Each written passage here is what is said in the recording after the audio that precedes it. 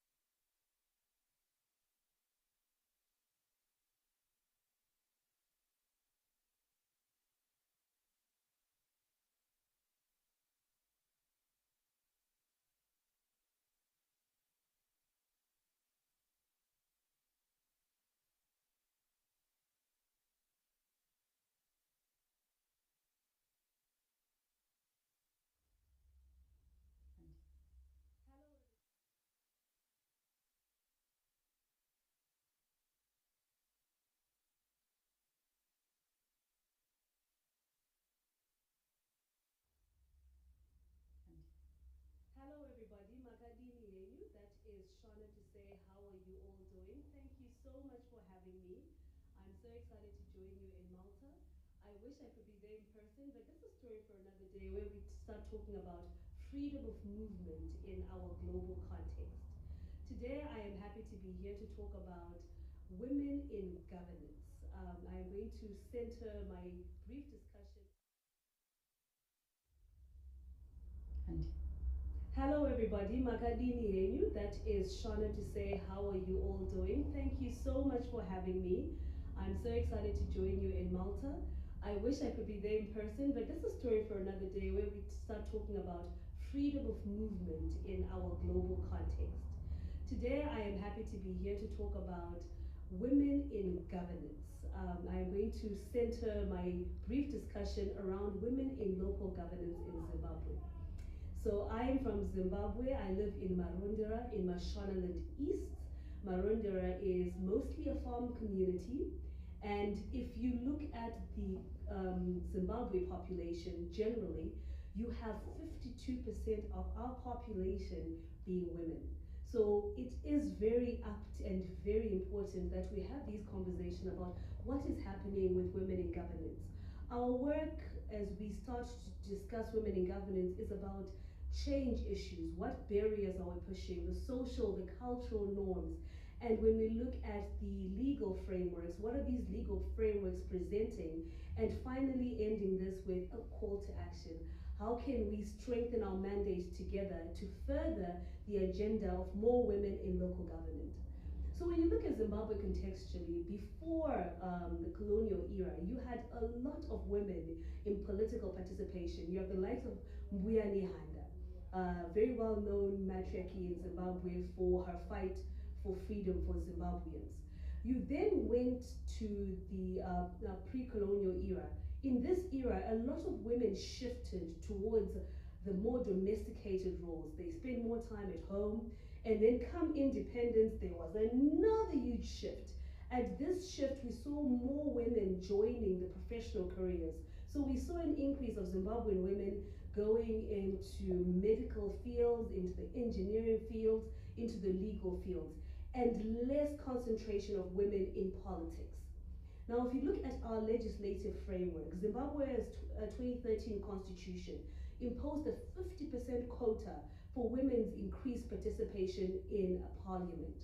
Now, this quota at 50% did help increase the numbers at both Senate and national level. So, at national level, you had an increase of about 31% in women in national parliament, and then at Senate, 45% increment. At the local level, there is a quota and an amendment to our constitution that increases.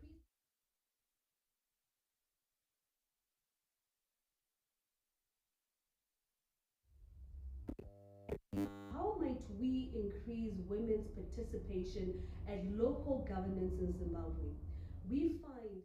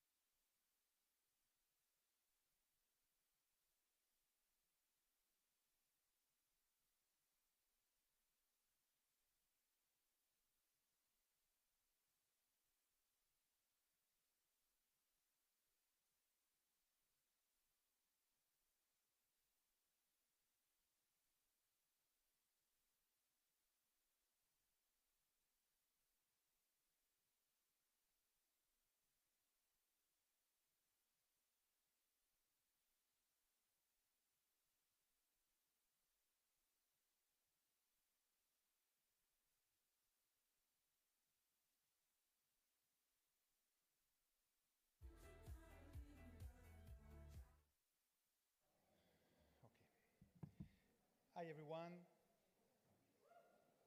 Thank you for being here. Thank you for coping with the traffic jam challenges of this beautiful island. And we are about to start. So this is, SIGEF Women's Summit 2024. We're going to start the opening remarks. It's a great privilege to be welcoming you all. At the same time, we are live streaming the conference, and many people from around the world that cannot, come will be watching the conference remotely. So thank you for them. During the conference, if you have pictures, videos, don't hesitate to publish them on social media, and you can tag our account at SIGEF Summit, and we will republish. And this will be as well a testimonial of all the great things and great energy that are going to be shared today. So to start the opening remarks, I would like, under your applause, to call for Christina Lungi to come and share a few words. Christina Lungi is one of the pillars of support and inspiration for making this Women's Summit edition. Thank you, Christina.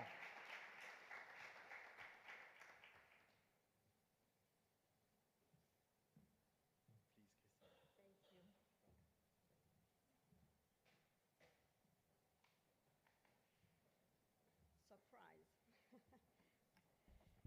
So, hello everybody. Very happy to be here today. Thank you, Jonathan, for giving me the floor to start this amazing conference.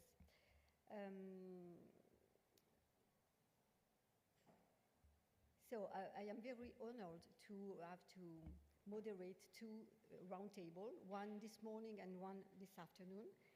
And it's a real pleasure to be here again, because I was there with all the Arborus and G's company's team in this beautiful island at the crossroad of civilization in Mediterranean. It's really an amazing island. I am fascinated also by the diversity of people here today and yesterday, influencer, ambassador, CEO of big companies, start-uppers, CEO, D&I of big companies also, artists, musician, multi-family officer. I learned yesterday that this job was existing, and it's really nice. And I also really impressed by the diversity of countries present in this conference: Singapore, Africa, Tunisia, France, of course, Monaco, and Ghana, and so many others. So really, congratulations, Jonathan, to have all these diversities, because diversities and inclusion are the two words very important for me and to have a better world. This Women Forum is a unique vision of the role of women and men, because we are nothing women if we are not men with us, in all the facets of our talents. And today we will have a prefiguration of a better world where women and men will be able to be happy together in all their roles as parents, entrepreneurs, leaders, and something very interesting we will see this afternoon with a new societal and social contract with an inclusive artificial intelligence. We are changing everything in the world today, and this afternoon we will have a focus on these issues, very, very important. So thank you to Jonathan, as I said, my little brother, to bring together so many different talents in a such warm and chic atmosphere. We appreciate a lot. And I like to say that in my organization called Arborus, this is an NGO I founded 30 years ago on gender equality and inclusion, and with you together, I like to say that we are like a big family, and you are a new family, looking all in the same direction for the future of our children and for the next generation. We are here to reflect together to today and for tomorrow, and to go back home with a lot of new ideas to continue our action stronger and better. I am very honored and very happy to moderate the two roundtables, so one just after the opening remarks, with prestigious guests and friends, and to share with you our vision on a new way to be parents today. This afternoon, we will speak on the this evening, I will give you the previous view on the International Guide on Parentality that we launched with my organization and all the company having the GIS certification, which is a certification, an international one, gender equality and European standard.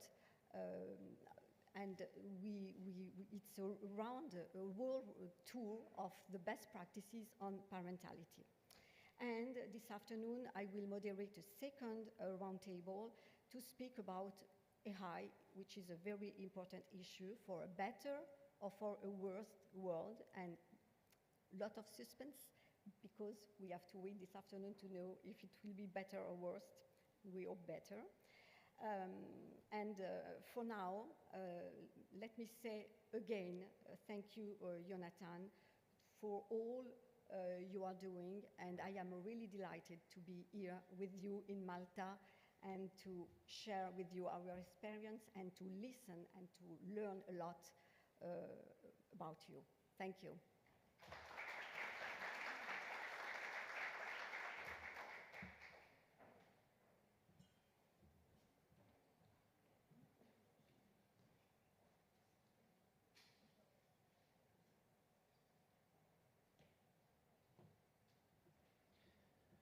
Well, Christina Shea, indeed, you know, like I am her little brother, but it's true, you know, it's like we need in life to have mentors and friends and people that you can call family from heart to really build, you know, around you and to make an impact in the world. So I wish everyone in the room to really find your sister and your brother from heart.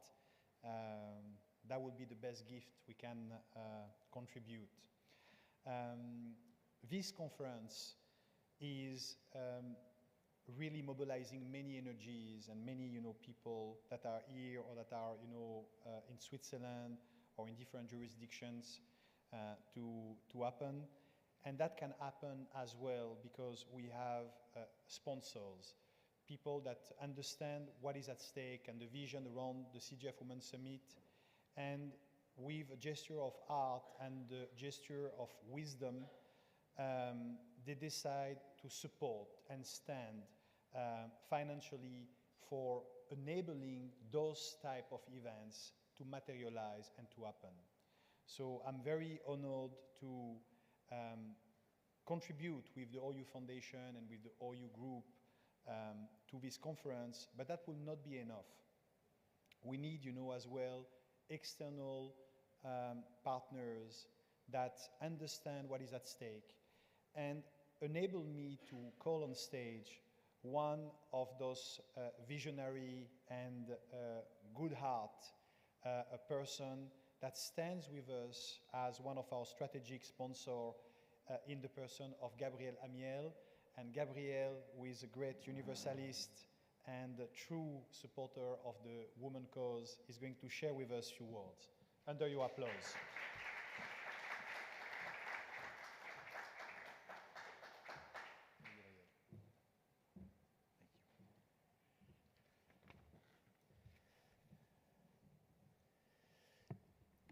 Good morning, dear Assembly, dear speakers, dear delegates. It is a great honor to be here today at the SIGEF Women's Summit in this beautiful setting of Malta. I am Gabrielle Amiel, CEO of Invest Capital Group, and on behalf of our team, I would like to express our sincere appreciation for the opportunity to sponsor this remarkable event. Invest Capital Group is deeply committed to the values of diversity, equity, and inclusion. We believe that empowering women is not just a moral imperative, but a critical driver for sustainable growth and innovation in every industry, including real estate. Our real estate operation in Florida and Texas have shown us the transformative impact that diverse perspectives can have on our projects and communities. Today, as we gather to celebrate and advance the role of women in leadership, we recognize the incredible achievement of women from all walks of life and industries. This summit is a testament to the progress we have made and a powerful reminder of the work accomplished and still ahead of us.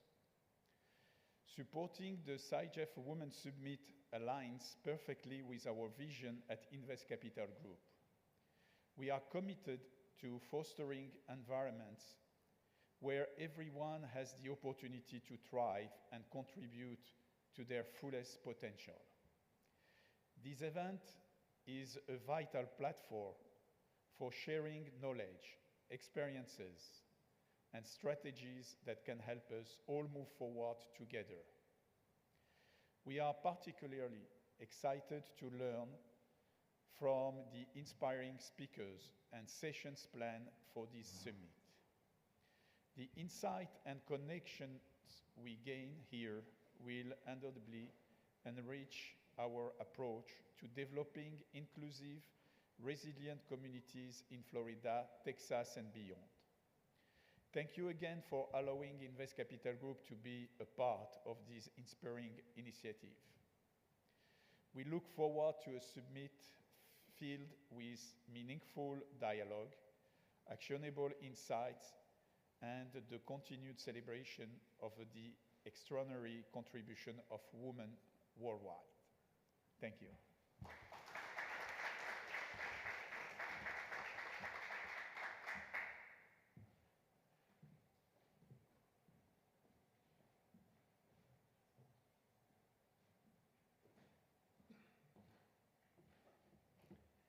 Thank you, Gabriel. And we want to salute as well the other participants that fly from different areas of the world. Like it was said previously, we had people flying from Latin America, the USA, Singapore, Japan, Tunisia, Morocco, Montenegro, Belgium, Switzerland, France, England, and many more areas. So this is really like a great privilege and chance for us to really connect with other change maker with this participation. So first of all, I want now to share a few thoughts.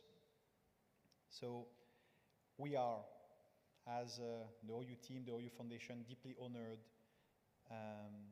to be with you today. As the chairperson of the Horyou Foundation and the summit, for us, it's really meaningful to be in the island nation of Malta. We are very pleased by such diversity around us and that we can experience and feel, all united by our shared commitment for women empowerment and gender equality. As we embark on this day, filled with insightful discussions, inspiring stories, and valuable networking opportunities, it's important for us to reflect on the importance of women empowerment and how that can help to shape the world of tomorrow. Empowering women is not just a moral imperative. It is as well a catalyst for social, human, and economic progress. Studies around the world of some very prestigious name have revealed and articulated that increasing the women's participation in the workforce could boost the global GDP by $28 trillion by 2025. As well, those studies shows that the companies with a greater gender diversity on executive team are much more likely to be outperforming their peers. So now it's no longer just a figure of speech, it's documented, it's clear. We have to enable women empowerment to spread and bringing diversity at all steps in the companies, small, medium, and large cap companies. When women thrive, communities prosper, economies grows, and societies become more inclusive and resilient. Today we have the privilege of hosting an exceptional lineup of world-renowned thought leaders, experts, and change makers. I'm looking forward hearing all the exchange we're going to have. These special individuals have dedicated their lives to advocating for gender equality, women empowerment, social good, diversity, equity, and inclusion, corporate social responsibility, and impact and sustainability along their journey in life. They are here to share their wisdom, experiences, and innovative ideas with us. Let's make sure when you receive something good to mention it on social media, tagging everyone, share what we learn to others. Over the years, SIGEF, standing for Social Innovation and Global Ethics Forum, has been graced by speakers from key international organizations such as the United Nations, the OECD, the UNESCO, the UNDP, the ITU.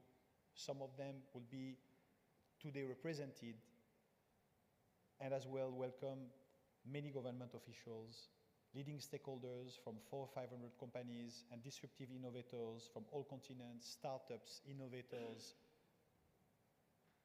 The impact of SIGEF is, God bless and God willing, global.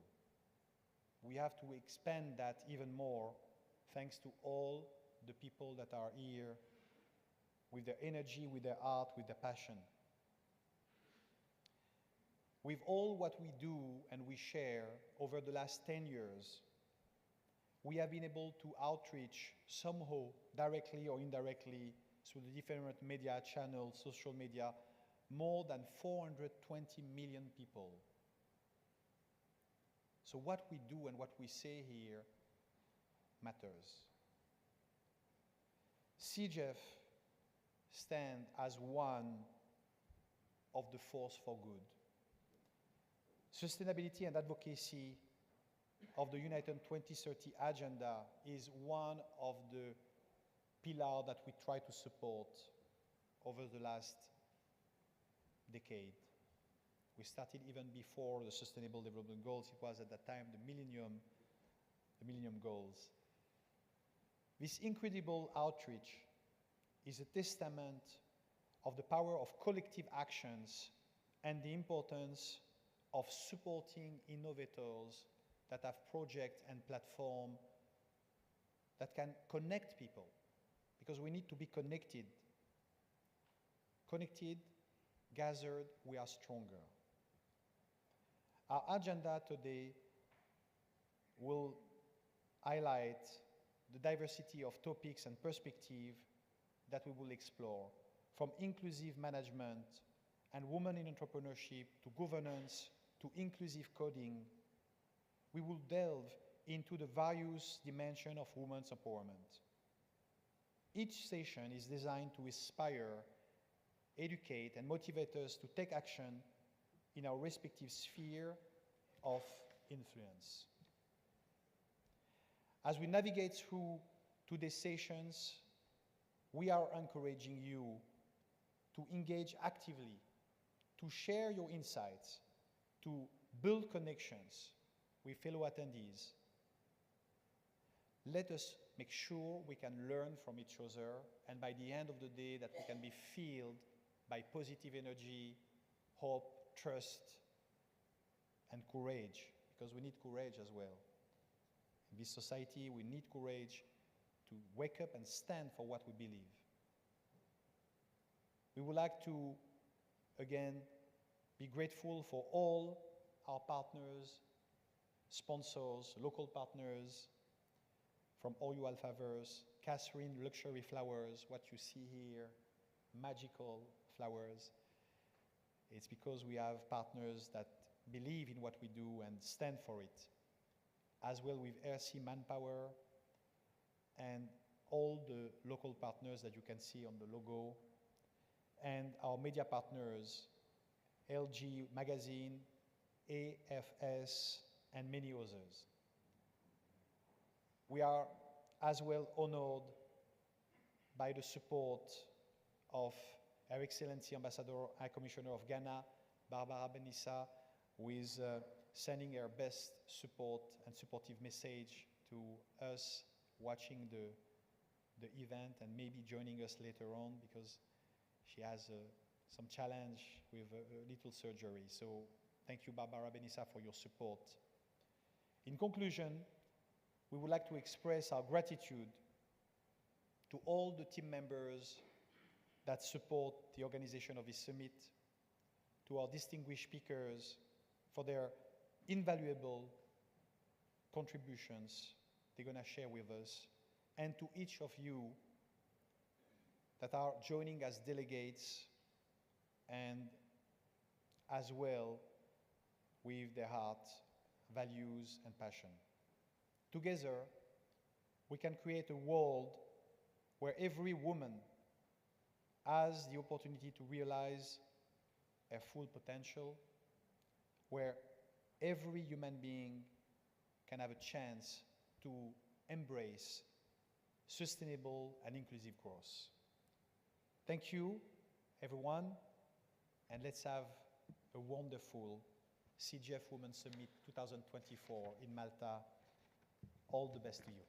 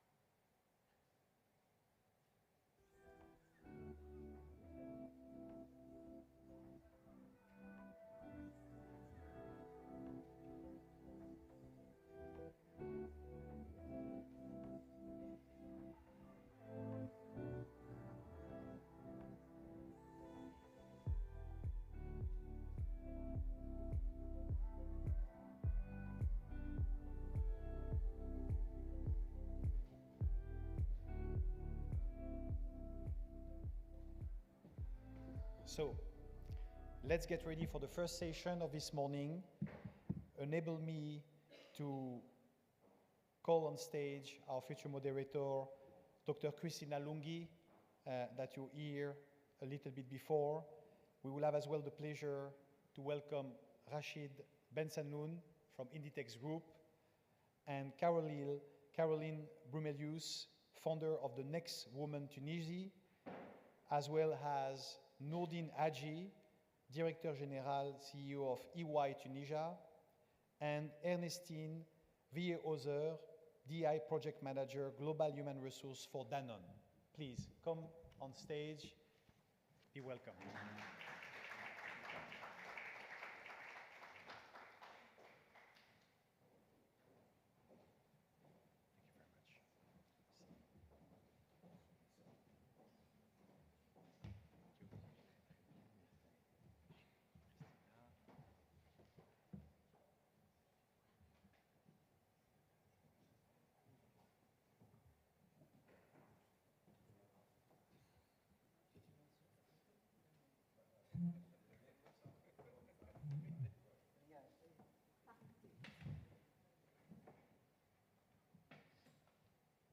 so much. And now, the floor is all yours. Maybe if we can have a mic here as well. Thank you. Perfect. Thank you. So thank you, Jonathan, again, to giving me the floor to introduce this first roundtable on parentality. At first glance, I will give you just some words of introduction, and we will, after, with all these companies, the best practices and the practices they have in this field. At first glance, it may seem surprising to make parenting one of the strongholds of equality, yet it is the last barrier to break. But it is certainly the most difficult because it's cultural in nature. Often, when we talk about gender inequalities, we talk about salary differences. Every International Women's Day on 8th of March, the press inundates us with figures comparing salary differences between women and men worldwide. However, salary, as I like to say, is only the tree that hides the forest of inequalities between women and men. Inequality in initial training, in profession, in working hours, in promotion, in career, etc. But in these areas, by working on them, we can reduce or even eliminate salary differences. As a company here, for example, will testimony Danone, EY, Inditex, which have achieved this. And sometimes, women are now even better paid than men. Regarding parenting, it's basically maternity. Labor laws protect vulnerable employees, particularly women, creating significant inequalities. For example, women's night work was long prohibited by labor law in Europe, and it was not until 1976 European directive that European states allowed women to work at night. And just to clearly understand the resistance on these subjects, France transposes this European directive, 1976, in 2001. And only because otherwise it would have to pay 800,000 euro per day of delay. So it was a good reason, but it was not the good reason. The protection of women has led to often unjustified inequality in treatment. In the case of night work, nurses, for example, have always worked night shifts. So, regarding maternity, the same applies. We know that having a child is a 2-year loss in salary and promotion in company not committed in gender equality policy. This protectionist view of women ultimately reduced them to their role as mother, more important than their career. It is they who were given, and still in many companies and countries, sick child leave, who take care of children on Wednesday, take part-time jobs with loss of incomes and promotion, who care for children during vacation, take them to the doctor, help with homeworks, and it was confirmed by the BCG study during the COVID. Thus, women are not seen as men because they are perceived as mother. However, today, thanks to committed companies, things are changing, and women are no longer an endamaged species to protect, but rather the child of a couple or family is taken into account, as well as parents' well-being. New family forms have helped change the vision. When there is only one parent, single parenthood, or 2 moms or 2 dads, we can no longer talk about a weaker sex, but about a family with a dependent child. This is a genuine cultural shift towards greater equality, regardless on the parent's gender. But this topic remains difficult to address because it is still very cultural and touches the private sphere. Maternity and parenting are family roles, and thus fall within the private sphere. Today, gradually, we are entering another vision of the world, a much more egalitarian vision where father will take care of children as much as mother, and gradually companies are paving the way by offering sick child day to both father and mother, extending paternity leaves, perhaps eventually achieving full equality in maternity and paternity leave. The equality will have an impact not only on family roles, but also on the culture. For example, a man who takes care of a baby, especially a baby girl, may not later think of being violent towards women because he has seen the fragility of a little being. This reminds me to Thomas Pesquet, you know Thomas Pesquet, who from the International Space Station noted that from up there, Earth seemed so fragile and needed care. Many companies committed to equality have taken on this issue, focusing on parenting and not just maternity, to open up equality for everyone and all family forms. Those holding the GES label, so Gender Equality, European and International Standard, have participated in an international parenting guide produced by our organization. And you can download it this evening on the website. And if it's possible, just to put, it was not to put this, just the slide where there is the guide next. I have this, okay. Okay, thank you. So you can download on this site. This guide allows for a global tour to see the practices implemented by company. And in a moment, we will give the floor to our distinguished guest.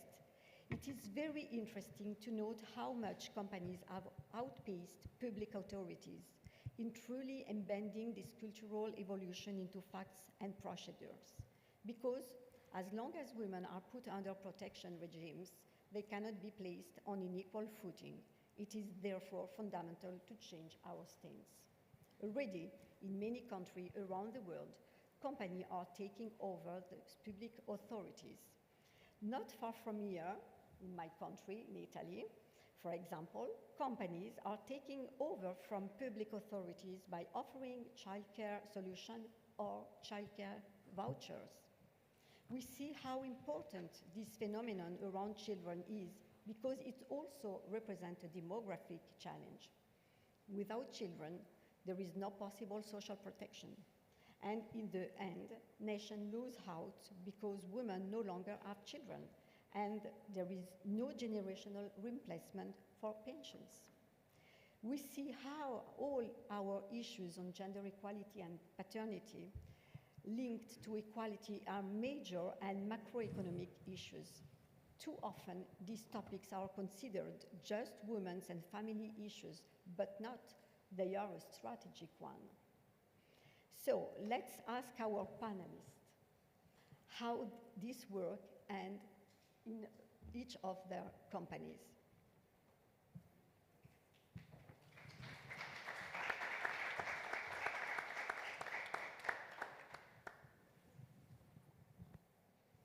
So thank you so much to be here together again. And my first question is for you, Caroline. Caroline, you are founder of The Next Woman in Tunisia. And my first question is what is The Next Woman? The Next Women. The Next Women was an idea, started 10 years ago, a little bit more, in Holland. I'm Dutch, and I just have to say that I'm very happy to see all those orange national color. We are in a football period, so thank you for that, Jonathan. Anyway, so The Next Woman is a concept which was started 10 years ago in Holland, because at that time already there was a kind of an idea that women were not there in everything that had to do with innovative companies, tech, and so on and so on. So there is a platform that was created in Europe, in the first time, to put together all those women from scratch, who is there, who is doing what are the needs, and how can we make them more visible. And the second step was the creation of the same idea platform in Tunisia, where the situation is a little bit different because there are a lot of women working in tech, in innovative companies. So the role is not the same on the visibility of the tech women. It's more than a network of how women in general can be more visible.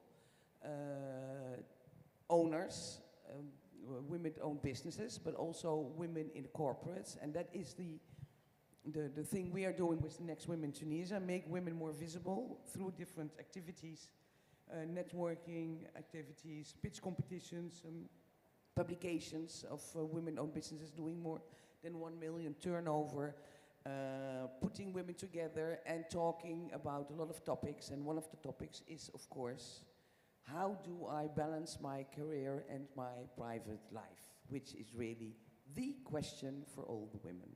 So that is a little bit our mission. Thank you. And what is the solution? Sorry? What is the solution? What is the solution? Yes. What can you, how can you help them? Well, since Christina asked me to talk about parentality or parenthood, so I'm thinking all the what we have been doing and the different situations I know. So I'm from Holland, I lived in France, and now I live in Tunisia. So I see different patterns everywhere, but there's always one pattern coming back. And it's not when when you get children, every country has more or less rules. There are different rules in Tunisia, which apparently they're going to increase a little bit because it's not that easy for the moment. In Holland and France, they are more or less the same rules. France, I'm coming back on that later on France. But the question is, it's not, okay, I got my baby, it's difficult, it's a new life, etc., but it's afterwards. It's when the children are coming bigger, when the career of the women are coming up, and then it is, how can I work this together? And then I don't have the solution. The only thing I always say is that you have to talk. It is about awareness. It is about awareness in your family. It is about awareness of your own family, husband, parents, children, company. So there is a lot of talking. And I mean, we are not born where it's said we are very good in grocery stores, so we do know how to cook. It's something which cultural laws are putting on the women. And there's something else which is extremely important. That is also the attitude of women itself. There are two words, I just had a discussion not very long time ago this morning with someone. There are two words which are blocking women in their awareness of just do it for yourself and not being, let's say, the care person of the whole world. Delegate and perfectionism are really the keys of being aware that you are there to not only for the others but also for yourself, and that it's a sharing position you should work on. Care is sharing. If you don't share the care, it won't work, and you have to start with yourself. So if you say, what is the solution? Talk about it, be brave, take information from other women who maybe did it a little bit more easy, and it really is about the mindset. I really think it's a mindset. Also, without talking about governance, companies, cultural solutions which you can find, but I think the awareness, the mindset, and talking and trying to find solutions is something which it exists. The solutions are there. It takes a little bit time, but I always say, when you really want to make a career or you really want to have a good work-life balance, start to take a babysitter list.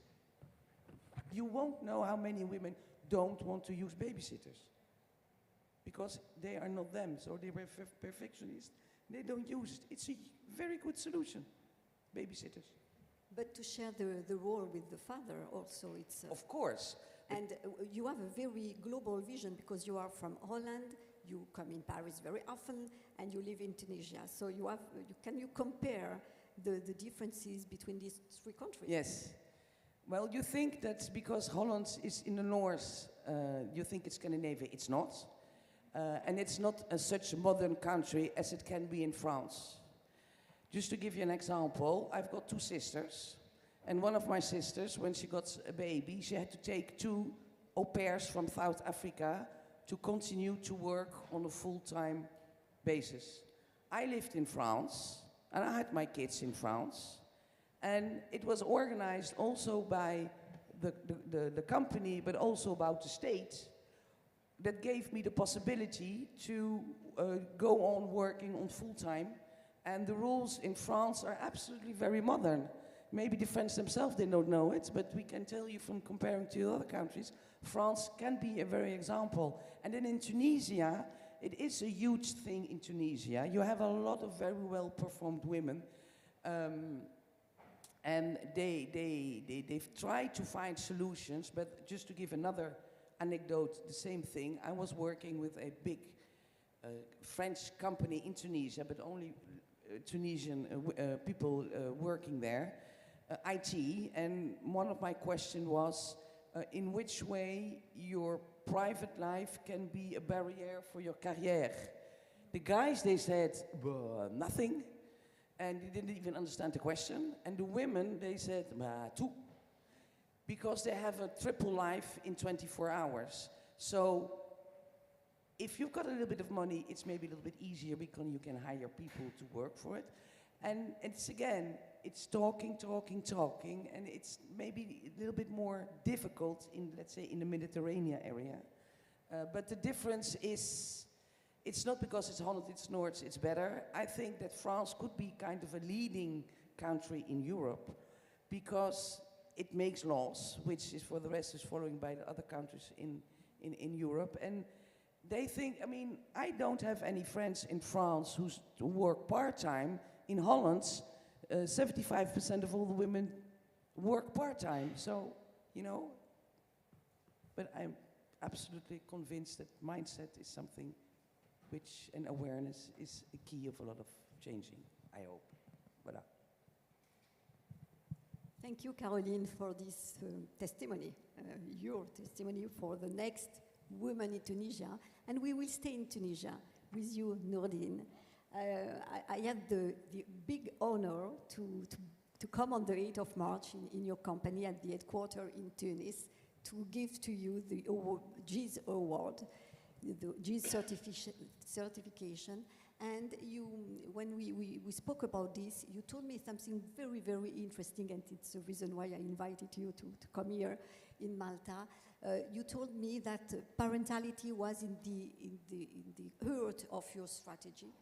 And I would like to ask you 2 questions. Why EY, because EY is one of the leaders of consulting in the world, why EY is so engaged in this topic and not issue?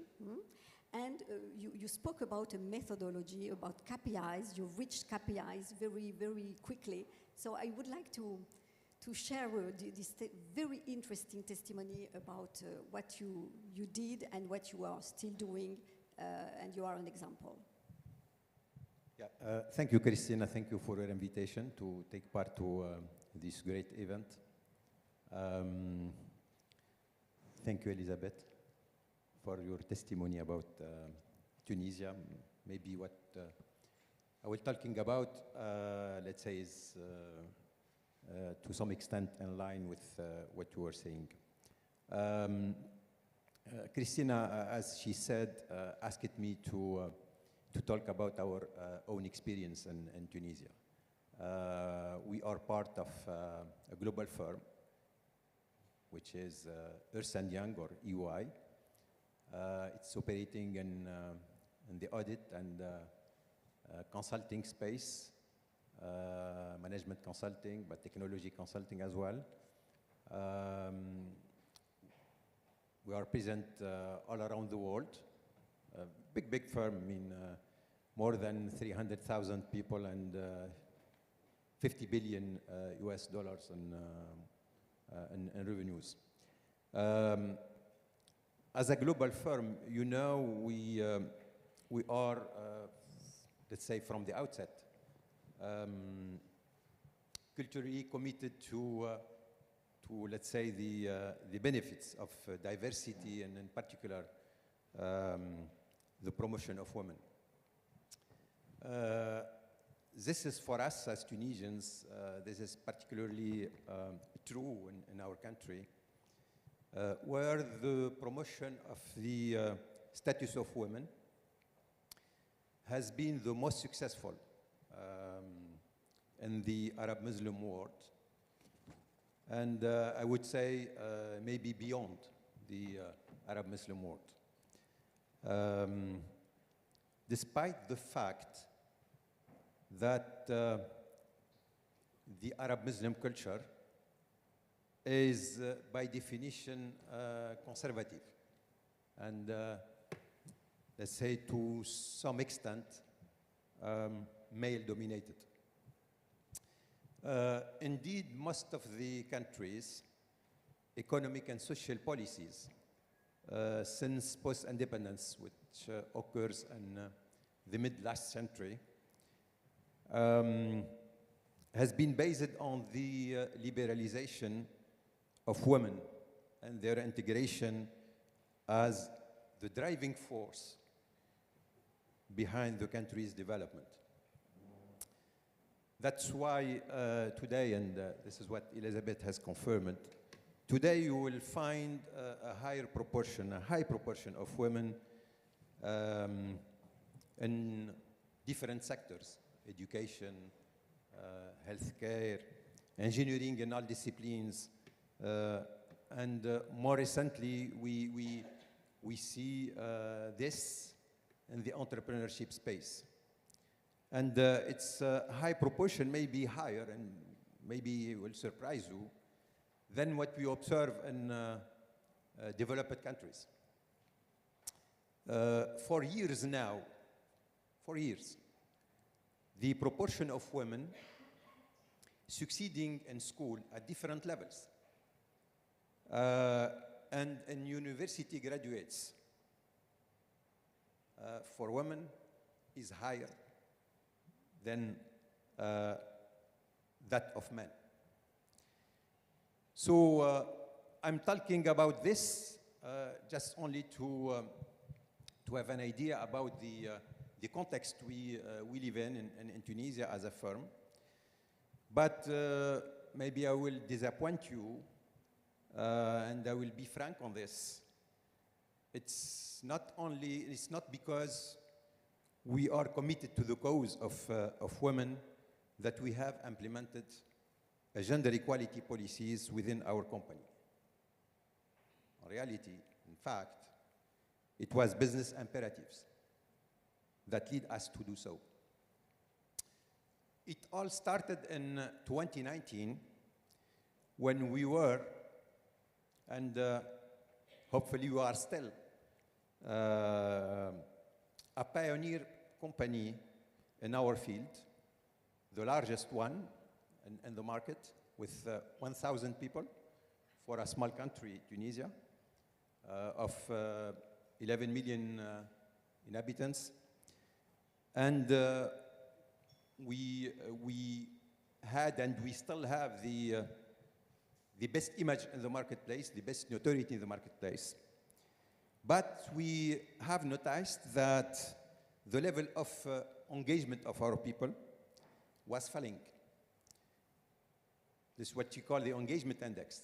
The engagement index, we measure periodically through independent survey within our people, and it's based on key elements that reflects, let's say, the commitment of the people to the firm, and the commitment to stay in the firm. So we noticed that the engagement index was falling.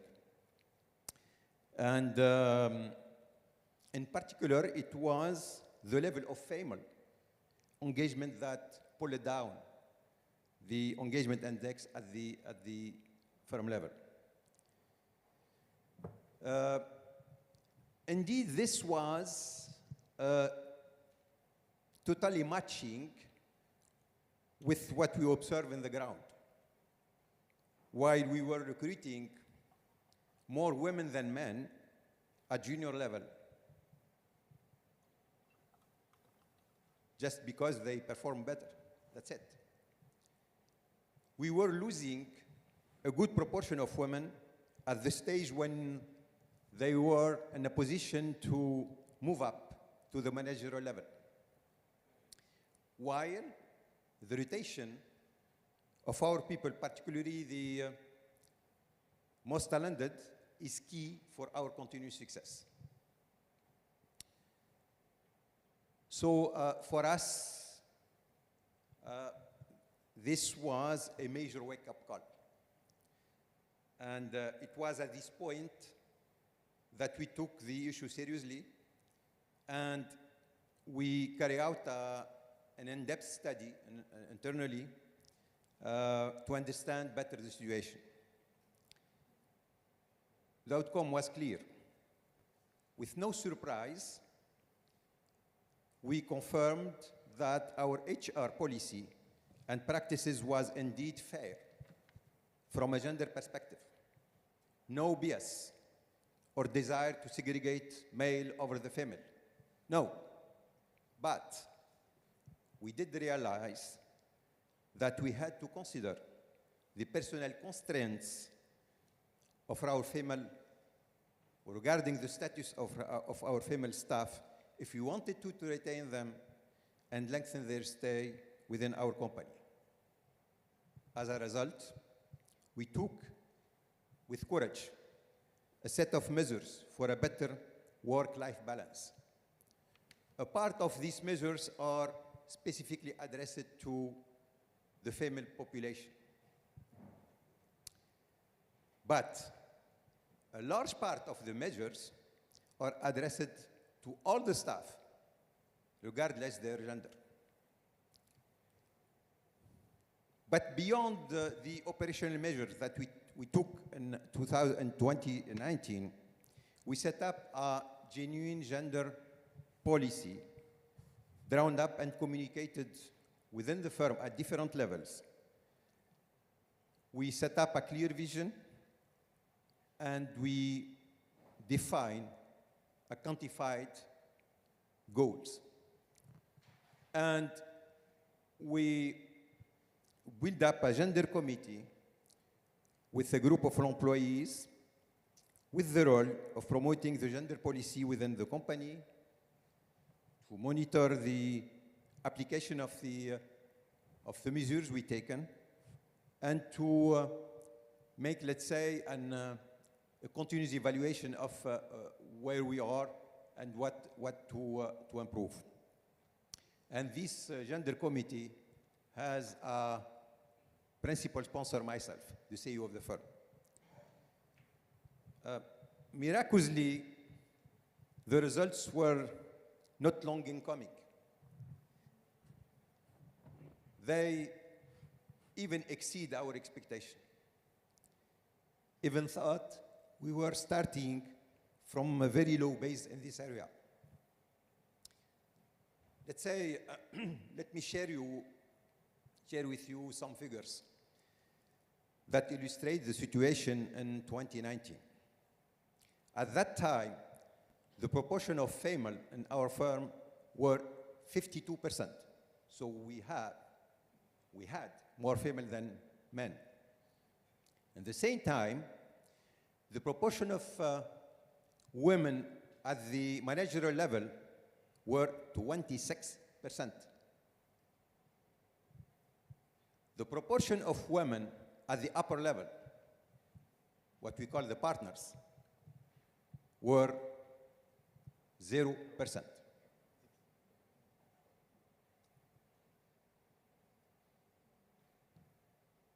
Despite this, our vision and goals were very ambitious. To be by 2025 the best reference in gender equality in our profession, and reach by that date over 50%, at least 50% of female in the manager level, and 30% at the partners level. These were our goals. So in 6 years, we have to do that from where we were in 2019. Miraculously, the trend take the right direction starting the coming years, just the following year, and consolidate year after year. To make the story short, the proportion of women in the manager grade, the manager level, passed the 50% mark for the first time in our life in 2023. It was exactly 52%, to be exact. So 2 years ahead of the schedule. This year, 2024, with the recently announced promotions of new partners, 2 weeks ago, we have now 8 women among the 25 partners, which represent 32%. Again, 1 year ahead of the schedule. As if by miracle too, the engagement index has risen steadily from 69% in 2019 to 80%, the most recently measured one. This level, 80% of engagement index, is what we call in, let's say, in the space of, let's say, services around consulting and so on, it is the best in class. So we hit the best in class in terms of engagement index. In 2024, the Gender Committee has proposed to apply for GIAS label for our gender policy, which we happily obtained. So all are good so far. Thank you.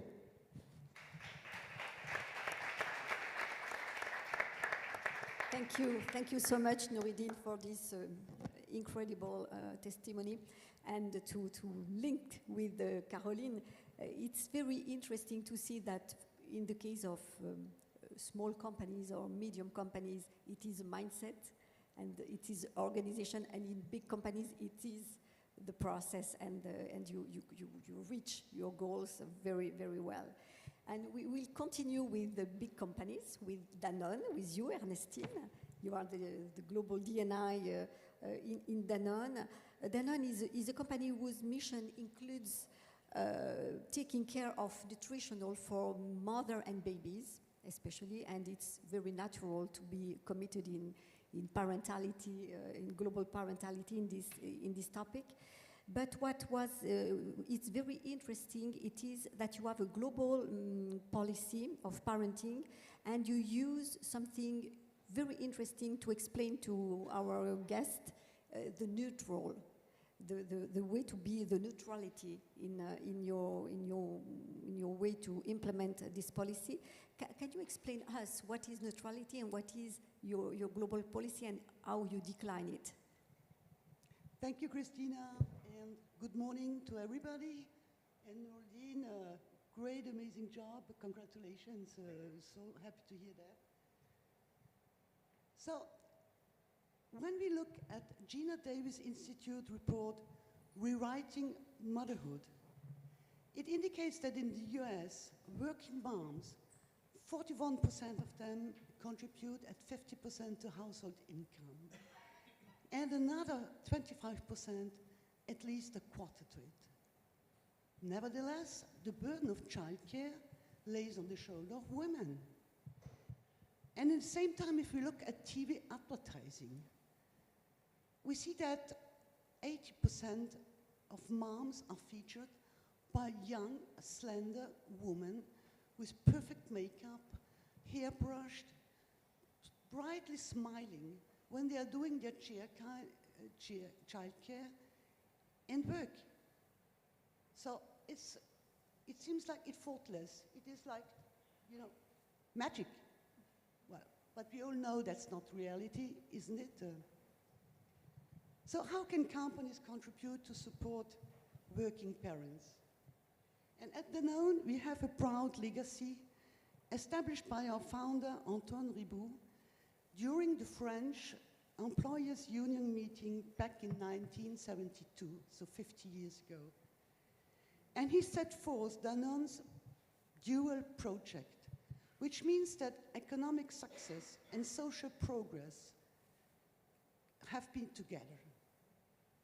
So it offers a unique proposition to all employees committed to bringing to life our mission, bringing health through food to as many people as possible. And this is part of our DNA and our culture. So one of the flagship elements in our diversity, equity, and inclusion plan is our global parental policy, enhancing family well-being by describing primary and secondary caregiver status instead of mother and father roles.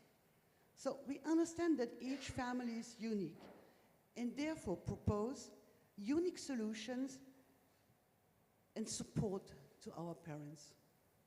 It allows parents to choose who is primary caregiver and can take 18 weeks of paid parental leave.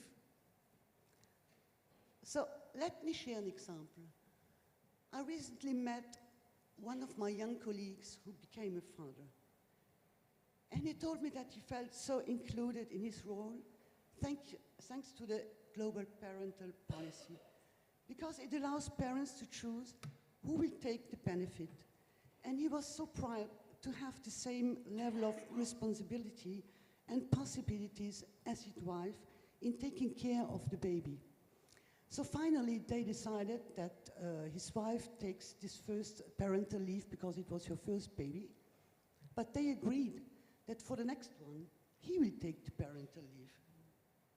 So it's amazing to see how much progress we see in our young generations. And compared to just 2 decades ago, we even did not imagine talking about this kind of subjects. In addition to our paid leave, we offer other benefits, of course, like counseling pre- and postnatal periods. Of course, we support 100% the World Health Organization recommendation about breastfeeding, and therefore propose advice for breastfeeding, and in all our entities we are offering lactation rooms so that women can either breastfeed or express their breast milk. And we had the testimony of one of our Egyptian factory workers who said that she was so released to have a clean, nice room equipped with all furniture and devices to express her breast milk. Before that, they had to go to a bathroom or another place. And we all know how important these moments are for mothers when they are breastfeeding or expressing their breast milk. In addition to all that, we also have, of course, our return to work programs. We offer flexibility in working hours and adaptation. Management is supporting our parents coming back. And one of the most important programs is our first 1,000 days program. As part of the policy, we commit to supporting parents during their child's first 1,000 years, from pregnancy to the second year of life. It aims to protect the health and well-being of working parents and their babies by helping parents to adapt to their new life and responsibilities. And moreover, Danone is specialized in nutrition, and therefore our employees get access to best information about our years and years research and knowledge. So to have the best information about a baby's nutritional needs, and we all know that these first 2 years are essential for the health of the rest of our life. So whereas our global parenting policy offers many benefits and support to our employees and aims to reduce gender inequality when it comes to parenting, as an employer, we also see positive impacts. So when we look back at the example of our young father, we see that it clearly generates engagement, motivation, and retention. And further, we have a high return rate of parents coming back from parental leave. And after maternity and parental leave, like in Italy, it's 100%. In other countries, it's very high also. So this shows that even on talent attraction side, candidates, especially young generations, check carefully a company culture, and this kind of support is definitely one of the reasons why they want to join Danone. So in conclusion, our parental policy reflects Danone's commitment to social progress and the well-being of our employees. We believe in providing equal opportunities and support to all parents, fostering a culture of inclusion and equality in the workforce. Therefore, our gender-neutral parental policy is the basement for all countries where we are operating, but each of them is adding new progress, so we continuously improve.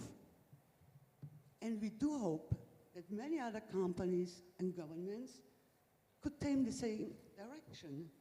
So to close gender inequality in the nearer future and open the doors for women to be able to thrive in their professional and private life. Thank you.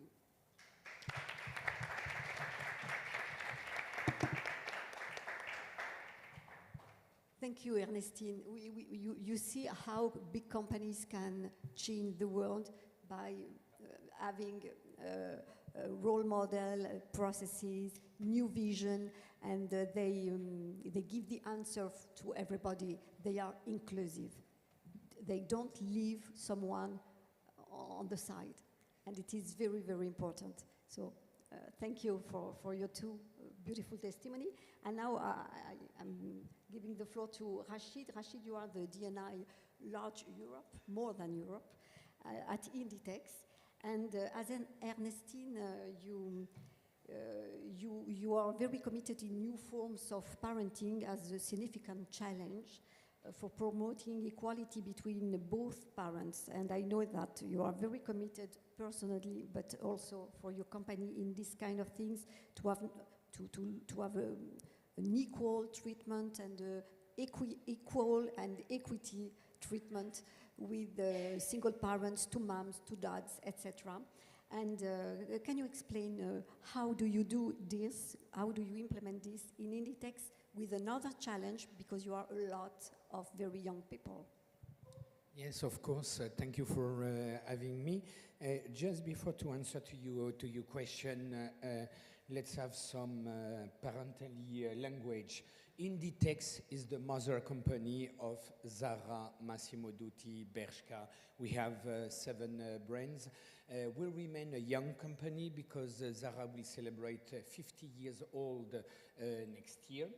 And we are one of the leader of the accessible fashion in the world. We have 164,000 people, okay, all over the world, but we remain definitely a rooted European country, okay? More than 55% of the people are working in large Europe zone, and then we have 20-something in Americas, from the north to the south, and 20-something to Asia Pacific, okay? So this is important to mention that we remain a Spanish company and well-rooted in Europe. And when you have 164,000 people, half of them are under 30 years old. And then if I go a little bit lower, okay, from this 50%, the core, the majority are between 18 and 25. So I will tell you, it's not the responsibility of the company to make them the sexuality education. No, usually they should arrive on the labor market with some sexual and family education. Saying that, we are as retailer, but just like the food and beverage retailer like Starbucks, McDonald's, we are industry with rotation. That's the core of the business.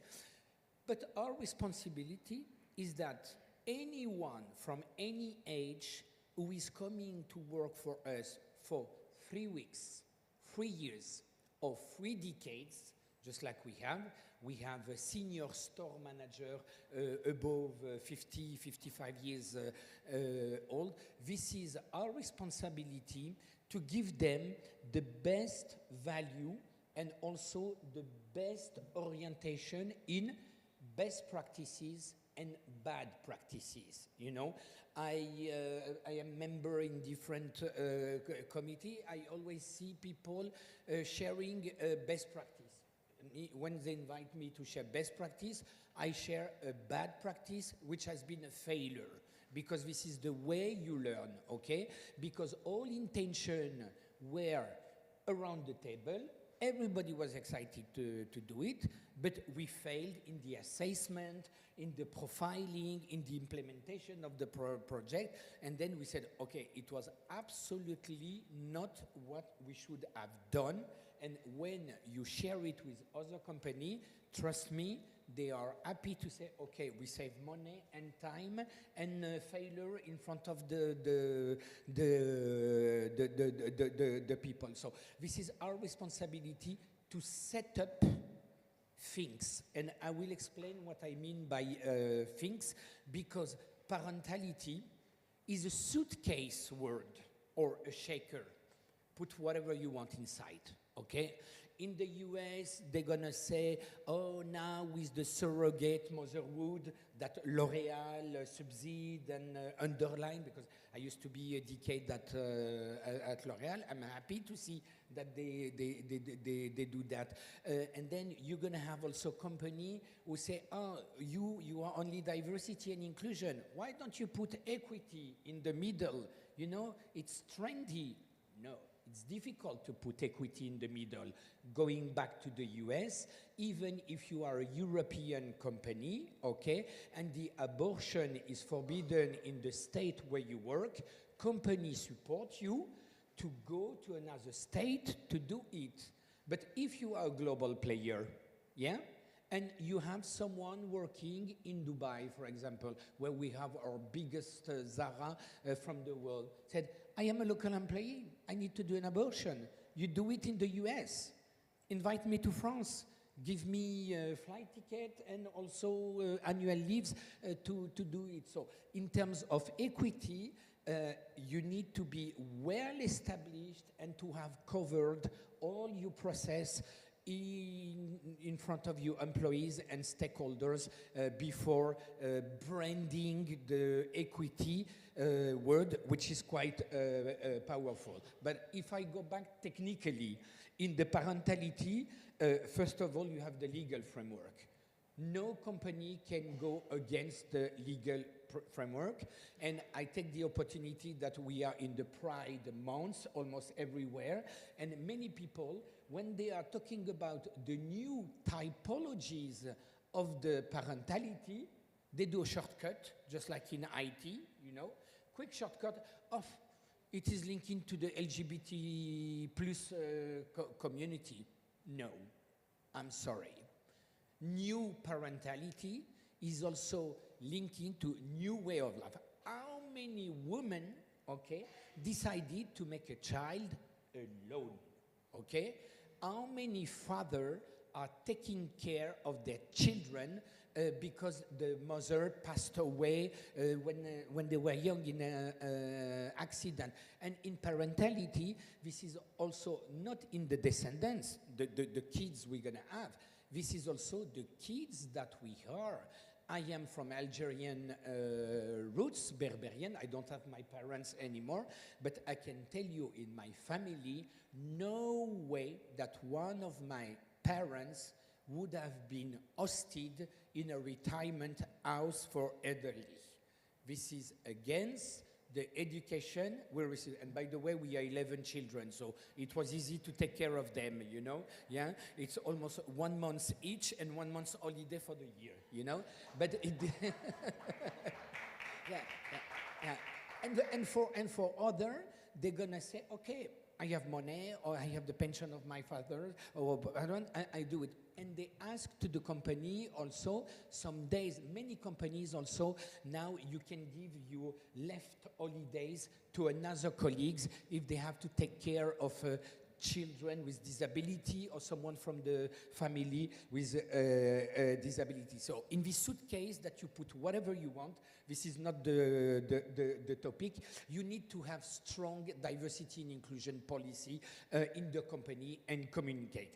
And parentality is linked to gender equality, okay, because it was discrimination, and then we were talking about diversity, and then inclusion arrived, you know, and then from inclusion it was well-being, you know. So now we are in a moment where the direction is very simple, yeah.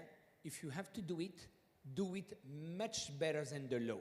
And in that we are very good. In Italy, in France, everywhere we are very good. And we have 15 perimeter certified Gs. But it's gender equality, inclusion of people of disability in your strong policy. This is also inclusion of the LGBT plus community with the ally, okay? You support, you do not support, but you cannot go against, okay? And the socio-ethnic inclusion. How many people, they wanted to have children, but they are from faraway employment market and with minimum resources. And when you do that, you need to aim to do sustainable parentality.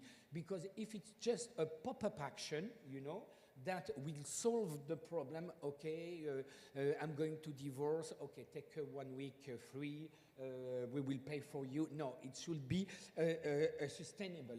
And back to the new generation, I'm going to share with you an anecdote which is true, yeah. Who knows what is xenogender here? No. Xenogenders. So xeno comes from Greek, the other, and gender, you know. This is a new tendency since a couple of years. This is the people who identify to another gender, but animal or vegetal, okay? You can go on TikTok, hashtag xenogender, hashtag non-binary. You have more than 70 million views on that, and we have enough distance from the UK, from the US, but also in France, from young generation who wants to cross the barrier from the digital life, from video games, who they identify themselves as cat, as elf, as alien, goblin, queer from video games, you know. So we are lucky because we use uniform, but when you see them arriving like this, or you check them, it's quite something questioning. So the strong thing that we do, because they're questioning the gender topic in digital times, okay? We reinforce all the morning meeting that we do before we open the store. This is a short, inspiring session. We deliver video question, and then the store manager with the team in cycle put the topic, and then we discuss. Okay, we have strong communication in intranet, and I will not learn you anything. You know that DNI is storytelling, so take people who has a story to tell, okay? Okay, I get married very young because it was my decision, and then I regret it because I wanted to evolve in the store and things like that. Also all the partnership that we do with the organization. Now also something I implemented from Kazakhstan to France. This is the menstruality precarity, you know. now that we have it almost in all store in my zone. And when some old school, even if I'm 51 years old, they ask me, but why do we do that? I said, but 3 decades ago, we were putting condoms in stores, bars, or everywhere. So now we have also in the precarity women who do not have enough money to have a safe menstruation, which can link it to parentality, yeah? And this is kind of thing we do, but also we teach them through storytelling, partnership, no transgression, zero violence against anyone, not only women. In our company, it's zero violence against anyone and full acceptation because we are working in fashion.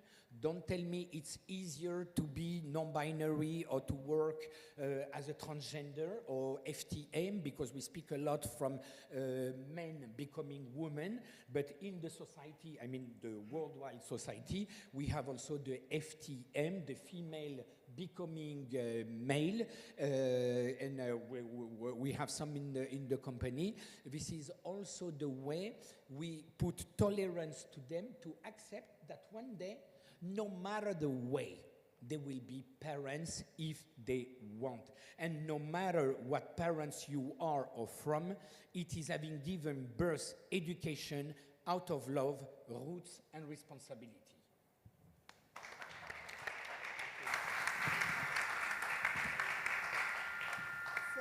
You have a little overview of my job every day. It's very interesting, very funny, and very, very deep in the values. We go very deep in the values. In the guide, you can download on our website. You will see, I was very surprised doing this guide to see how big companies committed in gender equality are very committed in this issue of parentality, and they grow up the standards, the local standards. It's really very interesting to see that, and it's a link to my next question. And first point, and when I listen to you, I am very proud to contribute with you all and your Jesus certification, because it's not just an audit, it's a methodology and a big process to understand and to change the mindset and the culture of a company and of all the ecosystem of the company. I'm very proud to see that we are really, really on the way to change the world and to be very inclusive. This is very, very important. So I have a second question for all of you, and very quickly, maybe, I understood that it's not the question of women, Ernestine. Is it only a question of women parentality? Yes, you know, of course, as I already highlighted it in my session, it's not only a question of women, it's also a question of men, allyship of men, support, active support. And even if we go further, when looking in our countries, our big industrialized countries, birth rates are shrinking. So I also really want to, I'm convinced women will not go back home.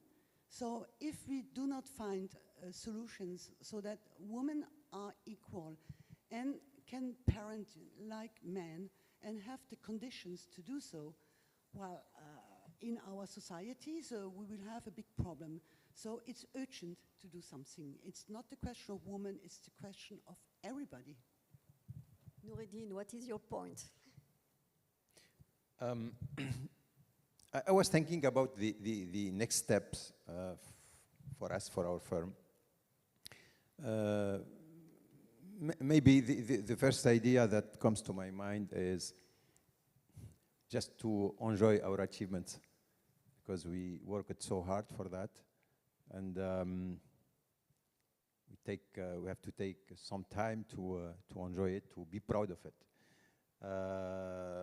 collectively, I mean.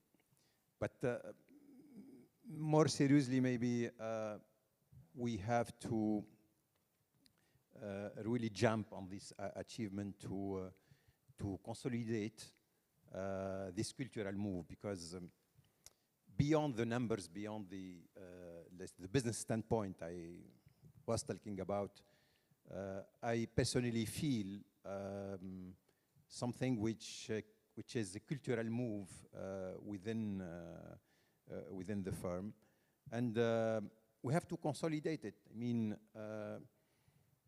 just be careful to not keep our hands away.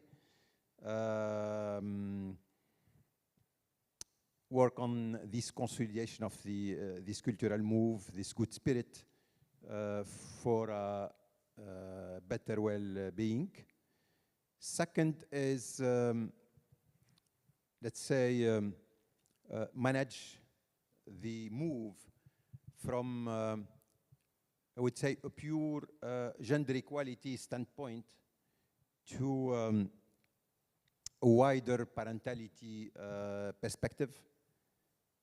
Again, for a sustainable work-life balance and well-being. So it's really linked to this, and I was listening to the previous speakers. Really, it's insightful. Third, maybe use better the gender equality as a gateway for a wider diversity within our firm. And last but not least, inspire others outside the firm. Be active on this to inspire others to do the same. Again, it was all what we did was driven by, let's say, business standpoint, but at the end, it is a totally cultural move we enjoy to be in. Thank you. Thank you. Caroline, for the next woman. For the next woman, it's again a kind of a real mindset thinking, changing, and what you don't know, you don't know. So I always say data is very important. And if you have more data and if you have the numbers, then everything is linked to gender equality and then parenthood.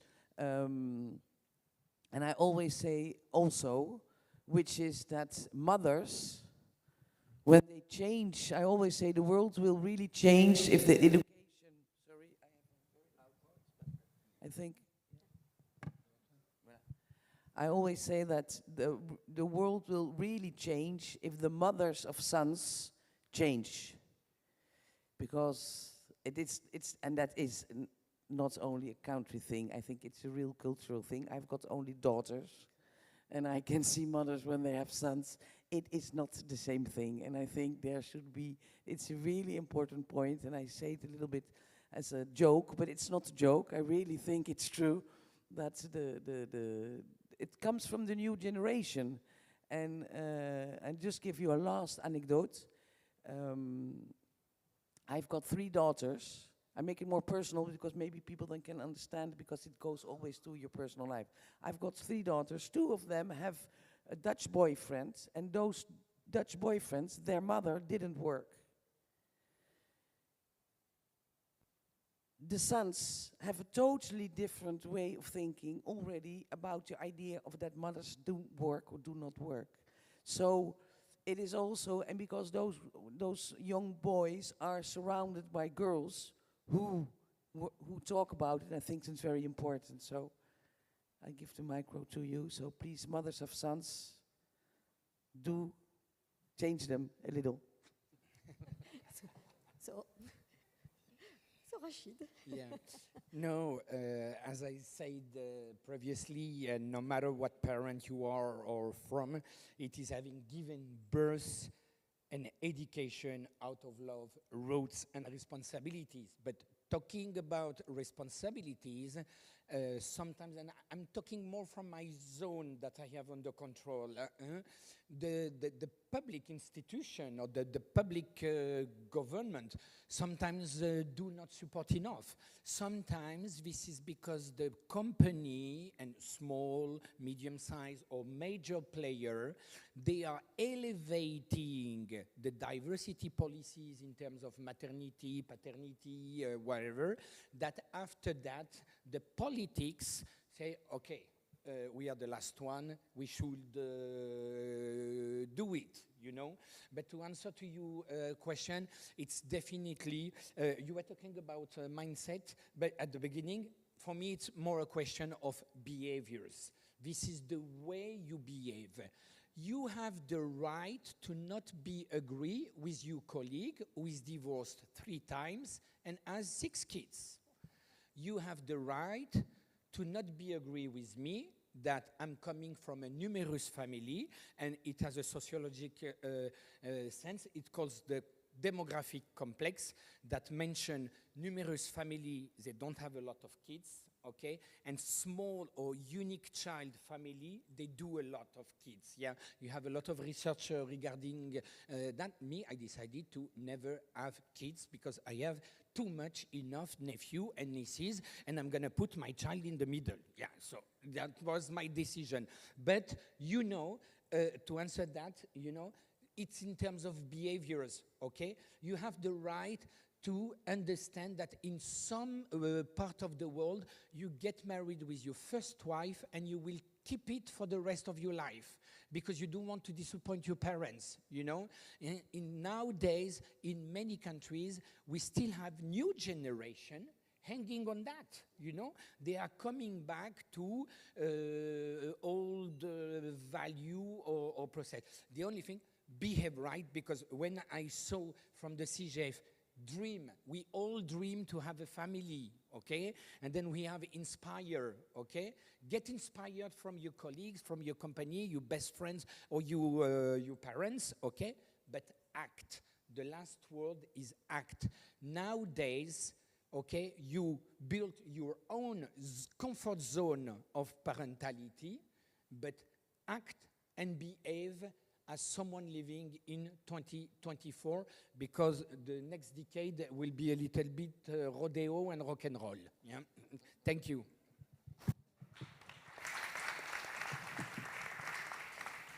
Thank you, Rachid. So to conclude, but there is no conclusion because it's a big way to, a big journey, this gender equality, inclusive and parentality topic. I just want, if you want, to have a look to the camera and to give your punchline for the social networks, saying at Danone, we believe that parenting is a major issue because blah, blah, blah. Each of you, please. There is a camera, maybe you can, thank you very much. Thank you. At the boom, boom.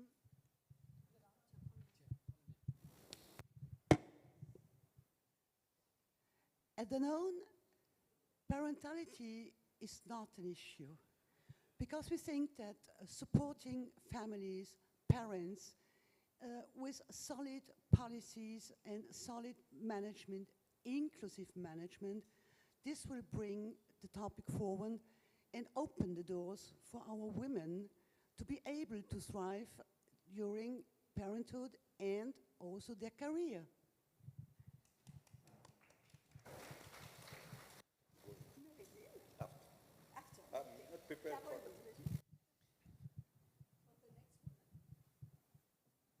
For the next women, the mission is to make women more visible, which means that the situation or the position of the women starts to be something very normal and very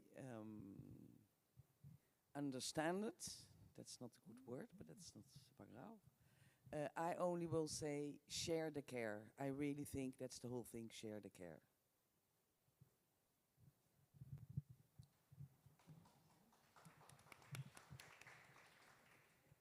As I feel happy with my own sentence, so at Inditex, no matter what parent identity you are or from, it is having given birth and education out of love, roots, and responsibilities.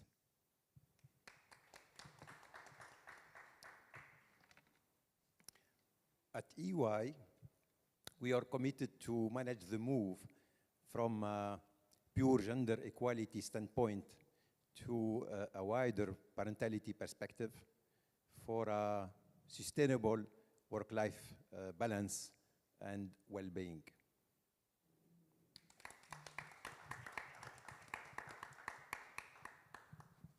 So thank you so much. You are really big and huge change makers for the society, and I am very proud to work with all of you. Thank you so much. Thank you, Caroline. Thank you.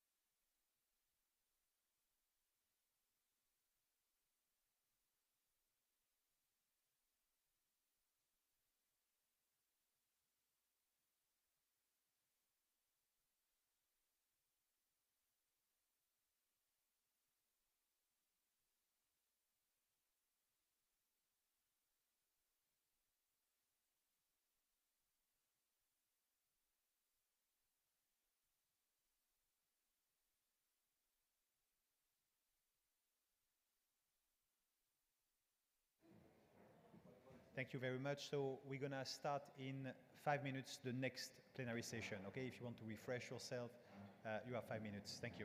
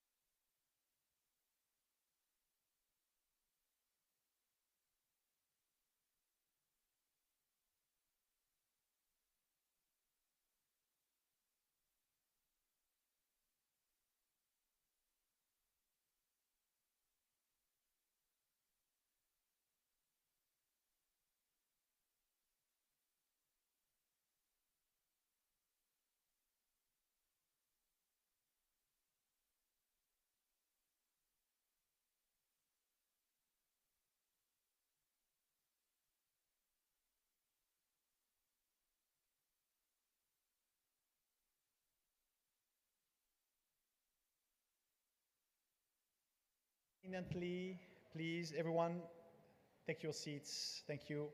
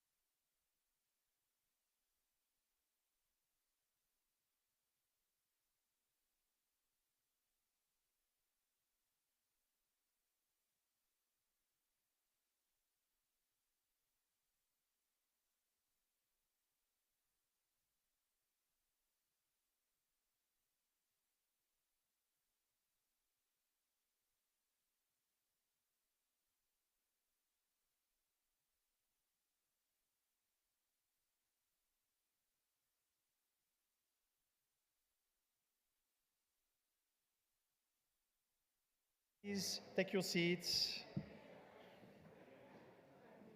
Thank you very much. Okay.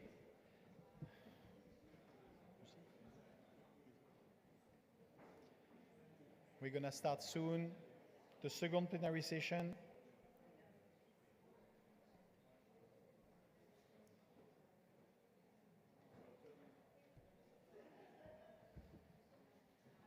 Thank you so much. Thank you for the first participant and the first speakers on the first session. We know everyone like to have a coffee break, so this is absolutely fine, and we thank the great team of the Phoenicia for magic croissant. You know, now we're gonna start the second plenary session, which is dealing with women in entrepreneurship, an inspirational journey.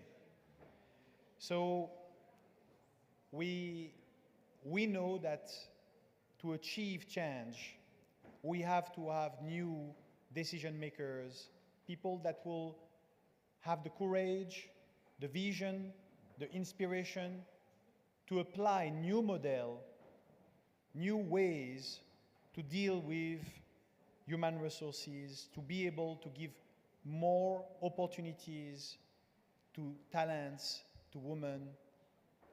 And that way, and the most sometimes, innovative way is to do it, bottom up. So we had in the first session some major Forbes 500 companies that are applying it top down from the decision making by embracing new label, new model, but as well the aspect of entrepreneurship is to enable women to innovate from the beginning, or men to innovate from the beginning by involving more women. So this is the way of how we can make the change from a bottom-up aspect, from a top-down aspect. So enable me to call on stage the general manager of the Phoenicia Malta, who for the second year is hosting us and being a partner with us. Under your applause, Robin Pratt.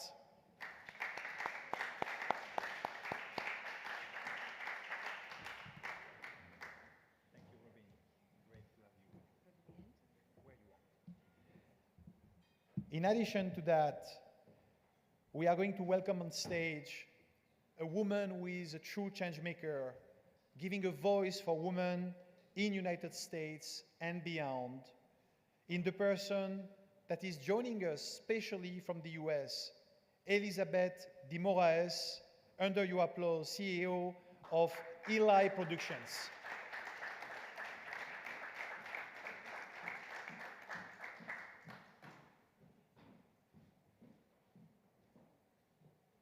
Thank you, dear. Thank you very much. Thank you. Like everyone see, we are blessed by unbelievable flowers and decoration, during this SIGEF Women's Summit. This is possible because of a partnership and our sponsors. And she's a great woman entrepreneur doing a lot of good, very spiritual. I would like to call on stage, under your applause, Maria Cristina Madriaga.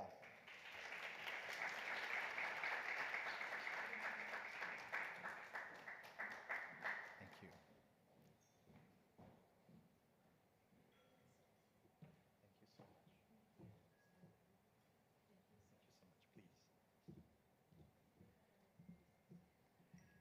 So we had the chance to hear in the opening remarks Gabriel Damiel from Invest Capital Group, and now we're going to be able to hear Alexandra Benoliel, who is Chief Marketing Officer of Invest Capital Group, our leading sponsor with Horyou Foundation and Horyou. Thank you.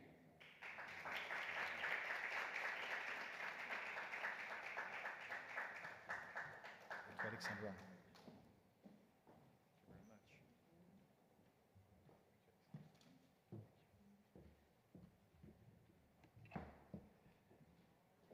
The journey to build impact and positive impact around the world is sometimes to be an entrepreneur, but as well, when life is granting you positive success and good fortune, then you can have a responsibility and an opportunity to invest in people, to be a philanthropist, to support positive change on a day-to-day basis.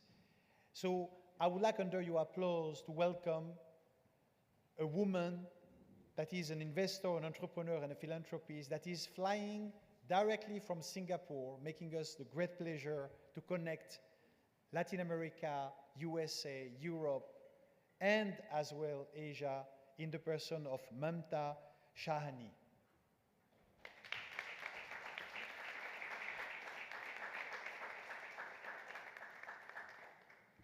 Thank you so much, and we're going to start now this wonderful second plenary session.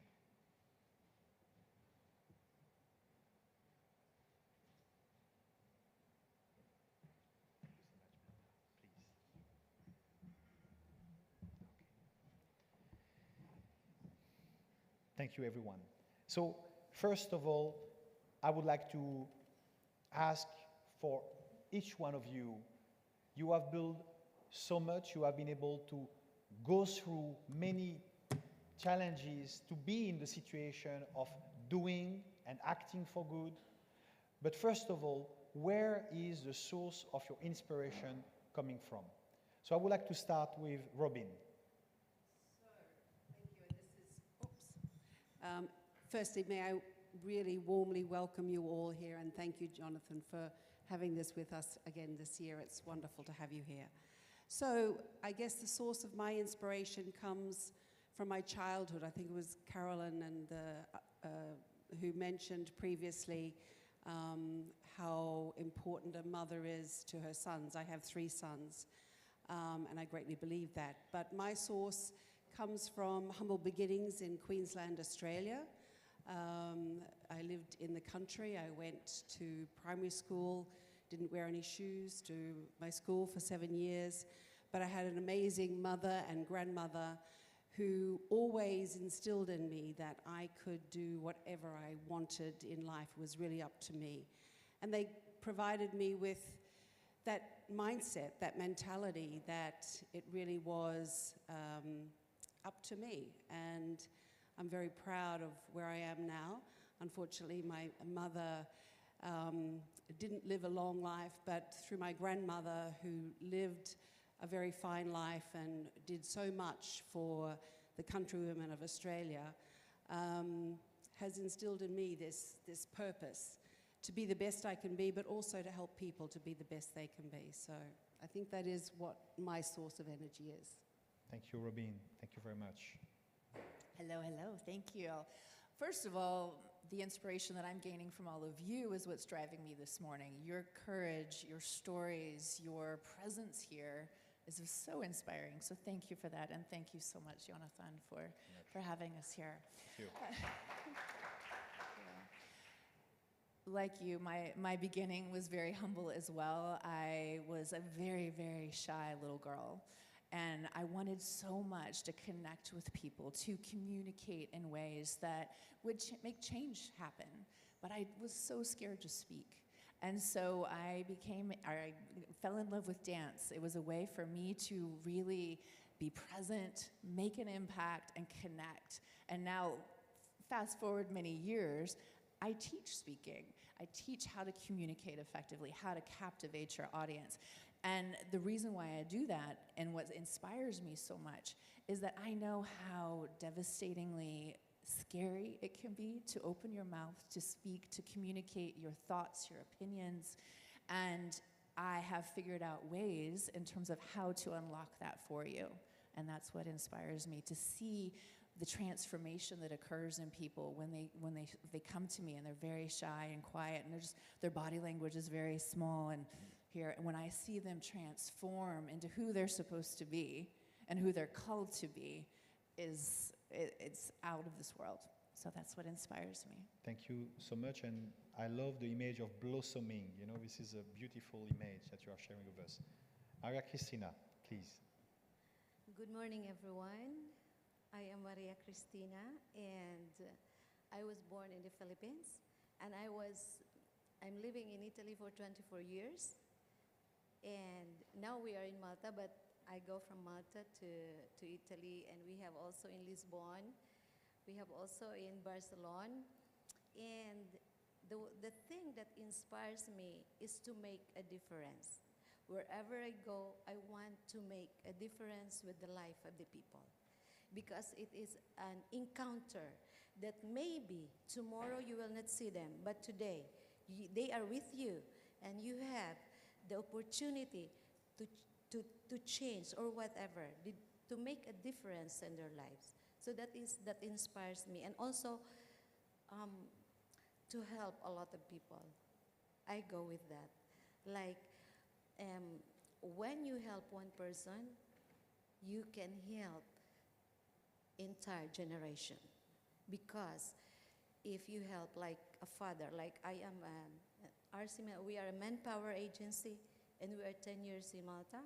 So if you bring one father, and he will going to support the kids to go to a good school, and then they will become an attorney and doctors one day, and you are changing not only the father, the family, but the whole generations of this family. And this is why I am here with SIGEF, and I thank you, Jonathan, for inviting me here and releasing the intentions of my heart to help and make a difference wherever I go. This is my... Thank you so much. Thank you. You're welcome. Thank you, Maria Cristina. Alexandra. Hi, everybody.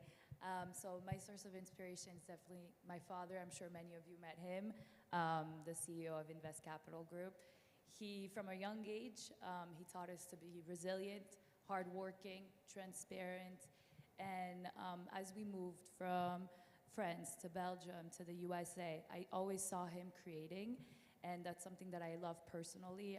From my studies to what I do today, I saw him in Belgium as he developed apartments, and in the USA, schools, and also as well properties, and always giving back to the communities in a way, because he was answering a need and a demand that was not being answered, or that is needed in those areas, in those specific markets that he was in. So I always saw everything grow and develop, and today I'm so happy to learn next to him and to see him and to be in the inside and be part of it. So he's definitely my source of inspiration, and I learn every day. Thank you. Thank you. Mamta. Hello, everyone. Good morning. I guess the biggest inspiration and the person I aspire to the most are my parents. I grew up in India in a very small family. I come from a small Sindhi community, which has somehow traveled the world and reached everywhere because of their hard work, their perseverance. You know, we lost our home in Pakistan, or my family did, and we had to move to India, work really hard, not be afraid to fall. And those qualities were instilled in my parents, who then brought it forward to me. So I think my biggest inspiration has been them. What they taught me the most was education is the most important thing in your life. You can lose everything else, but you will not lose your education. So if you have that and perseverance, you can fall and get up whenever you want, and you can move forward. And my entire family has been through that over and over again. Me as well. I made certain bad decisions in life, which made me fall, but decided that, you know, yes, the decisions were made, you need to brush yourself off and move forward. And I think if I didn't have my mother and my father to teach those qualities to me, I would not be where I am. And on top of that, I think my mother is a very giving person and has always taught me to bring other people along as you rise. So for me, that has been a transition from just working for myself and getting to a place where I wanted to be, to now saying it's time to give back to community, and that's the next stage for me. Thank you, Manta. Thank you so much. Thank you. Manta, we can continue with you and then move along. It's like, you know when we try to do things, of course, we have many obstacles that arise, and many women that are listening to us here and on social media, on the live stream, many of them sometimes even ask us, they are on the verge of moving and becoming an entrepreneur, but they need to know from experienced people what are the type of challenges that might arise and how to overcome them. So could you share with us your experimentation of that? What were those obstacles and how you overcame them, and your recommendation for women entrepreneurs? To me, it's learning. None of us should believe that we know everything in life, because we don't. And if you do not, and if you are not willing to ask questions, specific questions of people who will help you get the answers, then you will never be able to move forward. It's an impossibility. The other thing that's really important is that in your journey as an entrepreneur, I think, as Ernestine said earlier in the previous session, media has somehow told us women that we're supposed to do everything and be able to do everything in the 24 hours that we have in the day. So we can't sleep.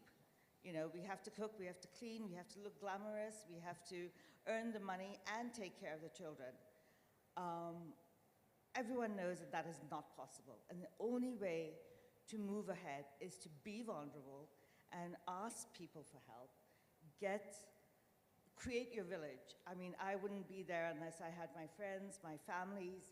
I come from Asia, so quite lucky in the sense that we still believe in not a nuclear family, but families who live together with grandparents, and we support each other.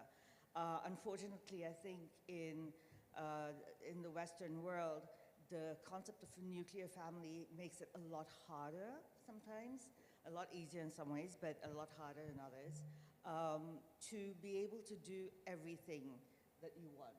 So support is really, really important to move forward, and the willingness to learn, the willingness to persevere, fall, and get up, because that's the only way you can move forward.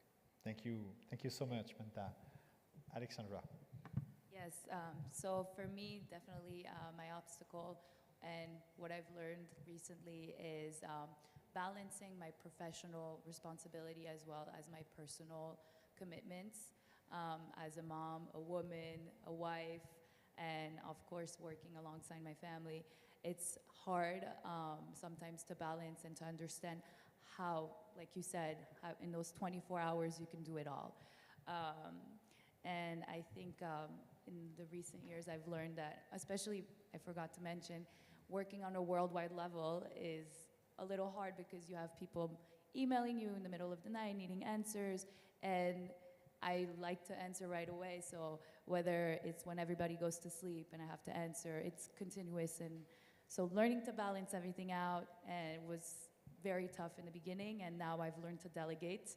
Now that I delegate and I have the right task to the right people, I'm able to give more time to everything, and that was very important to have.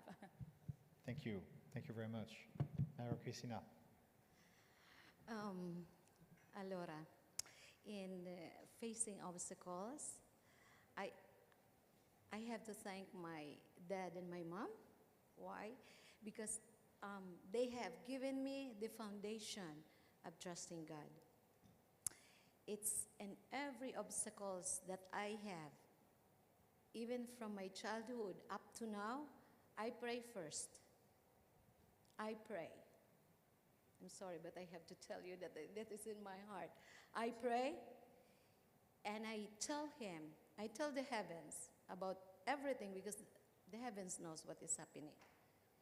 And from my experience, okay, I learn how to listen first. Sometimes when we face problem, we just want to have the solution at that moment. No, we cannot do that. We have to, first we need to relax, contemplate, pray, and then the answer will be there. Maybe the answer will not be on that time, on that night, but you will have the answer. This is the foundation that I have. So in every obstacles, you know that I came from I am a color. I have the color, you know, I'm not a white, but from Asia to Europe, it's not that easy. But because I have that foundation in me, that I am same as them. I am same. We don't have a race. I am a man, but I have a womb. I am a womb man, so I am a woman. I am the same as a man. So I put up myself like that. The man doesn't have the womb, as we have the womb as women. We are the carriers of life. If you have that education in your life, we are not same as trees that they die after 3 months. Flowers that fades. We are womb men. We are carriers of eternal being. If you see it in yourself, then you will arise above. Right? Am I right? Yeah. We'll rise above because we know that we have instinct. Women have instincts. I don't say because we have men here, but 100% of women, they know inside of them. Thank you. I hope you agree with me, but Thank this you. is the truth. You have to know that because from education, this is one of our panels says like education is a must.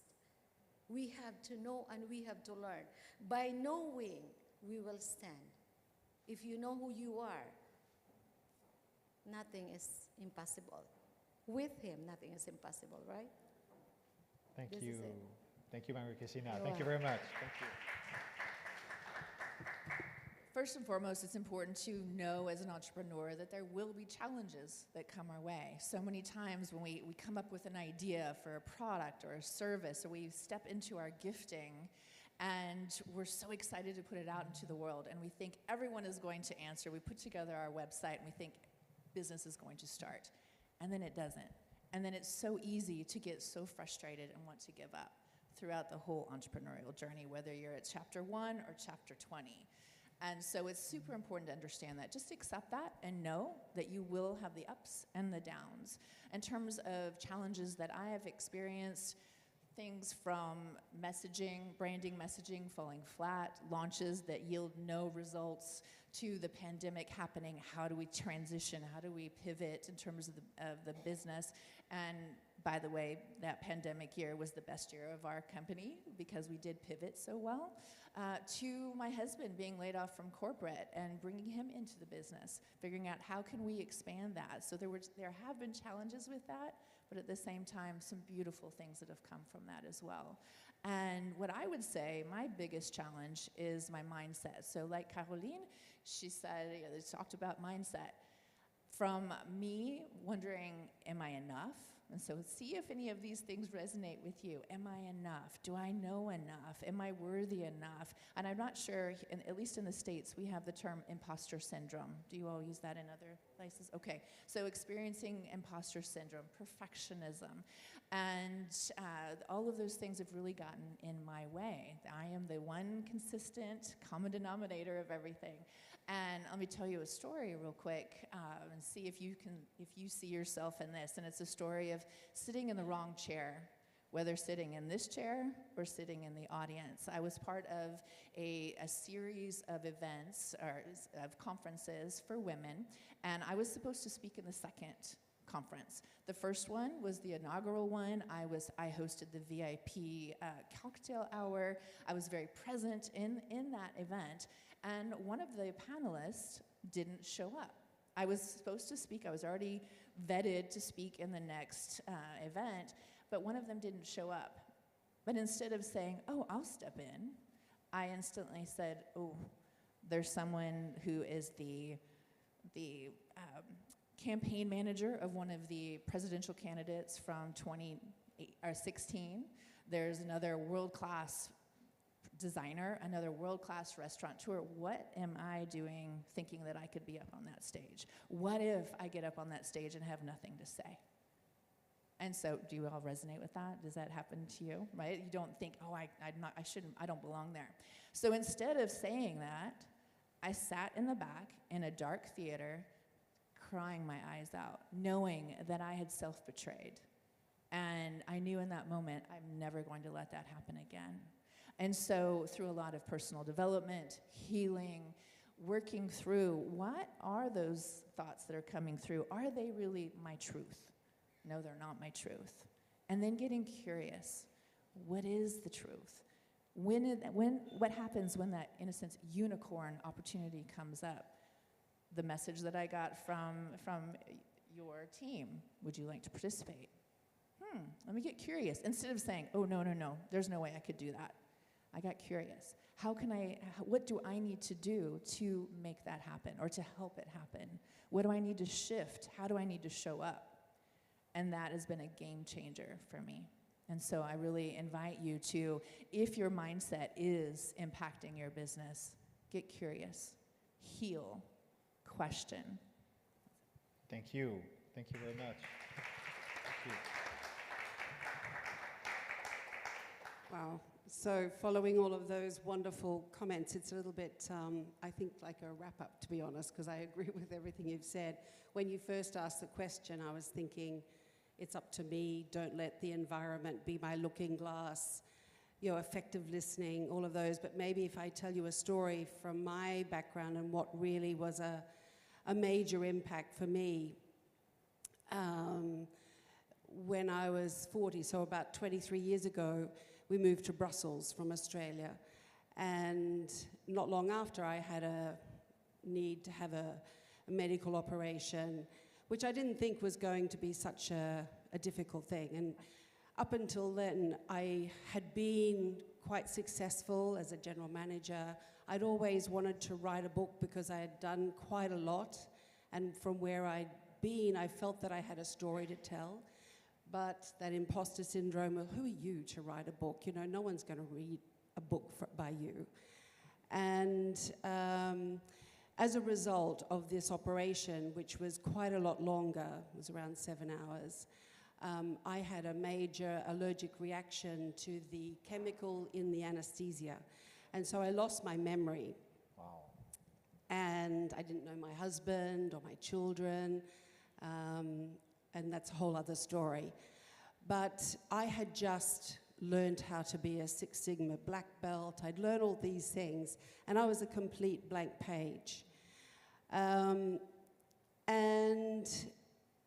the doctor said, look, you may get your memory back, you may not, depends on how long the chemical takes to leave your body, which I learned a lot about, how these things can stay for a long time.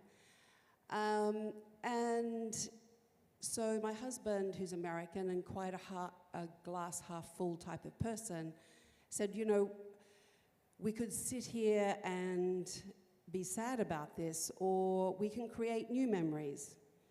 And this was a situation where today I'd be talking to you, giving Jonathan a kiss, and tomorrow I would be looking at you blankly saying, who are you? And so we had a lot of funny times then, but what I learned, and what many of you have talked about, is how we deal with our challenges. I found myself, not because I didn't really know, you know, I was this blank page, wanting to write. And what I learned from that is, it is, and I'm living testament to it, of how our mind holds us back. Our past becomes our present. And as entrepreneurs, and I've also run my own business, I've really tried to maintain and that lesson that I learned, I incorporate that in when I'm talking to people, when I'm coaching people, that it is up to you first. You know, we so often, especially as an entrepreneur, when things don't go right, we're looking at all of the things that have impacted, and instead of looking inside, okay, what can I do to change this situation? How can I change my thinking? How can I listen more to what people are saying? Because so often we hear these messages, but we listen from our past. And when I was that blank page, oh my goodness, the listening, when I read, it was, you know, obviously when I had my memory back and I could compare how much more I learned or read in one page than before when I was reading or listening from my past of here's Robin from this little place in Queensland who would want to know about her? Because I didn't even know who I was. In fact, it was those funny times. My husband didn't know what to do, and he's a bit of a joker, but when I was in hospital, he said, your name's Monica Lewinsky, and I'm Bill Clinton. And I'm like, oh, okay.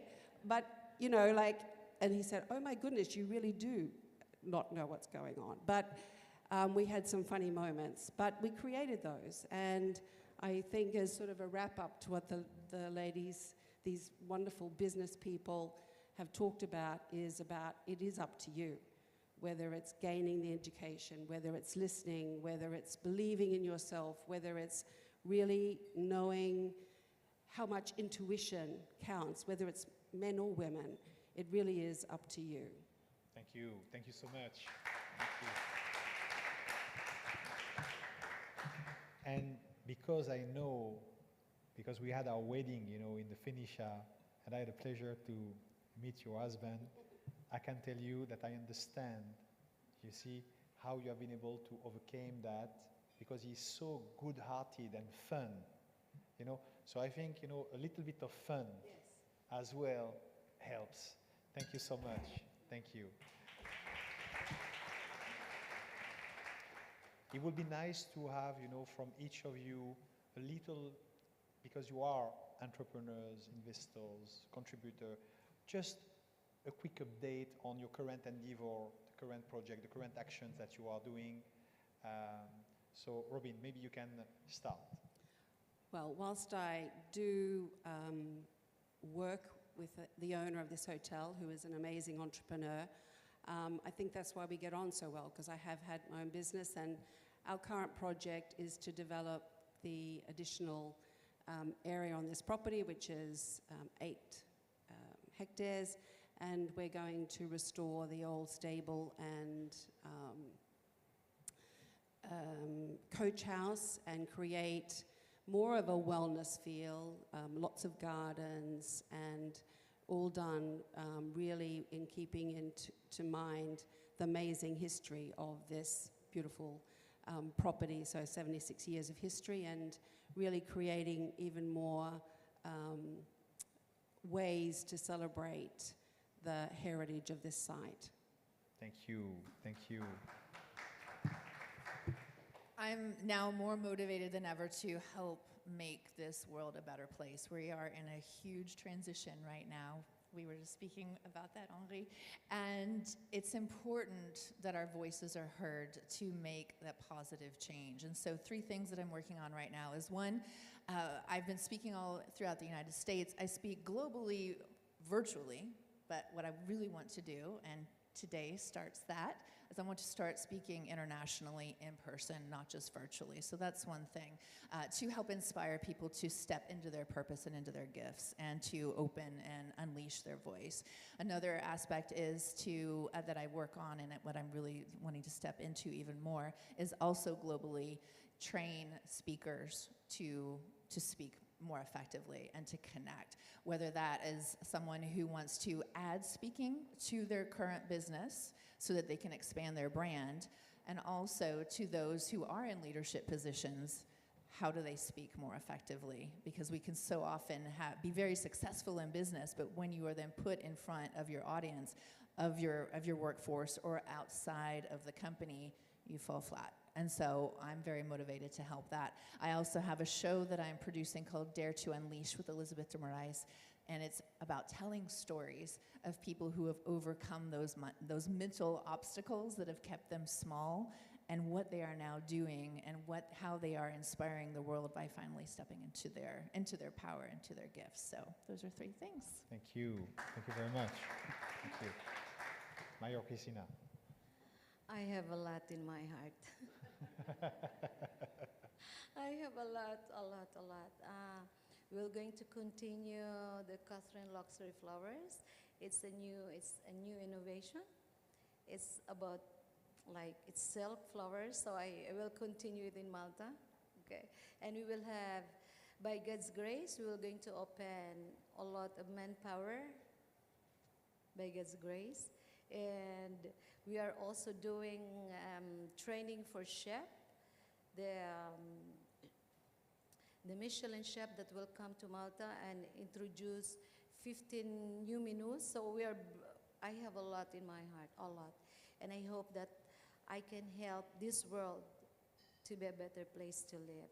And also, I challenge you all. Thank you, thank you. And Maria Cristina, you might, with your Michelin star, have, already a potential partner on your left side, Thank you so much. Alexandra. Yes, so for us, in 20 years, we have built 70 properties. And as demand is increasing, especially in the states of Florida and Texas, where we focus on, large companies are moving to the areas, and more people, bringing employees, and more peoples are in need of properties. So we're answering that demand, and we're launching this new fund of 150 million equity for the next 5 projects. We usually do 4 to 5 projects per year. And these next 5 projects and fund will be deployed within the next 18 months.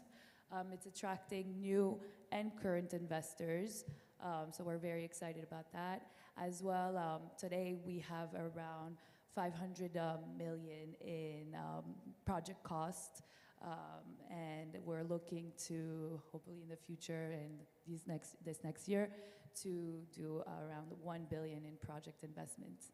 Thank so you. Thank you so much. Maybe we can pass a quick video for Alexandra and what ICG is doing. Just a quick video.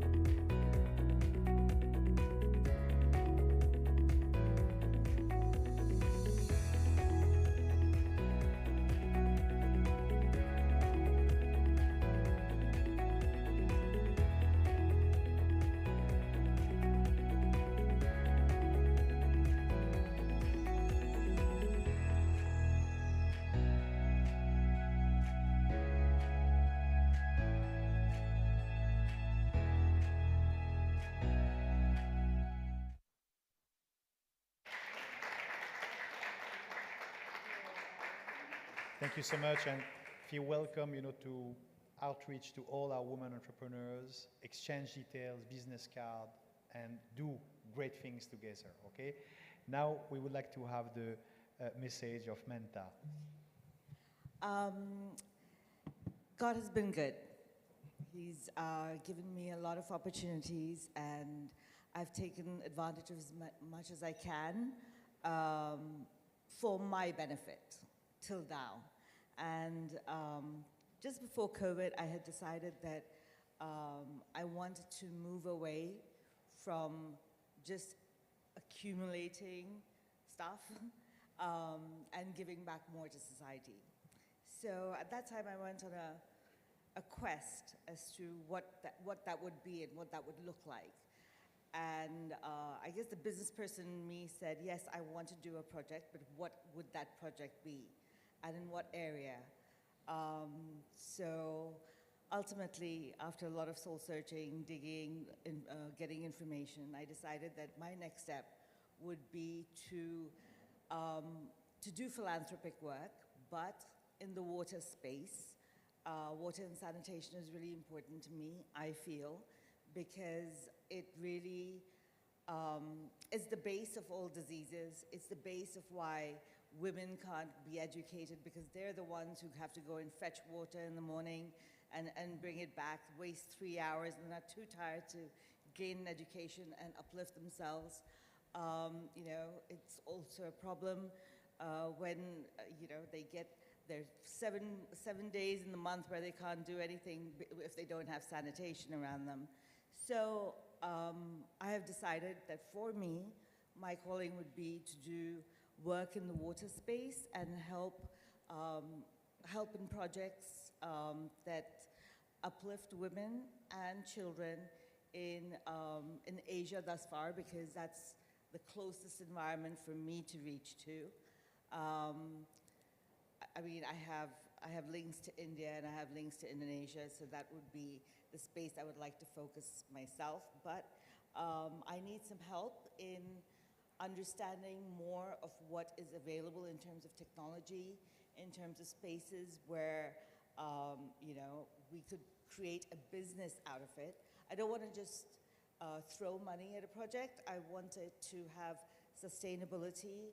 I worked recently on a project in Indonesia where in Bali, which is supposed to be a party area for everybody, but I went to East Bali, which is a mountainous area, and over here, the children, their only source of water was a stream which was about 1.5 kilometers down. So it would take them about 2 hours to walk down, get the water, fetch it back up. After that, they had to leave the water and then go to study, which was another 1.5 hours to walk there and an 1.5 hours to walk back. Now, can you imagine these poor kids will be so excited to do that and study and actually bring back homework to do. So allowing them access to water was important, I thought, and so we worked on a project to do that. It was a simple pump project. It cost about $25,000 to do the whole thing. The entire village of about 300 people received water, but not for free.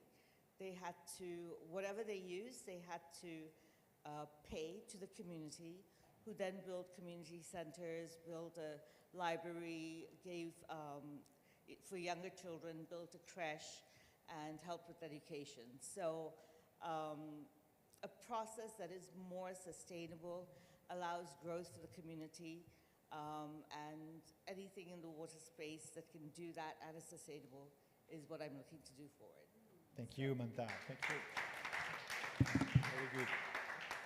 Thank you very much. To conclude this, this first panel of this Women Entrepreneur session, I will ask each one of you to share just some thought for women and girls listening to us today, and as well beyond for citizens of the world. So Robin.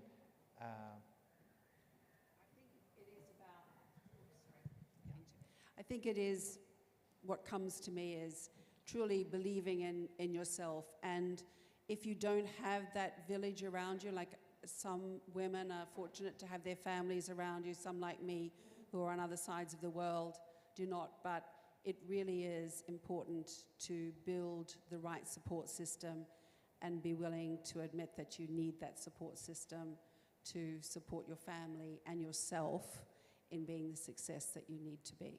Thank you. Thank you very much. Thank you. First and foremost, decide you belong in the room. Decide that you are worthy. You were created by God, so you are automatically worthy. Nothing you do or don't do impacts that.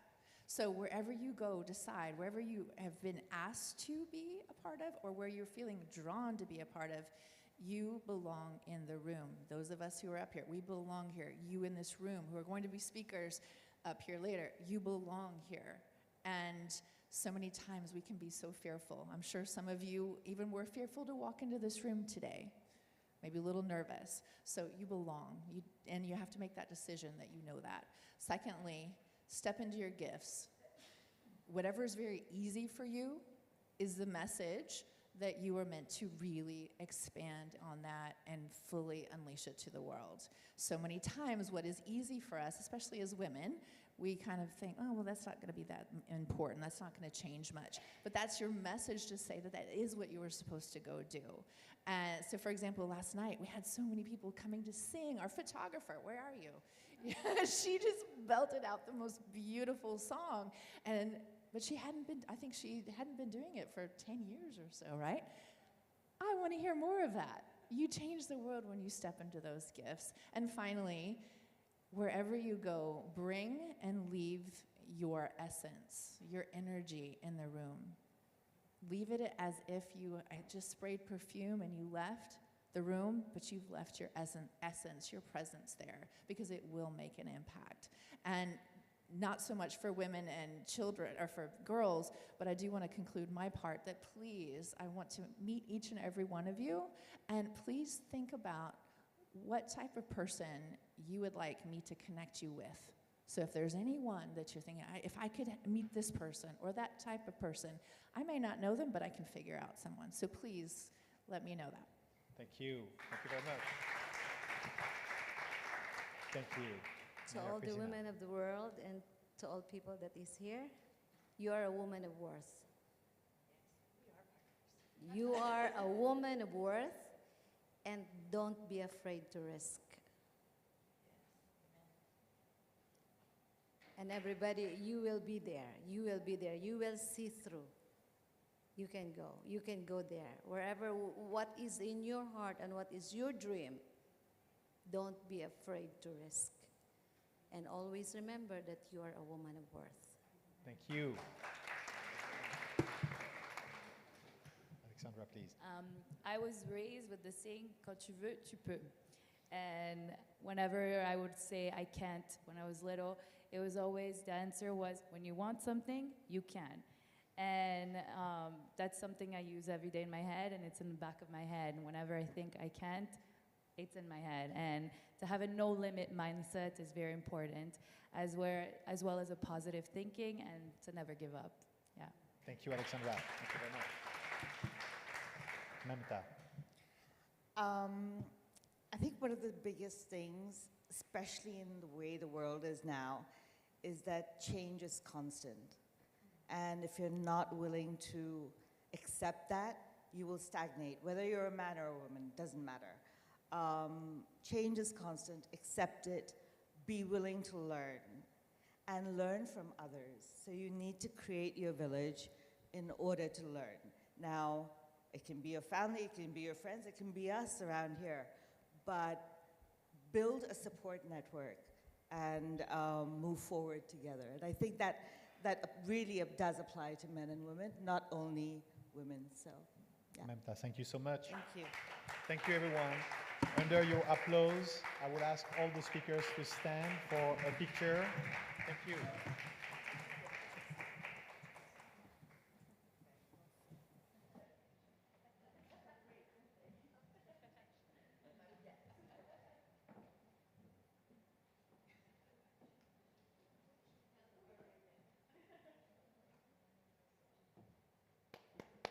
Thank you very much.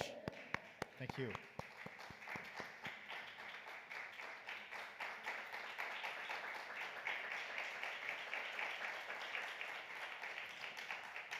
Thank you very much, everyone, and what an inspiring second session. We're going to now call on stage the new speakers for the second panel. Please go ahead. Okay. Thank you so much. Thank you. Thank you very much. Thank you. If we can just change, like the glass from the team. Can we call the person to change, if we can call for the changing of the glass.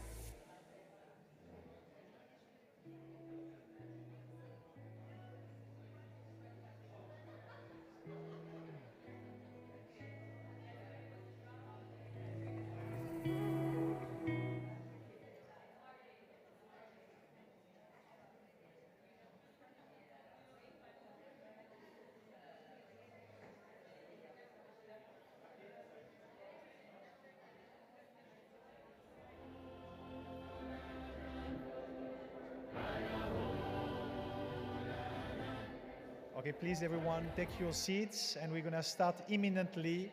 Thank you so much.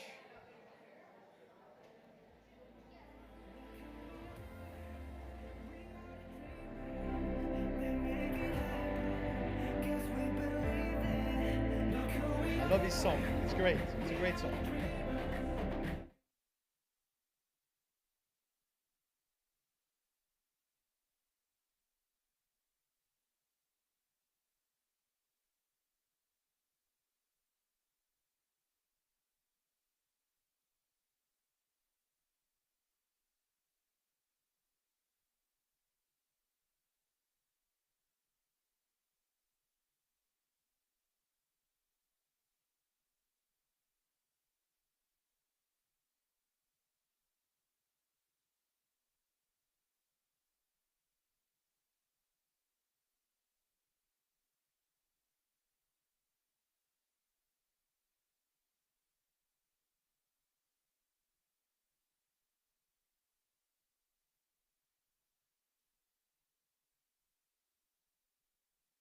And after an energetic second panel of this session, we're gonna all enjoy a beautiful lunch and connections and the beginning of afternoon soon.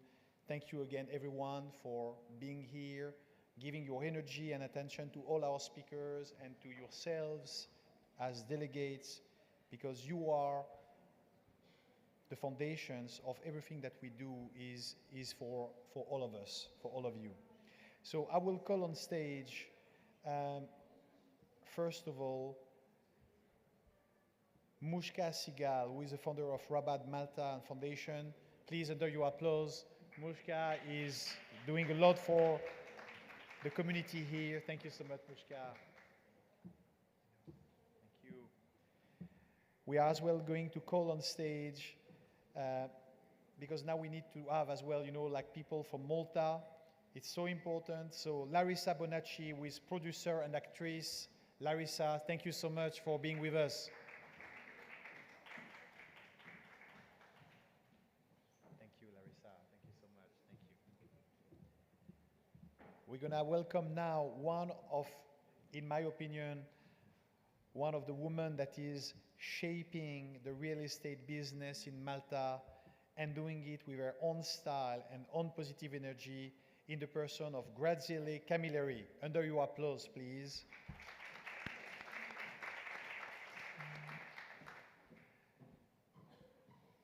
Thank you, Graziele. Thank you very much. Thank you. We're going to welcome as well a woman that is moving and doing so much from finance to sustainability to empowerment and innovation, in the person of Teuta Orici.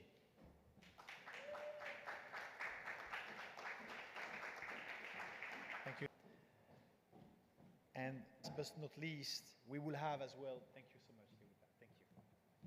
We will have as well a message from our dear friend, Shenese Mukora Mangoma, that has sent us her message and her insights, because unfortunately, we have not been able to provide her with a visa between Zimbabwe and Malta.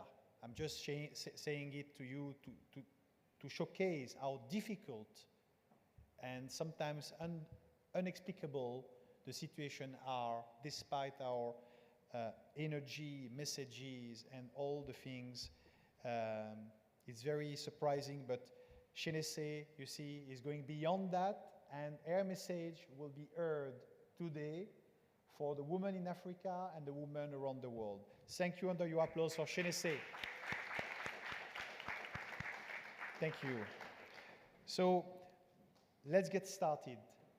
Teuta, where is coming from your inspiration to do and navigate those choppy waters of finance and making that finance for good? Thank you for having me. I really appreciate being here. And I'm so inspired from the previous panel and obviously all the conversations we had this morning. So I feel very humble, trying to pick myself up. I have a very unorthodox journey, as you know. I'm Kosovar Albanian, so refugee. I had to flee Yugoslavia and come to London first. I didn't speak any English. I didn't know anyone, so it was a real kind of blow. So obviously you had to pick yourself up and kind of rebuild your life. That's another story for another time. But the inspiration really comes from, again, the core values from the family upbringing.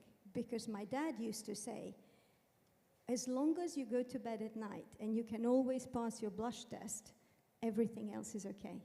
So kind of that really worked with me. So every time I had this choppy waters, the topsy-turvy start of my life, I really recall back to those really, really tough moments.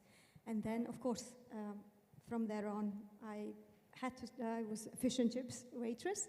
There's an article which explains my journey from fish and chips to boardroom. But it's again back to that positivity and being humble and being grateful, because my mantra every morning is, I'm grateful for another day that I'm alive. I embrace impermanence, because change is a permanent thing. Obviously having compassion for others and myself, and embracing wisdom, because every day we interact with people, we embrace that wisdom, we learn. And above all, being in peace with myself. So I'll leave it at that for now. Thank you, Deuda. Thank you very much. Graziele.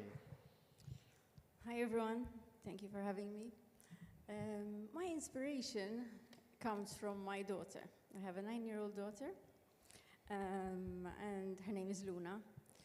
And for her, I'm like her superhero, just like my mother was mine. But only my mother was very difficult with me growing up.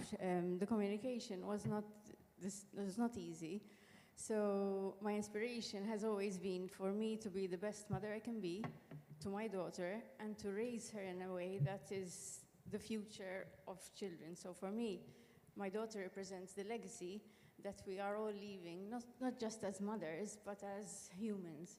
So for me, I strive to better myself every day, and it starts from everything, including training every day, getting myself in shape, eating the right foods, having the right mindset, and it's kept me going even through my most challenging times. I've had very highs in all my years of entrepreneurship, and I've had damn lows right at the bottom. So up until 4 years ago, just after COVID, my husband lost two of his companies.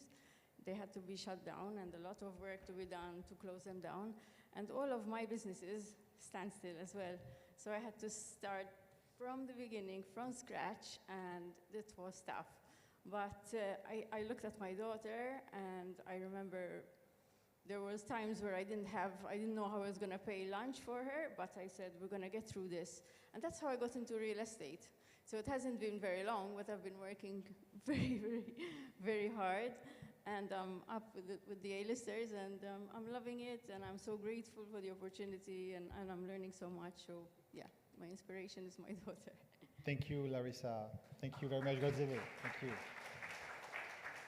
Larissa, please. Hi, everyone. Thank you so much for having me here, Jonathan. As an actress and film producer, I've always been fascinated by human beings. Why? Because people are so different. They have different ways of speaking, different ways of acting, different behaviors. We all have different behaviors according to the location that we are in. When we're in school, we're students. Right now, here, you know, we're being speakers. So we all have all of these different hats that we put on throughout our lives. And as a kid, I always wanted to tell stories. It was a passion of mine. So I do get my inspiration from everyone in this room, from being human, because our behaviors and the way that we project ourselves in the world can have a real big impact. We all have something great to offer. We just need to tap into that. And I hope that with my films and with the way that my production company is moving along, I can be a little part of this change that we're trying to create within the world. Thank you. Thank you very much. Mushka, where is coming your inspiration? You know. Yes, I know. Hi, everyone. My first inspiration would be my mother. I come from a large family. I'm number 9 out of 15, so growing up in a large family, my mother was always working. Together with my father, they were leaders of a community where we lived back in Israel. Seeing her juggling between all, never feeling that I'm missing something because I'm one of 15 or because my mother is working or because they're leading a community, gave me the inspiration to go ahead and do what we're doing now. 12 years in Malta, we established Chabad of Malta, and we're leading the Jewish community here in Malta. On top of it, as Chabad organization, who initiated this Chabad worldwide organization was the Rabbi Schneerson, and he had very certain way to look at women's power. Because as we can see back even in the Torah, the Jewish studies, women were never on the back, but rather they were in the front. When God came to give the Torah, he first gave it to the woman and then to the men, because he knew if he wouldn't make it up with the woman, nothing's going to work out.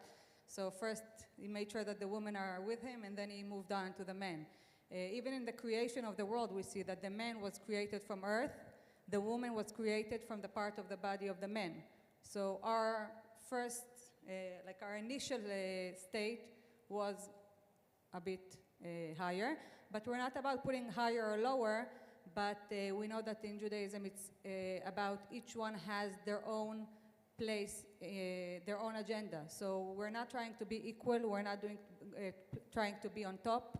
We need to remember who we are, our place, our strength, and use who we are in order to make the world a better one. Thank you, Mushka. Very much.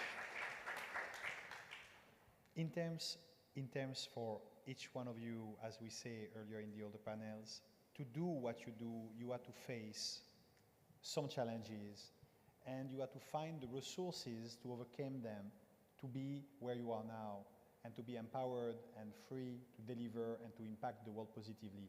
Could you share briefly those type of burden, obstacles, behaviors that were, maybe trying to limit your access or your capacity to channel your journey toward your dream, and then how you overcame that? Teuta. So I will go back to when I first arrived to London. So as I say, I was very young, I didn't speak English, and the only way I could support myself was waitressing. And immediately that survival instinct kicked in, because although I was really struggling, I didn't know how to pick myself up, I was obviously in my victimhood stage, I was still counted as the lucky one because I escaped the war. So I had the duty to be successful and make every day count.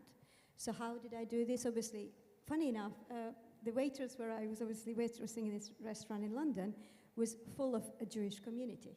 And most of them were accountants. So that's where the inspiration came from, because they said, you have it, all you have to do is obviously apply yourself, and they encouraged me to start my accounting studies. Believe it or not, I didn't even know what accountancy is, because back in Yugoslavia, we had bookkeepers and accountants, and economists, sorry. Accounting as a profession did not exist. So I signed up for this completely blindly, because prior to this, I was a medical student. So I thought this should be much easier because it's only numbers. So when I I attended my first class, again, believe it or not, I walked in and it was law. So I sat there for 3 hours, literally completely lost. I did not understand a word they said. I was too embarrassed to leave. My ego didn't let me do that. But eventually I sat through it, and I was too ashamed to leave. And eventually I sat down, burst out crying in the steps, because I just did not know how I'm going to do this. I don't speak English, I don't know anyone, I don't have any money. So it was a real, real struggle. So each and every day now, I do thank that little Teuta who had the guts to pull through every single day when it was just unbelievable, and I just felt stupid and everything was against me. So doing this every single day, because I think every step we make in our life adds up to where we are today. There is no such thing as an overnight success. Every single day, the decisions we make, we own them. So for me, I'm glad I persevered. So it's tenacity, passion, really, which kind of keeps us going. And eventually, I started working for a charity in London. I started learning English. I learned how to turn on a computer. And then other kind of thing kicked in. I said, if I'm going to be an accountant, I'm going to be the best one, because again, competing with yourself. So I decided to apply for positions in the city. And of course, even then, this is back in 1995, they laughed you out of the room. I did not go to Oxford, I did not speak proper English, and I did not have any connections. But again, was that stupidity or bravery? I'm glad I did what I did, and I wrote to banks myself. And as you know, I luckily enough landed my first job in the city with Schroders at the time, which was an investment bank. And they took me as a wild card, because even for them was a great risk. I wasn't a standard candidate. And I was very happy, I was very grateful, and I obviously learned every day, and I qualified 4 years while I was with them. I learned everything I could do, because I'm a passionate learner, except the other challenge kicked in, an imposter syndrome. Because I felt like I did not belong there, I felt like I didn't deserve this. So every single day I thought somebody's going to tap on my shoulder and tell me that I need to be out. So that was another challenge, which obviously as I moved on my career, and I reached board level CFO after 27 years in the city, so trust me, I'm not a child, I'm 53 years old, I proudly declare that. As I kind of continued with my career, every single day I felt like I did not belong there. So during these 27 years, I also am a mother, a very proud mother. So despite being whatever I achieved, as you say, in finance, it's actually motherhood, which is my biggest proud moment. And raising 2 children while working in an investment bank, that was the toughest part. Because you had to work till midnight, even when I was 8 months pregnant. There was no excuse. And even after I had my baby, I was still breastfeeding. I had to leave her and go back to work. So there are quite a lot of kind of stories behind what we see every day. But I guess every single day we get up, we do our best, and sometimes we have to put our professional plastic smile on.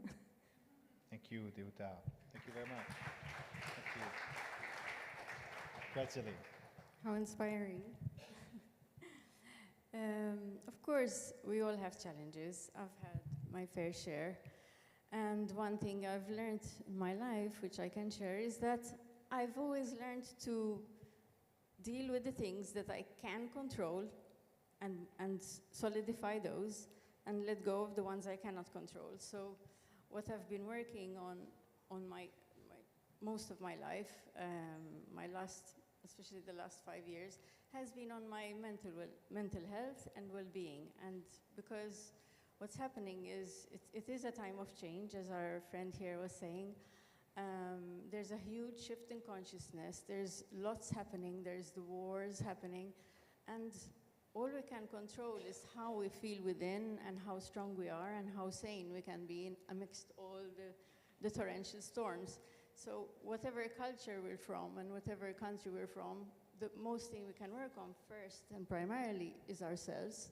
So that starts from the morning rituals, like walking, running, breathing, meditation, all the foods that we eat. I've been monitoring and changing all the foods I've been eating to be able to maintain a higher frequency on a daily basis and to be able to spread even better frequency to others when I need to use it for healing. Because apart from the property industry, I do a lot of healing work with groups. It's a passion of mine. I have a crystal business also. So we've been learning about crystals, how we can use crystals to alter our frequency, to make our energy fields better and stronger, and to align the misalignments, because illnesses come from being misaligned. And my passion has also become, apart from the real estate, to see new wellness centers being open. And that is not the old-fashioned way of healing people, but healing through healing traumas, through plant medicine, and speaking with different shamans across the globe on how they have been implementing their health. So that's something that I think is the future. And so to get back to the question, work on ourselves, because once we start healing ourselves and strengthening ourselves, there's a ripple effect to our immediate family, our colleagues.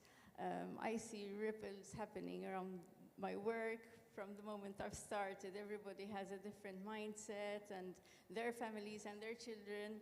So it comes from us, and each and every one of you here in the room. And I'm sure you agree that once even you have a simple conversation with someone who touches your life, even just one little aha, it changes things. And you just have to keep working that way, and it's continues. Can I have some energy, please? Thank you. Thank you for sharing. Thank you for sharing. Grazie. Thank you so much. Thank you so much. Thank you.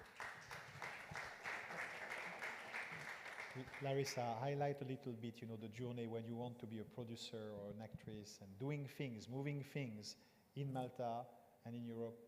What are the challenges and how you overcame them? So I want to start off with a little story. About 10 years ago, I came back to Malta after I was studying acting, and I said, it's great to be in Malta. There's a lot of opportunities. However, I would love to expand my horizons even more. So I was speaking with a colleague of mine, and they told me, you're too old now to be an actress. Your looks will fade very soon. And for producing, you need to have a bit of business acumen. I would just stay here, do a few acting roles, have a family, which is fine, right? It's great. And I thought to myself, this is something that I would never tell anyone else, whether they're men or women, right? But was it targeted to me because I am female? And it got me thinking, I have a power here. I have a tool, which is film, which can inspire, which can travel, which can create experiences in people. And I can use my creativity to create more awareness with certain topics. I love all kinds of films. My favorite films are horror films. But it's very different. Even though with horror-themed films, you can still create change and experience and excitement. So obviously I did not listen to that, and I still left Malta. I still come back to Malta. I love Malta. It's my roots. It's my inspiration. However, going abroad and having those experiences and meeting with different people from different societies, from different walks of life, has just really opened up and broadened my journey as someone who wants to make an impact with film. So that was one of the challenges, in the sense of getting over myself in my head, because I have my self-doubts. What does it mean to be a producer? Am I a producer? Do I deserve to be a producer? Yes, I do. I can take a seat at that table, and I can speak as eloquently, and I can make business deals as anyone else in the room. I do find that it is slightly challenging within our industry to secure finance, because I do find that certain counterparts are taken a bit more seriously. However, I look at myself as well and say, what can I change? What can I improve? And how can I make an impact once I walk into that room? So I do look at all aspects of gender, and not necessarily because we are men or women. But I'm very proud of being a really small representative in the filmmaking world, because producers, directors, those key roles, we only find about, let's say there were only about 4% of companies in the 250 most grossing films that actually hired women in key roles. So I want to change that. And we saw that in Cannes as well this year, where even Cate Blanchett said we need to have an open conversation where both men and women are involved. It's not just about women, it's men. We are in a world where we're all working together. So I think that one of the most important lessons that I've taught myself till now is that I just need to be unapologetic and, and just go for it. And it doesn't really matter what happens along the way. As you said as well, Gretzel, you failed and you got up again. And that's just testament to just being a human being. Thank you. Thank you for this beautiful story. Thank you. Mushka. Okay, so I think that as strong as we are, some of our powers could be our challenges. For example, women, one of our biggest power is our heart, our emotions. We can reach hearts, we can reach to people, we can make connections. We can do much more with our hearts, but our hearts could be also our challenge, because as higher you go, as more risks you take, the bigger your company would be, your leadership would be. You need to make hard decisions. You go through many challenges, and your heart could hold you back. I always say it's a miracle that don't do anything to me, but women are married to men, because you always need this mind voice putting your heart a bit in control. Although we know that each person has the ability to have the intellectual overcoming their heart. And in certain times, you just need to put yourself back and have this control over your heart, not let your emotions overtake and hold you back from making strong decisions, from standing in front of many challenges. We know the world is going through very difficult times. Every year you have new challenges, and as leaders of community, and even if as a private person, you could go through different challenges, and remembering this, that we should not let our heart put us back, but remember that we have the power to overcome.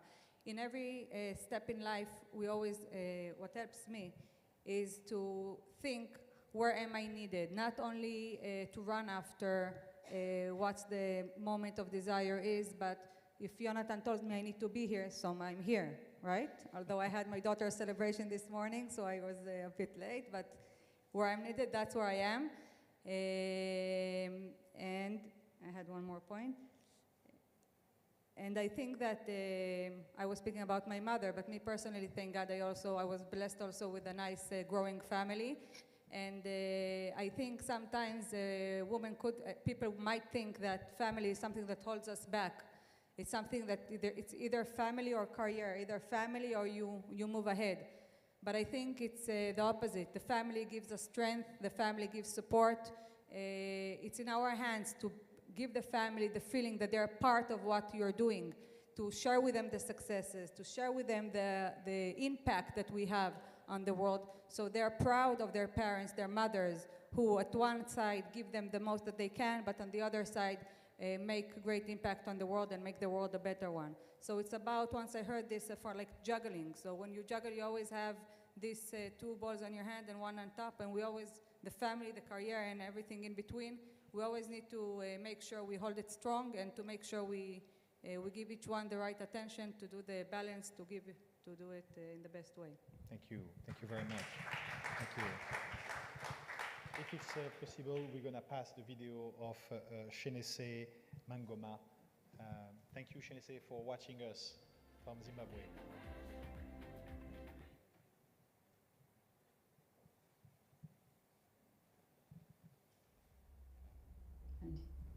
Hello everybody, Makadini Horyou. That is Shona to say, how are you all doing? Thank you so much for having me. I'm so excited to join you in Malta. I wish I could be there in person, but this is a story for another day, where we start talking about freedom of movement in our global context. Today I am happy to be here to talk about women in governance. I am going to center my brief discussion around women in local governance in Zimbabwe. So I am from Zimbabwe. I live in Marondera in Mashonaland East. Marondera is mostly a farm community. And if you look at the Zimbabwe population generally, you have 52% of our population being women. So it is very apt and very important that we have these conversations about what is happening with women in governance. Our work, as we start to discuss women in governance, is about change issues. What barriers are we pushing? The social, the cultural norms. And when we look at the legal frameworks, what are these legal frameworks presenting? And finally ending this with a call to action. How can we strengthen our mandate together to further the agenda of more women in local government? So when you look at Zimbabwe contextually, before the colonial era, you had a lot of women in political participation. You have the likes of Mbuya Nihanda, very well-known matriarchy in Zimbabwe for her fight for freedom for Zimbabweans. You then went to the pre-colonial era. In this era, a lot of women shifted towards the more domesticated roles. They spend more time at home, and then come independence, there was another huge shift. At this shift, we saw more women joining the professional careers. So we saw an increase of Zimbabwean women going into medical fields, into the engineering fields, into the legal fields, and less concentration of women in politics. Now, if you look at our legislative framework, Zimbabwe's 2013 constitution imposed a 50% quota for women's increased participation in parliament. Now, this quota at 50% did help increase the numbers at both Senate and national level. So at national level, you had an increase of about, 31% in women in national parliament, and then at Senate, 45% increment. At the local level, there is a quota, an amendment to our constitution that increased it to 31% participation. Now that is actually interesting because the legal provision and the practical implications of women participation in local governance is very low. Now, let's talk about some of the barriers that we might start identifying why women are not participating in local governance. This is what we are saying is an opportunity for systemic change in the running of our local communities. You have issues of violence, intimidation. At localized level, it's very close to home, and women are expected at that point to be homemakers. They're expected to be at home. You have very little economic independence of women at that level. So of the 52% population in Zimbabwe, you could say maybe 5% are economically independent enough to run for these offices. You have the big one, social, cultural values. So our social norms, our gender norms have always pushed women to be more domesticated, less aggressive, less politically inclined. And this is very much more prominent at a local level. And this walks me into our call to action. It's very important at this point to figure out how we might catch this early, including the girl child, the schools. How do we demystify this idea that local governance is only for men? How do we increase women's participation in local governance in Zimbabwe? How might we start working together, building programs, and understanding the social and economic context in which we find ourselves in? I am very happy to have joined this conference, and I look forward to deliberating on these issues of how might we increase women's participation at local governance in Zimbabwe. We find at Genesai Africa this as an opportunity to improve our society, to improve the functioning of our local times, and then to feed into systemic policy and legislative framework at national level. Thank you very much. Siyabonga, maitabasa. Bye. Thank you, Shenese. We love you, and we look forward to seeing you very soon in Malta or somewhere else where we can receive a visa for women changemakers. Thank you for sending your thoughts and your energy to us. Maybe in 1 minute for each one of you, I'm sorry to say, could you highlight what is your current endeavor, what is your current actions that drives you, and then we're going to have the concluding remarks. Please, Teuta. Knowing that I'm standing between you and your lunch, I will be very quick. For me, it's sustainability, because obviously, as a CFO, you had to fit a certain look and feel, and you had to fit in society. But sustainability was something I was always passionate about, but I had to hide it because I was called a tree hugger. So eventually, finally, I managed to, again with age, you know you're enough. We have nothing to prove. So really step out into your true purpose. And being a parent, being a mother, for me, it's really about the future generations. So my call to action for everyone in the room is that we become regenerative leaders. What do I mean by that? Is that forget the technical skills. By the time we finish university, they are already obsolete. The world is changing so fast. We have to have technical skills plus emotional intelligence. And by that, I mean your three brains. Connect your brain, your heart, and your gut, just like you said, Mushka, as well. And that is the future. And above all, just be true to yourself. Thank you. Thank you, Teuta. Yeah, something very similar. For me, my drive is to be one of the few people who will be helping to raise awareness about the new superhumans. We're becoming a different type of superhumans. Forget the past.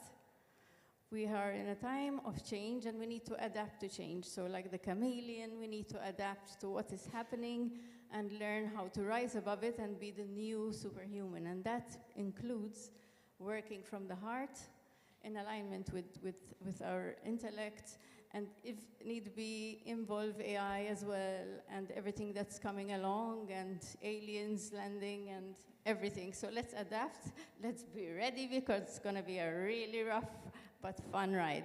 Thank you, thank you. Dream, inspire, act. What am I doing? What is my act?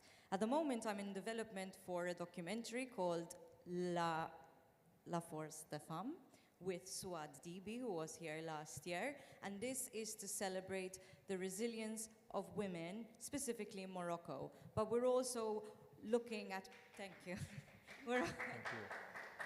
We're also looking to partner with other change makers as well, because I want to develop a series that can travel worldwide, and we can also look at the resilience and survival of women worldwide. So this is a really small step.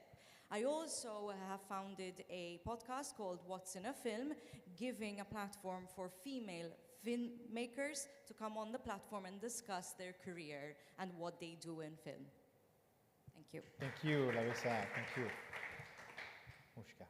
Okay, so first and foremost, a mother of a growing family, each child in their own needs, to give the most that they will grow, because we know that the future, that's the most, is our children. When I'm saying children, so leading a community is the wide family, because being leaders, it's like being the father, the mother of the community, making sure all the connections are being done. Each person in their own needs has spiritual and physical, whatever they know, we're always the address for that.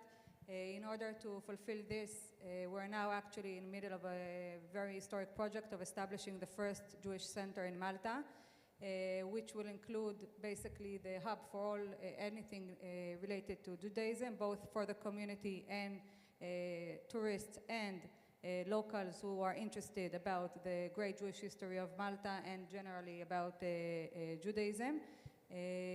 As part of that, we take care of, as we said, most of our time is dedicated for the future, for the children. We have lots of educational activities. We're on a Hebrew school for the Jewish children. We have summer schools. We have programs for the teenagers, for the adults. Most of our time is there for education. We always have, we also have lots of activity for social gatherings, for cultural gatherings, as well as humanitarian when is needed. And then we have the official part, which is in front of the authorities. That's sometimes the least fun. I like to deal with people who are in the same level as us. But thank God we're moving ahead, and we look for a very bright future for everybody, knowing that us as women, we have lots of power in our hand. We take part. I think Chabad is the only organization around the world that has equally men and women enrolled, because every Chabad center or branch is a husband and wife. So we got the leadership just the same, and all the decisions and all the actions are dealt between us. Each one takes their own qualities and their own abilities, and they run it. And I think this, knowing our place, from one side our power, and from the other side knowing to step back when it's not us, when it's not my strength. This is also important, because sometimes when we try to push ourselves too much, knowing in general, not even male and female, in general, knowing what's my strength and what's my weaknesses, and giving place to others who have their strength to give their part, this is what makes the society and the world so colorful and nice. Women are sometimes seen like behind the scene. They feel uncomfortable there with the family. They're not always in the front, but we know, building now the Jewish Center, I saw how much time was spent just on the foundations of the building. And then they told us, everybody told us, once foundations are done, don't worry, now it's going to finish very quickly. Not really, but much faster than the foundations, because the foundations are the strongest part and the most important part of the building. You don't see it, but you need to know it's there, and it's very, very strong. Every day the architect has to come to check the next step, that it's being done exactly the same. He's not coming the same amount of times now when they're building the second and third floor. We, the women, are the foundation of the house, of the family, of the community. we have strength, all this strength. Not always we're seen in the front, but it's knowing that it's us. We have great influence on our houses, our children, and when they go out, they have influence on others. We know that the heart connects to hearts, and when we use our strength and influence as much as we can the circle around us, this goes beyond, and eventually the world will be a brighter future. Thank you, Mushka. Thank you very much. Mushka, thank you so much. Thank you so much. Mushka, if you can continue, just share one sentence for the women and girls listening to us today.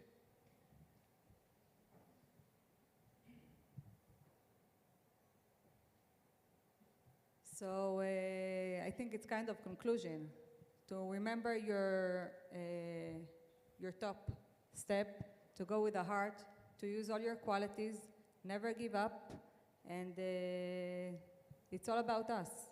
I think so. Thank you. Thank you very much. Thank you. Larissa.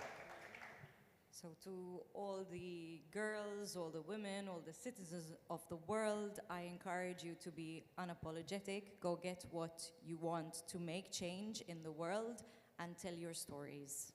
Thank you. Thank you, Larissa. Thank you. Rajali. To be a woman is a gift. It's a gift, just as it is a gift to be a man. There's no less, no more, it's equal. So with that in mind and looking at everyone as beautiful as you, I'm beautiful as them, really hope for all the little girls out there to really believe in themselves and to see themselves as whatever they want to be. And there's no limit. I wish all children to look at the sky and see that there is no limit to what they can achieve, because it is possible. Thank you. Thank you very much. Thank you. Kewuta. And because I achieved everything through other women, I will leave you with Madeleine Albright's quote, which I'm sure you're all familiar with, that there is a very special place in hell for women who do not help other women. Thank you. Thank you very much. Thank you. Under your applause, and this concludes. You can stand up, please, for the picture, and we're gonna call as well the previous panel speakers as well in 1 second, so you can do a picture for all the sessions. Thank you so much again under your applause, and then the lunch.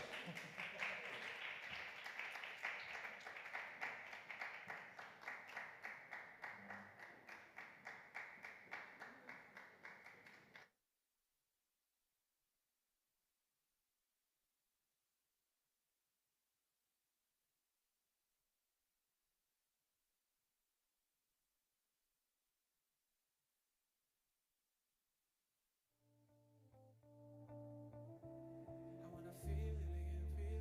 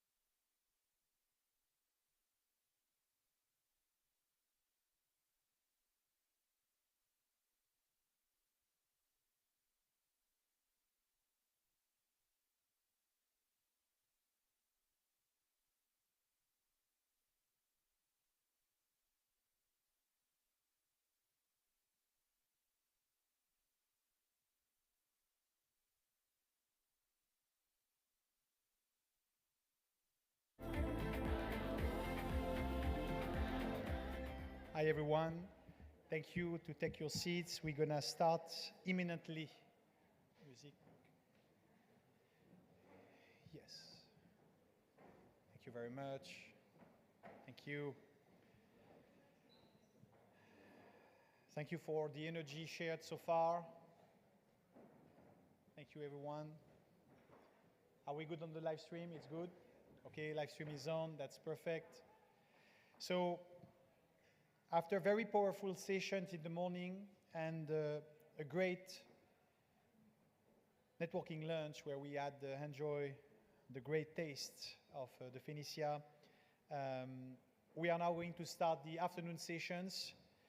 And to do that, we are going to tackle one major challenge we are facing, which is how we can support women in governance, how women in governance can be shaping a better future for all. So we are going to hear the vision, the insights of some women that, in a way, have broken the glass ceiling. They have been able to make it through, and in their respective field of expertise and passion, they are mentor, role model, source of inspiration. So to start that first panel of the afternoon session, the session 3, Women in Governance, Shaping a Better Future, I'm going to call, first of all, a woman that is traveling from United Kingdom to come here. She had to face, I would say, unexpected challenges that enable her, instead of being stressed and being, undermined by delay and things, and she will tell us a story, she has been able to share inspiration with some persons that enjoy it. That person is doing public diplomacy. She's a director and chairperson of the UK Parliamentary Society for Arts, Fashion and Sports. Under your applause, Rebecca Riofrio. Thank you. Rebecca, thank you for being with us. It's okay. We love your shoes. We love your shoes. Can I keep the jacket with you? Or not? You can keep the jacket. I love the jacket. Thank you for being with us. As well, we are going to call on stage a woman that I met some years ago at UNESCO when we were, I would say, almost starting, all what we were doing. She was at that time involved as a strategic advisor and the former National Digital Strategy Coordinator for Mexico. She is a top change maker involved in many initiatives with governments, agencies of the United Nations. I call on stage my dear friend Yolanda Martinez.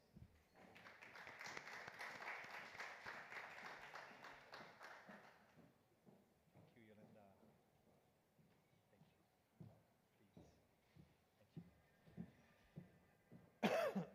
As well, we are lucky to have as well Asia with us. We had already some speakers from Singapore with Memta, and I would like to thank the force of Asia Pacific Entrepreneurs Association Chamber of Commerce and the relationship between Hong Kong, China, and UK in the person of its director, in our, customary languages, Flavia, but in her name, it's Yi-Yun Chen. Thank you.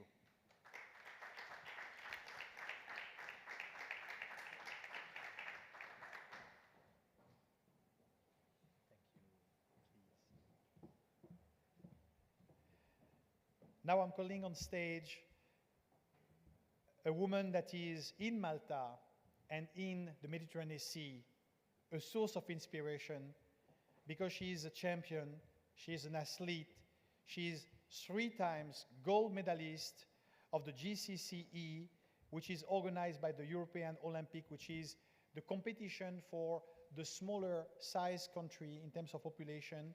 She is as well an entrepreneur, a mentor and a founder. I call on stage Claire Azopardi.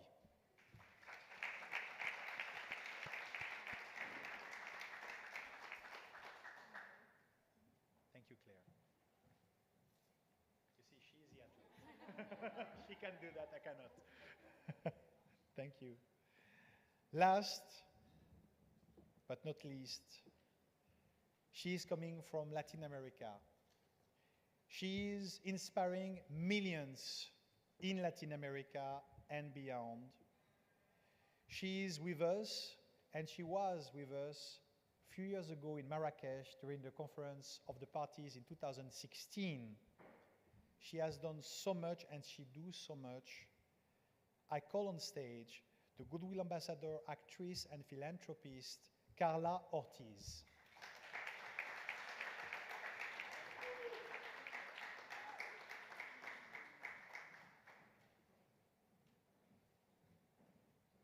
Carla, thank you so much. Thank you. Thank you very much. We can each grab, a mic. Thank you so much. So first of all, I want to start by the first element of the foundations in everything, which is the source of inspiration. So first of all, Rebecca, what is the driver that makes you be in United Kingdom and in many parts of the world being seen everywhere on the impact, on the front, on the first line for positive change? What is driving you for that? Hello. Well, first of all, thank you so much for inviting me to be here. It's a privilege for me to be among all of you. And my sort of inspiration, many people has done an incredible impact in my life, but at the age of 17, 18, I arrived to London. And in London, I wanted to, to make money, and I needed a job. So I had a very strange job. Someone wanted me to read for her in Spanish. She was an American lady. She was very old, so she was losing her sight. So I have to become her eyes.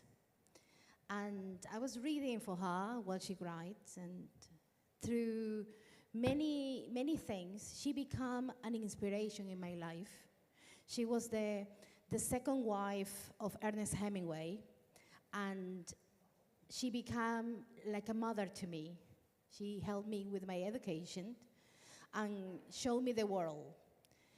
I used to know a different world in Ecuador, but she made me understand that there is a lot of socio-economical conflicts, that they are not only of third world countries, but they are always in developed countries. And we, as an individuals, we can create the power of change. Hence, she was, and it is, until today, even though that she passed, she is a sort of inspiration in my life every single day. Wow, thank you so much. Thank you so much. Thank you for sharing this story. Yolanda. Well, first of all, thank you, Jonathan, because it has been an impressive experience. And thank you to each of you for coming so open to get to know each other, to get to know our journeys, because it has been truly inspiring.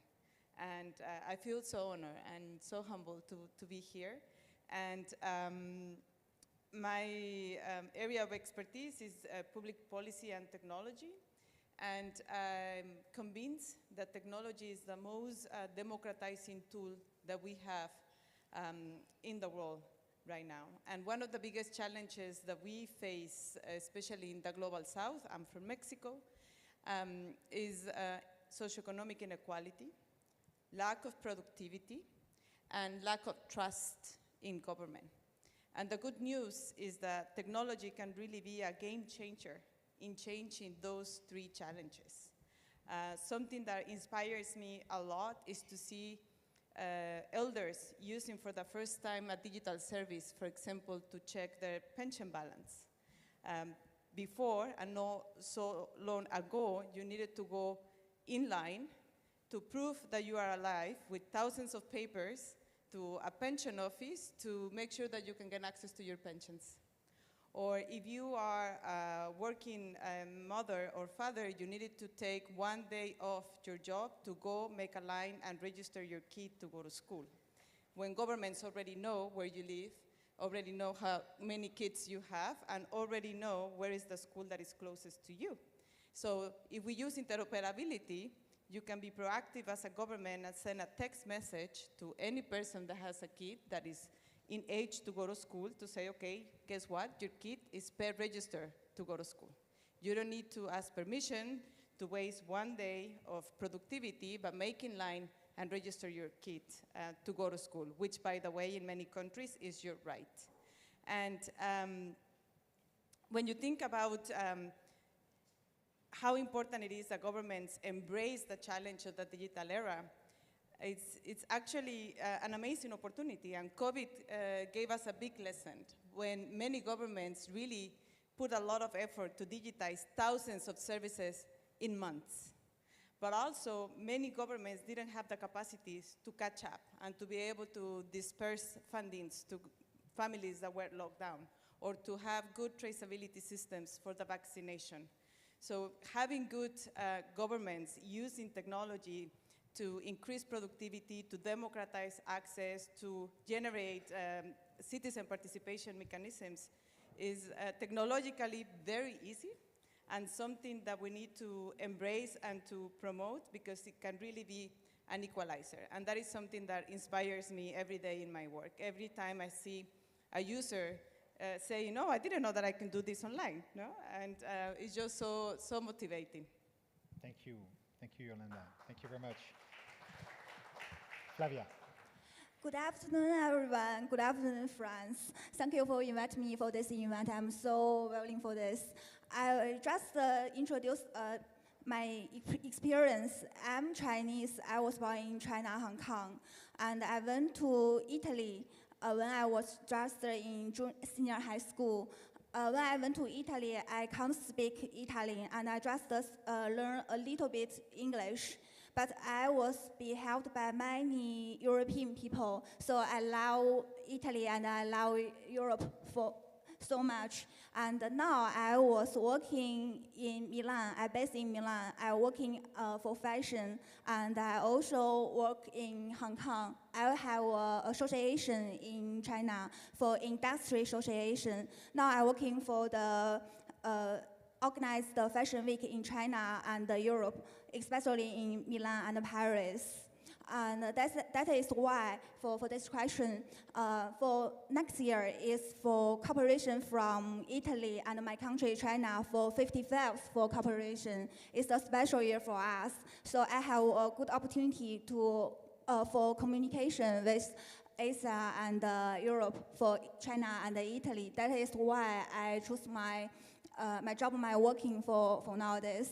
And China is a big market, and I'm very fortunately based in China, and there are many European, many businessmen, they are very interested in our country.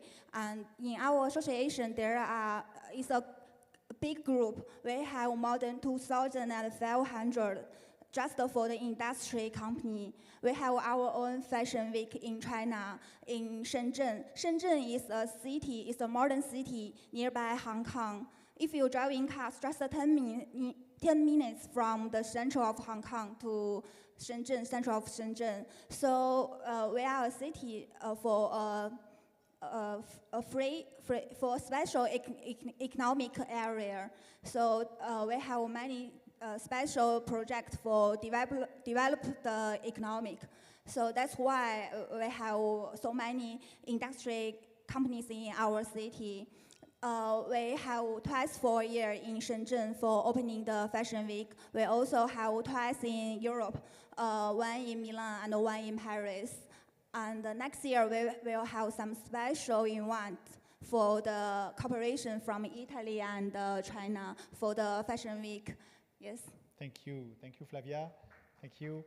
So if you are looking for participating in the Fashion Week in China and Hong Kong, you better exchange details with Lavia. You get a very nice entry position. Thank you.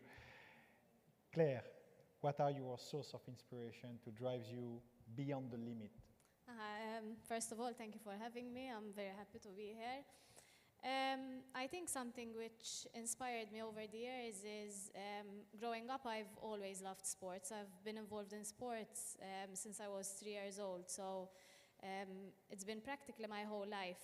And growing up and attending an only girls' school, I was always one of the few who actually loved sport and always looked forward to participating in sports activities. Not much of my classmates loved it as much as I did, and I always felt like I was the odd one out doing it. And as years went on, I started to realize how important sport is and how many values it can actually teach you and it can push you through life. And so my aim was to keep pursuing a career in sport in order to inspire younger girls and even more women to participate in sports. Thank you. Thank you, Claire. Thank you very much. Carla. Oof. I think life inspires me, but I believe that everything began when I was 4 years old. My dad was a vice president of a bank, and there was a big meeting of bankers, and they were watching this documentary of Mother Teresa. And I remember that after, when it finished, everybody's saying like, oh, this woman is amazing. I would have loved to do this. I would have loved to do that. And everybody was conversing and saying that no one wanted to be a banker. So what they wanted to be, and when you're 4 years old, you don't understand, what you wanted to be when you were a child. And in that moment, I remember I just clicked and I said, I will never compromise what I want to do, because I knew at that age that I wanted to be an actress, and that I knew that if I would have a little bit of power, I would like to do something for the world. So this was kind of like the moment that it switched on me, this desire to understand also the rest of the world, because I'm from Bolivia. It's a landlocked country, and we have a history where all our neighboring countries basically stole land from us, stole our seas, stole this, stole that. So there is this victimization within the country, the way we just live, and a reason why we don't do this or that. So when I decided to be an actress, everybody was going like, oh my God, why are you, there's no industry, where are you gonna go? You don't have family that are actors, who's gonna connect you? And then I used to be a tennis player, and I said, how is gonna be the best way for me to be an actress, get a scholarship? So I was in the national team, I played for a little bit professionals, and I got my scholarship. And it was right there where I saw the misconceptions of everything, because we just don't know the other side. We don't know the rest of the world. We don't understand that every single conflict that occurs within our homes, within our families, within our country, within our governments, and the world in general is only because we don't know the other side, and we're always fighting for our own side. So I said, okay, my inspiration is going to be, I'm going to build bridges of reconciliation, and I'm going to try my very best to be as successful as I can. Because, you can be famous in one country, in one continent, and you can be completely unknown in the rest of the world. It doesn't really matter, but your actions can impact and change, history sometimes. And I decided to just do that and to not feel afraid of that other side of the world which we don't know. Thank you. Thank you. Thank you, Carla. Thank you so much. Rebecca, about, like those obstacles and how you overcame them and how you are now building around you and doing so much, what would be your testimonials and recommendations for women listening to us on how to overcome obstacles to go and live your dream? Yeah. One thing, I think one of the advices I will give a woman is to prioritize themselves. It's so amazing how many women, they have time for their friends, for their lovers, their families, their children, but very little time for themselves. To learn how to say no to things. It's very important. It's great to take opportunities, but once you have in your mind your clear vision of where you want to be in your future, ask yourself a question: what do I want in my life? No about being a mother, no being a wife. What I want as a person to obtain. And everything that comes around, if someone invites you to a place, it doesn't fulfill the purpose of that vision, say no. Because we exhaust ourselves. We get so tired. We get tired with other people's business, not with our own business. So I think how to succeed in the middle of obstacles is to have energy, is to have power. Not to give your power away easily, first of all. Second of all, promote yourself as much as you can. Not only physically, but learn new skills every single day. Go to different places. Don't close doors. When someone says no to you, go there and ask again. No worries, be very polite. Prepare yourself as well. Be a person of interest, and surround yourself with people that they vouch for you.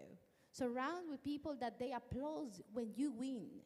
Not with people that they are after your contacts or after what you have, but people that they are genuinely for you.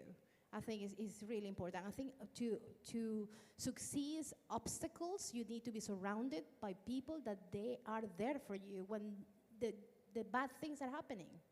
Yeah. Thank you. Thank you very much. And Thank you. Building on that, Thank you. because I totally agree that one of the biggest challenges, personally and professionally, is prioritization, with so many things to do. And also be surrounded by a good team, by a good group of friends, but also see challenges as a way to think through, again, whatever the plan was, that then you encounter a challenge and you need to sit down, revisit, and really question, why is this happening? And I think through my career, I also learned to choose your battles. And especially in the digital government field, where you have to be very technical driven, of course, but government is government, right? And in government you have politics and you have different agendas and different incentives of the people running government that you need to maneuver. And I will tell you the story about birth certificates in Mexico, which before 2012, they were still on paper. And you know, we are the 15th economy in the world, the 8th most visited country in the world, the second biggest economy in Latin America after Brazil, and still, to get your birth certificate, you needed to go physically to the civil registry. So where my office was reporting directly to the president's office, and of course, we had thousands of services already available online. It was not a big deal. And the challenge was, we need to make it a big deal. We need to make it a priority that an identity document that is so basic to access many other services needs to be the priority. And Mexico is a federation. That means that we need to reach agreements with 32 governors and 2,445 mayors that are independent on how they regulate the provision of government services. And from the end user, the person, they don't care about municipality, regional government, central government, they just want a birth certificate to access, by the way, health services, education services, work-related services. And it was a huge challenge to bring together 32 governors from 32, not 32, but different political parties into one vision, to say we need to agree on a digital standard that makes it very easy for any person, not only physically in Mexico, but anywhere in the world, to access the birth certificate from anywhere, from any device, just with access to the internet. And I think it has been one of the most challenges experience, because you need to have a very good technical sounded strategy, but it's not enough.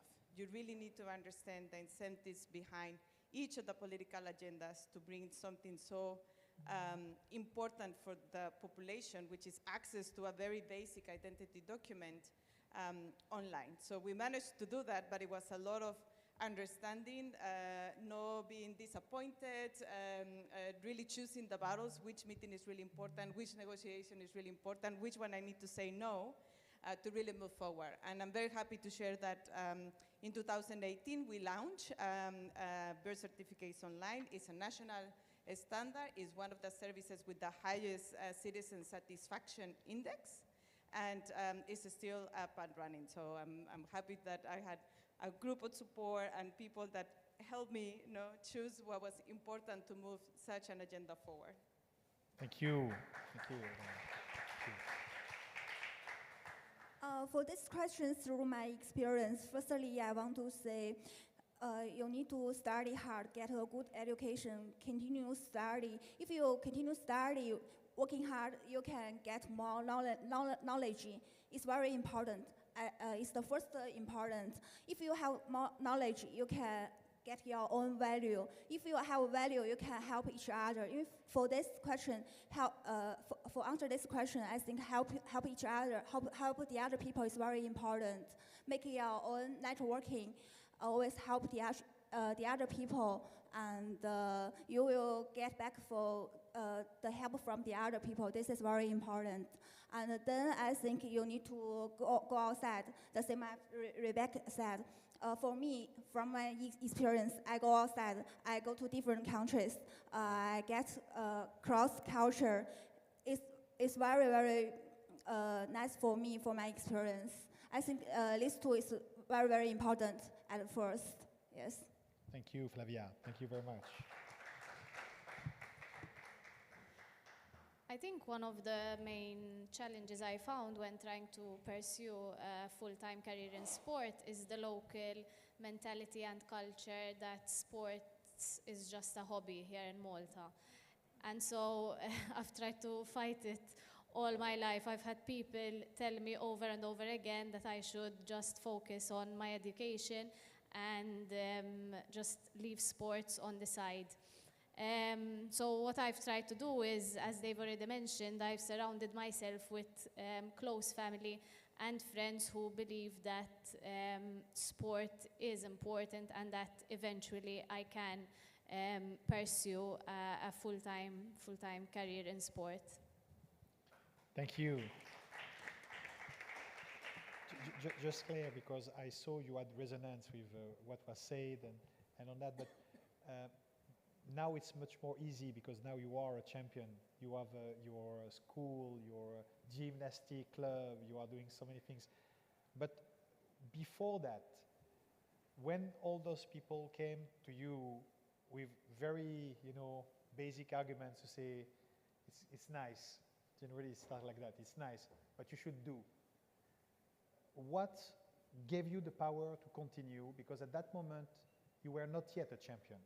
At that moment, you had your dreams. What was there? I've always set realistic goals for myself. So now that I've won a couple of events, and now that I do run my own gymnastics club, the goals are obviously, I'm setting higher and higher goals. But at a younger age, I've always tried to set realistic goals and made sure that I prioritize the important things in my life and keep working towards those goals, even though I've had people telling me that it wouldn't be possible, for example. But setting those realistic goals and achieving them year after year, or even if I didn't achieve them at times, I just, kept working until it actually happened for me. I think it's something which kept me going and eventually led me to where I am today. Thank you. Thank you for launching that. Carla.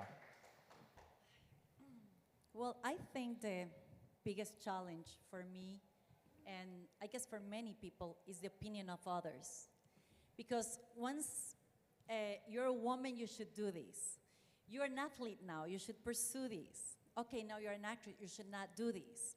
Okay, you're a model, you should not show this. So when you let others affect their opinion and their point of view on what you should do is when you have to really think about what is truly what you want to do.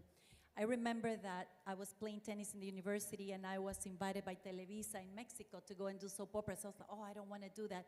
But I did go because I was in this show that was called, I was gonna turn 18, and I was invited for Baywatch. And I was gonna be the first Latin ever to be in this show, and it was the #1. I was watching it when I was a kid, and I think it was in its last season. And they invited me, and I was supposed to do these nude magazines. And I was like, I'm not even 18, I'm gonna turn like in 2 months 18, I can't do this.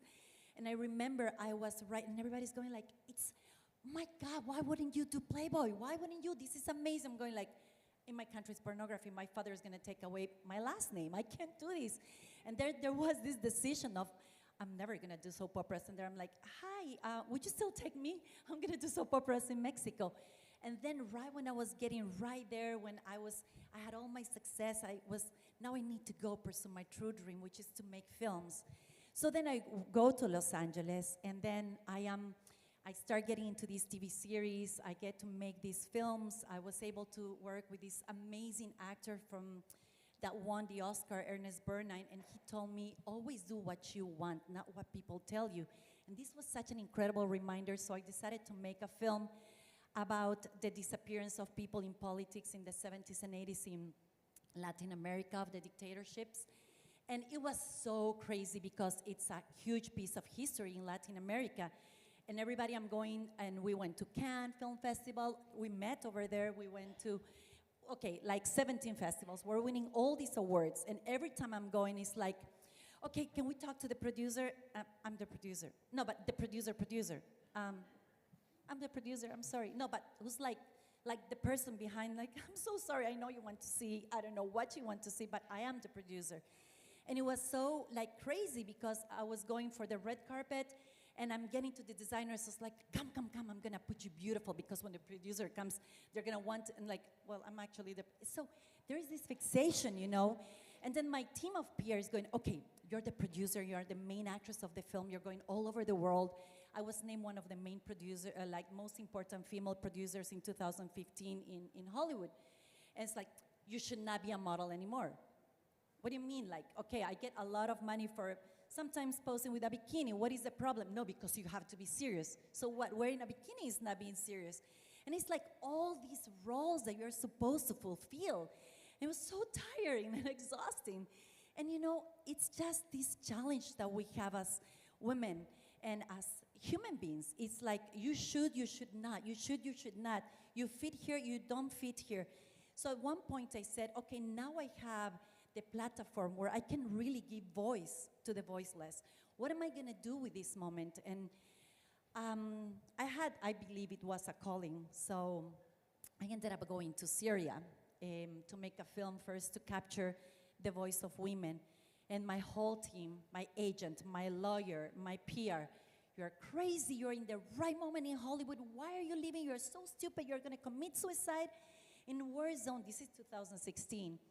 And I'm going, no, I just have to go, I have a calling. So everybody, okay, this is super bad. So once I was there, I had really, really horrible experiences, but I also felt like I was in hell in middle of angels. Because when you are right on the edge of life and death every single day, you learn to value so many things. We're so stressed about traffic. We're so stressed about your husband or your father or these little things of life. And then you realize that everyone that is in a war zone only is praying to wake up the next day to kiss their loved ones, to make sure that they're still alive, that your roof still has, that your home still has a roof. And you start valuing these beautiful things that we take for granted because we're pursuing our dreams or we have an objective, and sometimes we leave everything behind. You leave your family, you leave so many other things. And while I was, you know, having to even walk on top of hundreds of bodies of lifeless children, and I had to like hold the hands of mothers who were childless now and would never put their baby to sleep, and I had to be strong to capture their stories. And even though I was also hurt, but no one in the world should be able to smell what it is, the smell of burned human bodies. And then you leave this, and then you go like, why is this happening?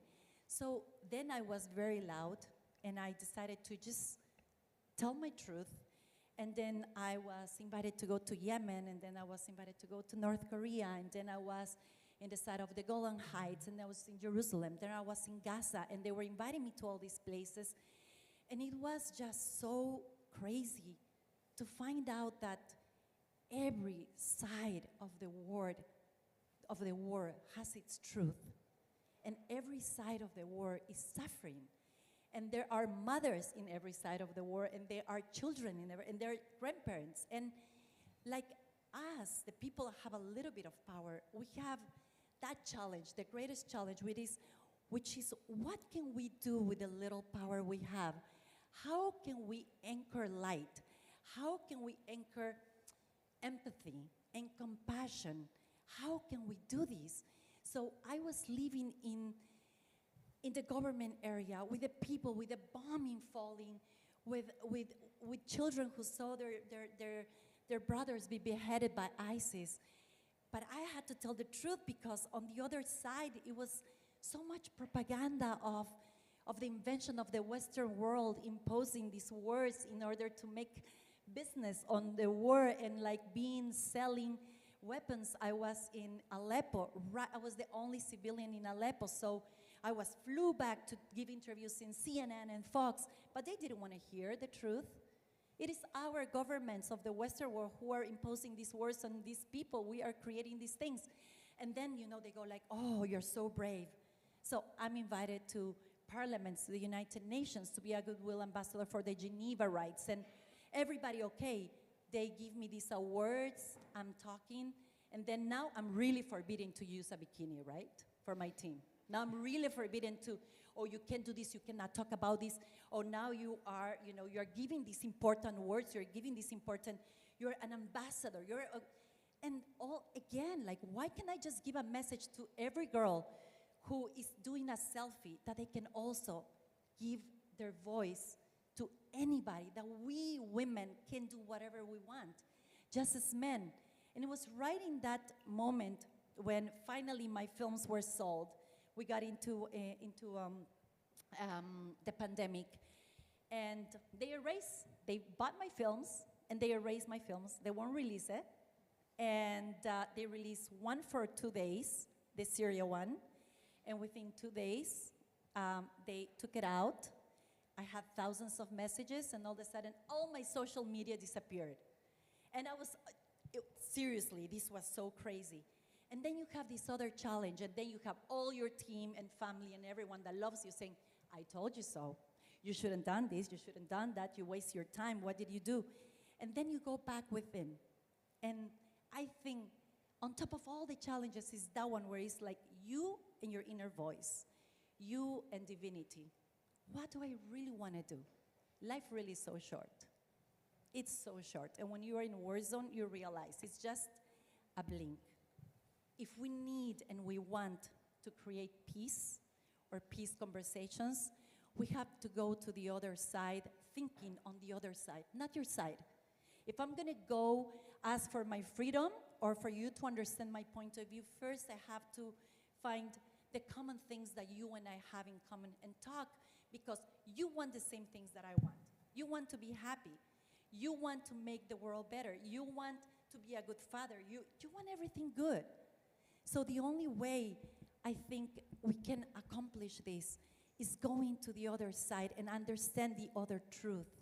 And when you understand the other truth and the necessities of the other side, your empathy is going to be born immediately. And at the same time, you are going to be that source of communication. You are going to be that link that can actually create peace.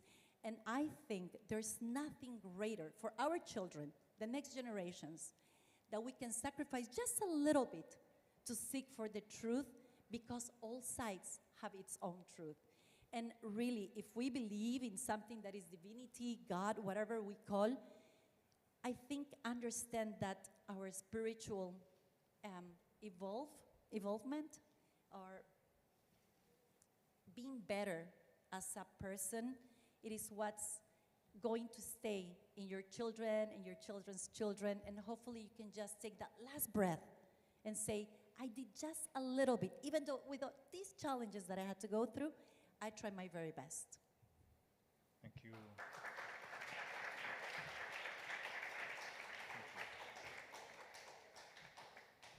We are all here, you know, like SIGEF is, and all what we do is to bring hope in people's heart, and any place in the world where, you know, like the wrong has bring people to fight each other is a mistake and is a big failure. We can make the change. We can make people love and learn from each other. So thank you for what you did. I know, you know, it was tough, but thank you. Let's continue, and let's have as well a short element of what is your current endeavor now on how we could improve the governance to involve more women at local, national, or global level. What will be, in your view, Rebecca, the things we could, you know, like put forward or highlight or initiate that will end up with more women leaders, change makers in key positions in governments, in governance, and in government? In 2018, I started an association that is called the Parliamentary Association for Arts, but mainly was a need for the parliament. I'm talking about the parliament in the UK. I'm not talking about government or politics in other countries. I'm not versed in other countries, but in the UK, yes. I understood that 47% of the young people vote because nobody likes politics. And it's understandable. Politics have sometimes not say. Politics are corruption, politics are destruction, and politics is an authority over authority. However, if our children or our young generation doesn't get involved with it, there is not going to be change. So I created this society together with the parliament to bring young people to become involved with decision making. When the pandemic hit in the UK, the first people that they were affected was the artists. Actors, actresses, painters, all that, they didn't have government funding. Why is that? Because there is a lack of people in the arts interested in politics. So they don't have voice inside the House of Lords, the House of Parliament.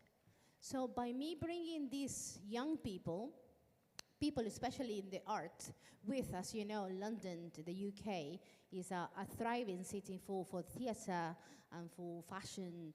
So there is billions made an hour just of this industry in London alone, and they are not involved in politics. So I created this so they can be more involved with the politics. And it's a thing that is not a wish, it's a thing that is happening right now. We have been able to bring thousands of people at the moment, and I'm registering models, that they have been models in the past. Now they are learning how to become a members of parliament. And it's something that currently is happening. I think we have a social responsibility to include our children, and our vocabulary is very important. Whatever you say in your house about politics, they're going to be discouraged not to get into politics.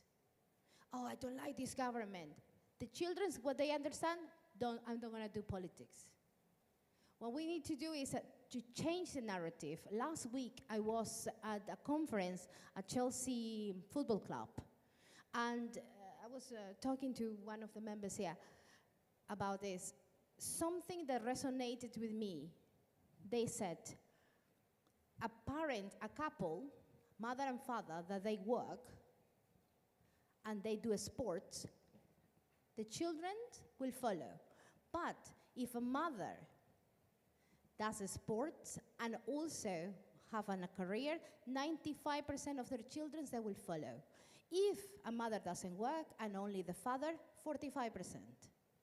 You understand a woman, how much a woman have into shaping the world? Because your children and your children's children will see that you are a hardworking person and they will follow that. They will see your father working, but maybe they don't follow that. But if a mother do sports, they will follow that. If a mother do politics, if a mother have a company, if a mother goes to work, at least it's part-time, like the lady was saying in Holland, at least if you do that, your children will do it. That's why what is important to have more women into big positions at the table, doing decisions, making decisions, teaching our young generation. I'm not a mother.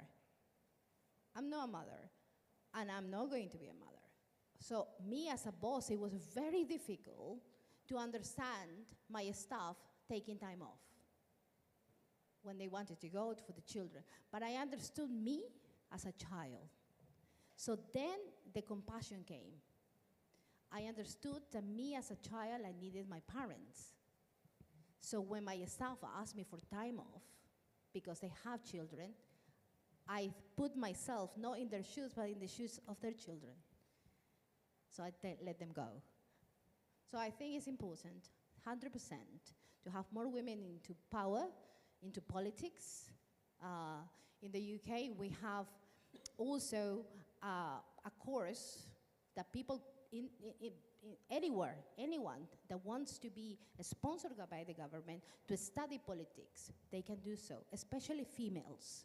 And this is a revolutionary thing that, because it's very expensive to become a politician 100%, like full-time, the government is sponsoring many, many people right now in the UK to become members of parliament, especially females.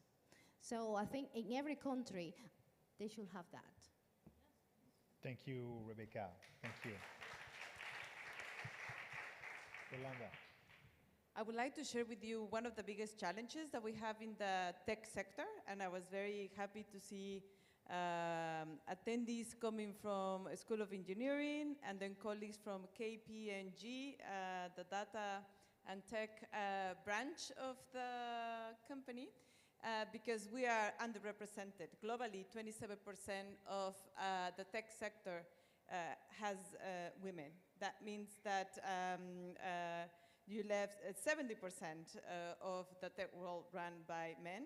And what is relevant is diversity and multidisciplinary teams working in development of AI or digitization of government services. The more balance you have, the more innovation you bring to any organization. So of course, yes, it's about parity, but it's also about multidisciplinary views.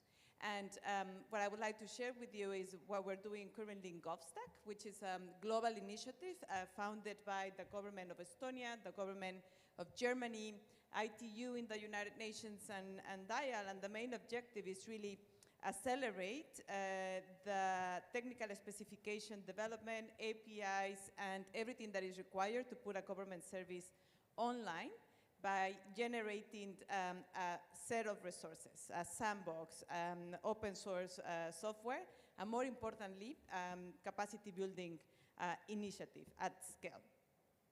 And one of the initiatives that we ran last year, having into account how do we build capacity in women working in government, we launched a global GovTech challenge. And it was impressive, the interest that we got. 240 applicants had the program. We selected 139, representing 59 different countries. And this was a global program. So during 8 weeks, we put these women in teams with a senior mentor from the GovTech ecosystem. And it was amazing to see the beauty of having 14 functional prototypes developed during the course of the 8 weeks. But more importantly, complementary to the technical skills was the global community that embraced from that challenge. We had in WISIS, where we met a few years ago, 3 best projects being showcased. And it's unbelievable how you can put strategies in place to create a pipeline of women interested in the GovTech ecosystem, and also how you can bring a global network of practitioners that can support each other as they go up in their careers, hopefully to be women CIOs in countries. And just to give you a statistic, UNDESA makes a survey every 2 years about the development of electronic government in 193 countries. 2022 statistics showcase that only 11% of global CIOs are women. So we need to create a pipeline of women in tech that are motivated to become CIOs or ministries of ICTs, and these type of global initiatives are very important. We launched this year the GovStack Architects training program, and that the application is open. I hope to see many of the colleagues here participate. Deadline to apply is July 31st, and the objective is to create a global community of practitioners from the public sector, but also from the startup ecosystem, in becoming knowledgeable about all the GovStack resources that we have put in place. So a very concrete call to action to you is, if you know people in government working on digital transformation projects, if you know people in the GovTech ecosystem, tell them to apply. It's a bunch of resources that they are available. Me being a former CIO, you are grateful when you found all these initiatives in place that can really help you make sure that the technical component of your job is being taken care of. So that frees you time to do the political negotiations that you need to do as well as part of that job. Thank you, Yolanda. Thank you. And Yolanda, please make sure to send us the link, so we will share it, through our channels with SIGEF Women Summit. Please, Flavia. When I was studying in Italy, always have many connect with the government, and the Italian students, we know something about the government. But for Chinese students, until they graduate from the university, they have they don't have any connect with the government. And if you want to be a staff or working in government, you maybe study history is better. But if you study history in China, it's very, very difficult to find a good job. But there are, don't have many opportunities. It's just less opportunities to get a job in the government. So I think that is why it's different from two countries. So maybe in China there are the young people, they don't choose to thinking about maybe they can do something for this. I think it is. And as I said, I'm now working for the international communication, help two countries for communication, for the culture, for the fashion. And when I beginning my work, I opening my personal profile on Chinese social media. That is, I want to influence more Chinese girls and more young people in China. They want to do something for the communication. If they don't have opportunity to work in the government, they don't have opportunity to join something in government, but they can also do something for communication for the from country to countries. Yes, I think that is the problem, a little problem from nowadays. Yes. Thank you, Flavia. Thank you very much for doing what you do for Chinese citizens. Yes. Thank you. Yes, Claire. I think it comes down to encouraging women, investing in women, and supporting their vision. So last year in Malta, the Games of the Small States were held, and a huge investment was made by the government on all levels within the sport, starting from athletes to their coaches, facilities, even within administration. And it showed because Malta ended up on top in these games, and the results achieved were brilliant after this investment. There was also a record of more females winning medals in different sports rather than just males. And so I think it was obvious that the investment made encouraged more females to participate, And the results also keep encouraging more females and women within sports to pursue a career. Thank you, Claire. Thank you so much. Carla. Okay, well, for me right now, I'm getting back my films in November. So I'm gonna decide where I'm gonna put it and showcase and finish this whole project that I have. So that's very exciting for me. In this moment, for instance, I am being fly to different places in order to give advice to the different parliaments and also cabinets of some prime ministers, because I've been in war zone. And the first thing that I ask is to first have the meeting with the females and women in order to capture first that thing that we were talking about, empathy and compassion.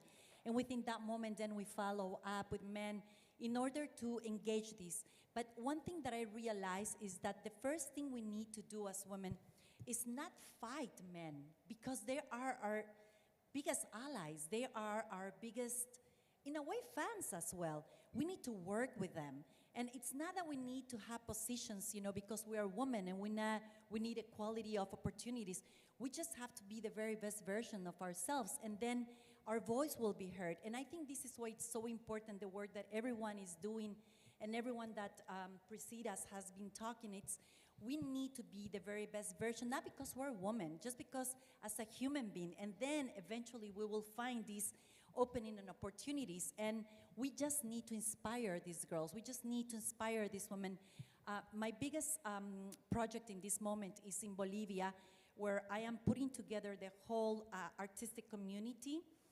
What we were talking about, you guys were saying about the artists that they don't have enough space. But if we can go back to what the indigenous people of our countries, all of our countries, were focused on taking care of the earth, on getting back the tradition on the clothing, then go within fashion, go within arts, and we can really gather these, the talent of women to live and leave a heritage with the children and the children's children. Then not only we will make survive the history of our old generations in our countries, but at the same time we will be able to communicate to the world that we have so much more things in common, because globalization has, yes, made us seem this huge world, but at the same time has put us apart, because it's so huge that sometimes we seem like we're not interested on the other. So right now I'm really focused on going right now from my country to the rest of the world, and I'm organizing this festival, which now we're invited to Shanghai to the Fashion World exhibition in Argentina, and now we're also gonna be in different parts in Africa. So I think we start sometimes from little or from big, and we just need to really pursue this network. Once we meet each other, we just have to follow up on the projects that we all have, because we understand just the journey. We not only understand the journey, but we have to be part also of the success of each other. And I think that when we start relating and understanding that together we are stronger, then is when we're really going to change the world. Thank you.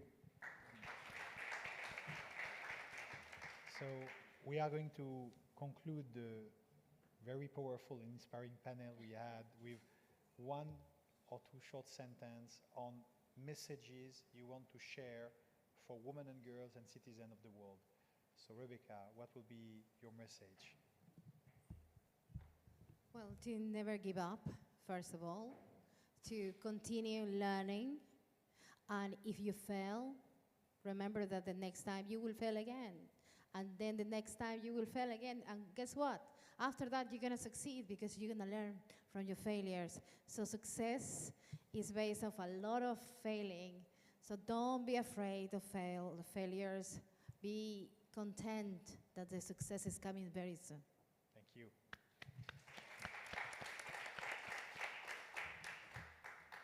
And I would like to add to that partnerships and teamwork. The more we partner and the more we work as a team, the easier it is to overcome any failure and any challenge. So people around the world look for partnerships, play in teams and really create a network that can support you in pursuing anything that you wish to pursue. Thank you. Thank you, Yolanda. Flavia. I want to share with the girls, don't afraid fair and just working hard, practice more and more. I always speak wrong sentences, but I always practice. Practice, you can, until someday you can be successful and you can grow up more quickly. And believe yourself and choose what you are really like. If you are really like, you can continue and working hard and always help each other. You can get more happiness when you help each other. Yes. Thank you. Thank you, Flavia. Claire. A year ago, I lost a very close friend of mine to cancer, and one of his dreams was always to graduate. And so after a 5-year-long battle during his last year, he kept pushing and he was very resilient, and he actually managed to graduate a month before he passed away. And so something he has always taught me is to be resilient. And so my message would be to always be resilient against all odds and to keep pushing, because as long as you keep showing up, that's all that matters. Thank you, Claire. Thank you. Carla. Well, I always repeat this, that love is the solution to everything. But how can we love what we don't know? We need to dare to cross to the side where it scares us, where we don't like, that side that we hate and we don't agree with. And for sure, there's the place where we're going to find peace. Thank you, Carla. Thank you so much. Please, thank you very much. This concludes this panel. Please, speakers, you can stand up for the picture. Thank you very much. Thank you. Thank you.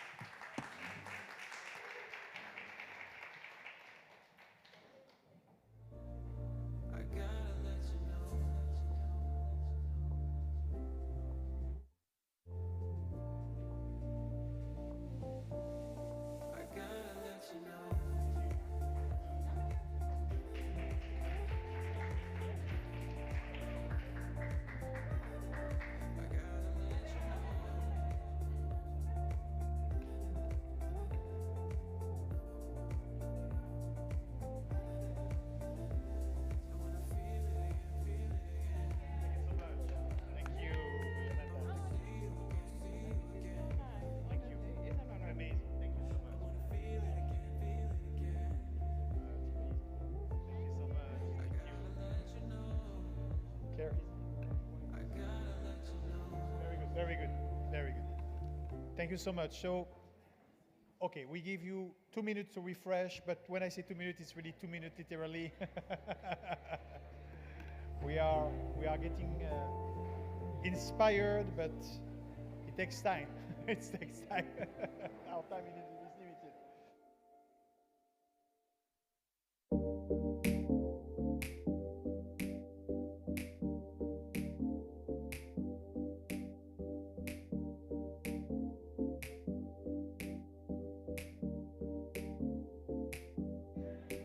We're going to start in really literally 2 minutes. I'm asking the speakers, yes, to be ready.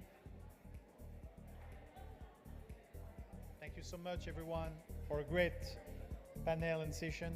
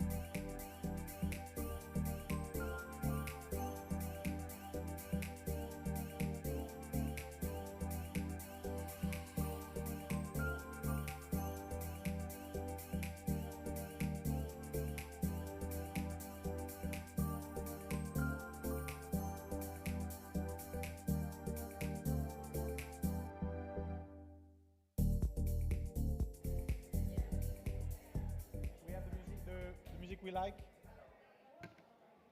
Let's go for it. Everyone, we're going to start imminently the session. Okay, so very good.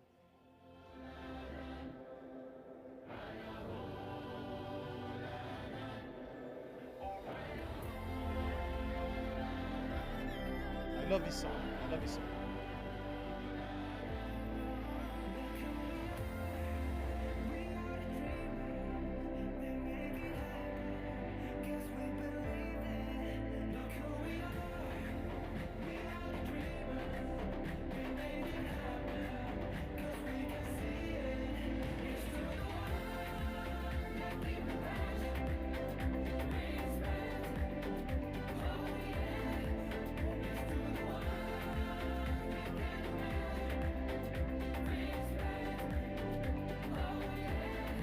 Very good. So we're going to have now the second panel of the third plenary session, which is dealing with women in governance, and enable me to call on stage a woman that is inspiring in many countries through her art, through her creativity, through her commitment for public diplomacy.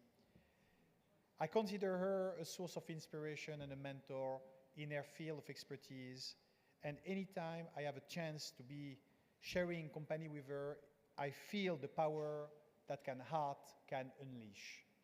I call on stage the ambassador of UNESCO, Edva Serre.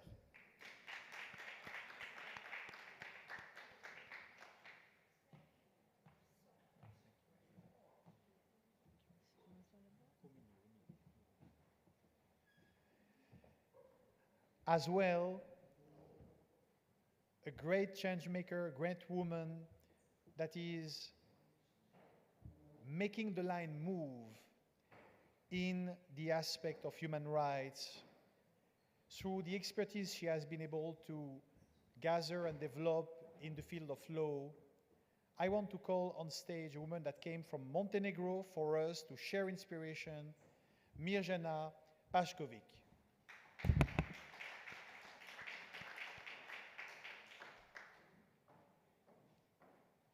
Thank you, Mirjana. Thank you very much.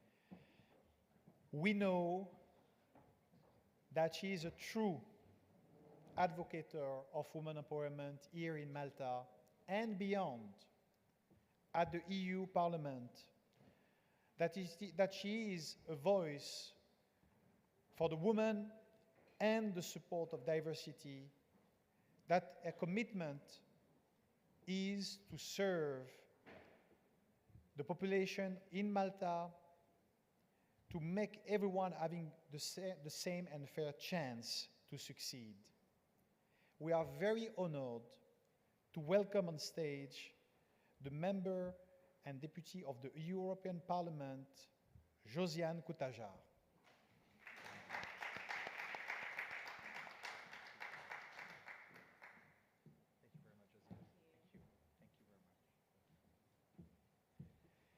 We are as well extending the regrets and the thanks for Her Excellency, the Ambassador and High Commissioner of Ghana, Barbara Benissa, who unfortunately, because of her unexpected lethal surgery, is not able to join us today, but she is a true supporter of women empowerment in Ghana, in Malta, here in Europe and in Africa, and we look forward having her with us very soon for building new impactful measures and projects in Ghana and in Africa. So just a round of applause for Her Excellency Ambassador that is watching us, Barbara, and we love you and we send you our best light for full recovery. So let's get started with the three of you. You are in your respective field, source of excellence, and we want to better understand how can we see the lines of positive governance moving. But first of all, a quick word about what is your source of inspiration. So, Josiane. My source of inspiration is people, the connections I have on a daily basis, but also people and role models I've met all over these years. Sometimes in politics, they ask me, who is your role model? Who's your political role model? I do have role models in politics, obviously, as we all do in our respective lines of work. But my role models are not necessarily politicians. My role models are, and I mentioned, for example, one person here, a woman who used to take me by the hand and help me go up the spiral stairs of our church and pushed me to sing with the choir, even though I don't have a good singing skills, I must say. But she wanted to empower me in that way. Another female teacher, they've all passed away, unfortunately, but I still remember their memories, who used to live in my street. And given that I come from a family where no one studied beyond secondary education apart from myself, she used to help me with my homework. She is my role model. My mother is a role model. My mother was taken out of school at a very young age because she was the eldest of the females in a family of 10, to help her parents with cooking in the fields and other household chores. But despite her not knowing how to read and write well, despite her having dropped out of school at a very young age to help with the family because she was the eldest out of the females, she has helped me to continue my journey. She supported me to study, to become a lawyer, and eventually to become a local councillor in my village and become the first Godston and youngest member elected so far from Malta into the European Parliament. Those are my real role models. Those are my source of inspiration. And people inspire me every day. As I was listening to the previous panel, you all inspired me in your own way. And thank you for sharing, because we can all inspire each other. And this is a very important aspect that we should continue doing. Thank you, Jonathan, and to SIGEF also for this organization. Thank you so much. Thank you. Thank you. My dear Edva. So, first of all, I want to thank you. It's really a pleasure to be here again. I was here last year, and I love this conference, and I love all these wonderful, inspiring women, to exchange with them, to learn so much, because we have to learn every day. This is something which is important for us. So first of all, if you ask me what is my source of inspiration, so I can tell you it's my origin, it's my family, it's the story of my family, which was really an important story, it's important background for me. And I built all my life since this past. I built the present. I was inspired also, as I'm an artist, as you know, all the time an artist.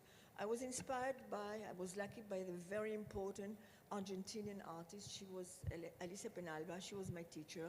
So it was a very big luck for me to work and to be with her.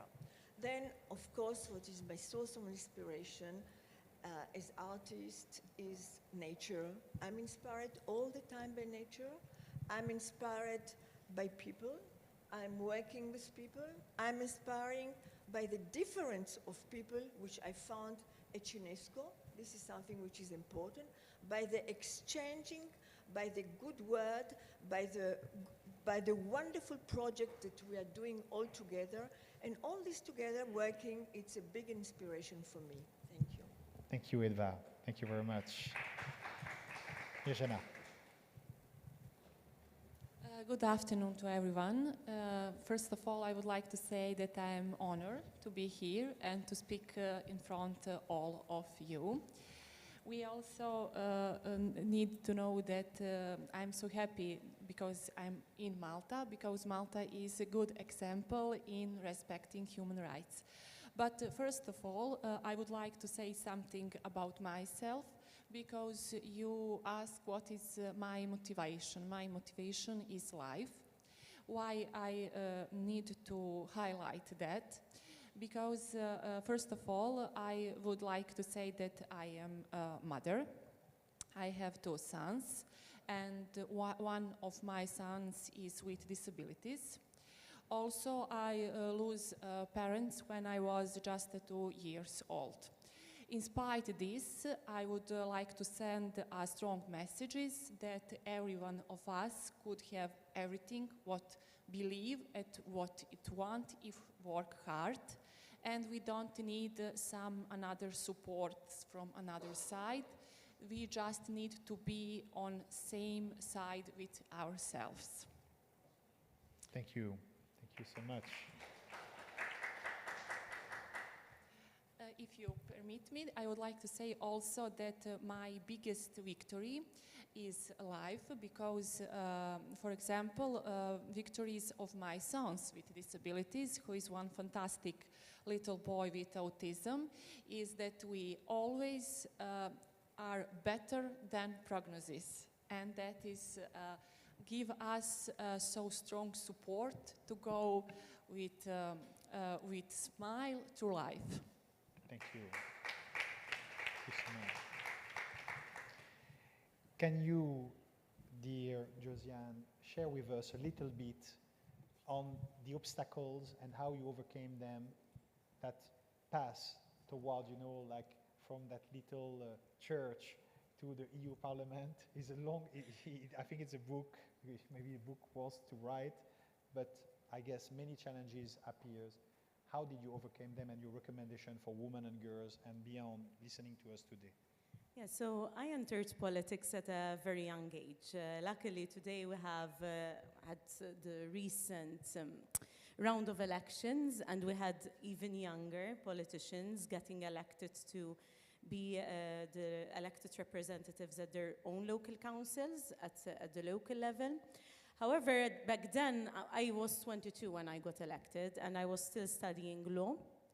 And apart from that, I was the youngest female ever elected so far as a local councillor in a village. Back then, I remember people telling me, but politics is corrupt, but you shouldn't get involved with it, or you are so young. I was young, but I was also much determined. I kept close contact with the people. I knocked on every door in my village, since we have very small constituencies in our village, and you can literally meet people one-on-one. That's why I really believe in the power of connection, of physical connection, of speaking to each other face-to-face. That's why these events are very much important. Eventually, whilst I was working and already in politics, I did a master's in EU law, and my friends used to tell me, but you are crazy. You already don't have time for yourself, and you're doing a master's now? How can you handle that? And I managed this master's against all odds. It's true, I had to sacrifice a lot, but I did manage. Eventually, I was asked to contest the MEP elections as a member of the European Parliament 5 years ago in 2019. And again, I had people being skeptical and telling me, but we never had a Godzitten elected into the European Parliament. It is very difficult for you to break the ceiling. And again, I did manage to overcome this. And I carried this as a message of empowerment. And I wanted to share that this time round, everyone was expecting me to recontest the MEP elections, which have just happened. But I decided, because of a lot of reasons, that I should not go for it.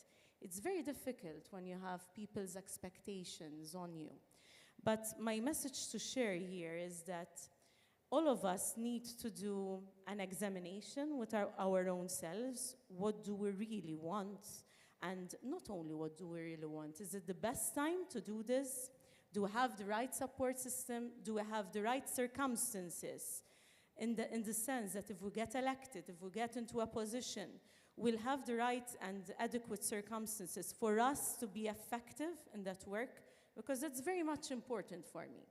You either go into it in the sense that you'll know that you'll have the circumstances to be effective, or else, I believe, there are a lot of things to do in life, and you should look at other aspects. That's the difference when we meet someone who's doing their job well, who has the right circumstances to be in that work, vis-a-vis someone who might be in that work out of force or because of people's expectations or because of other circumstances. So yes, I did have some stumbling blocks along the way, but first of all, it's us who do the barriers sometimes for ourselves.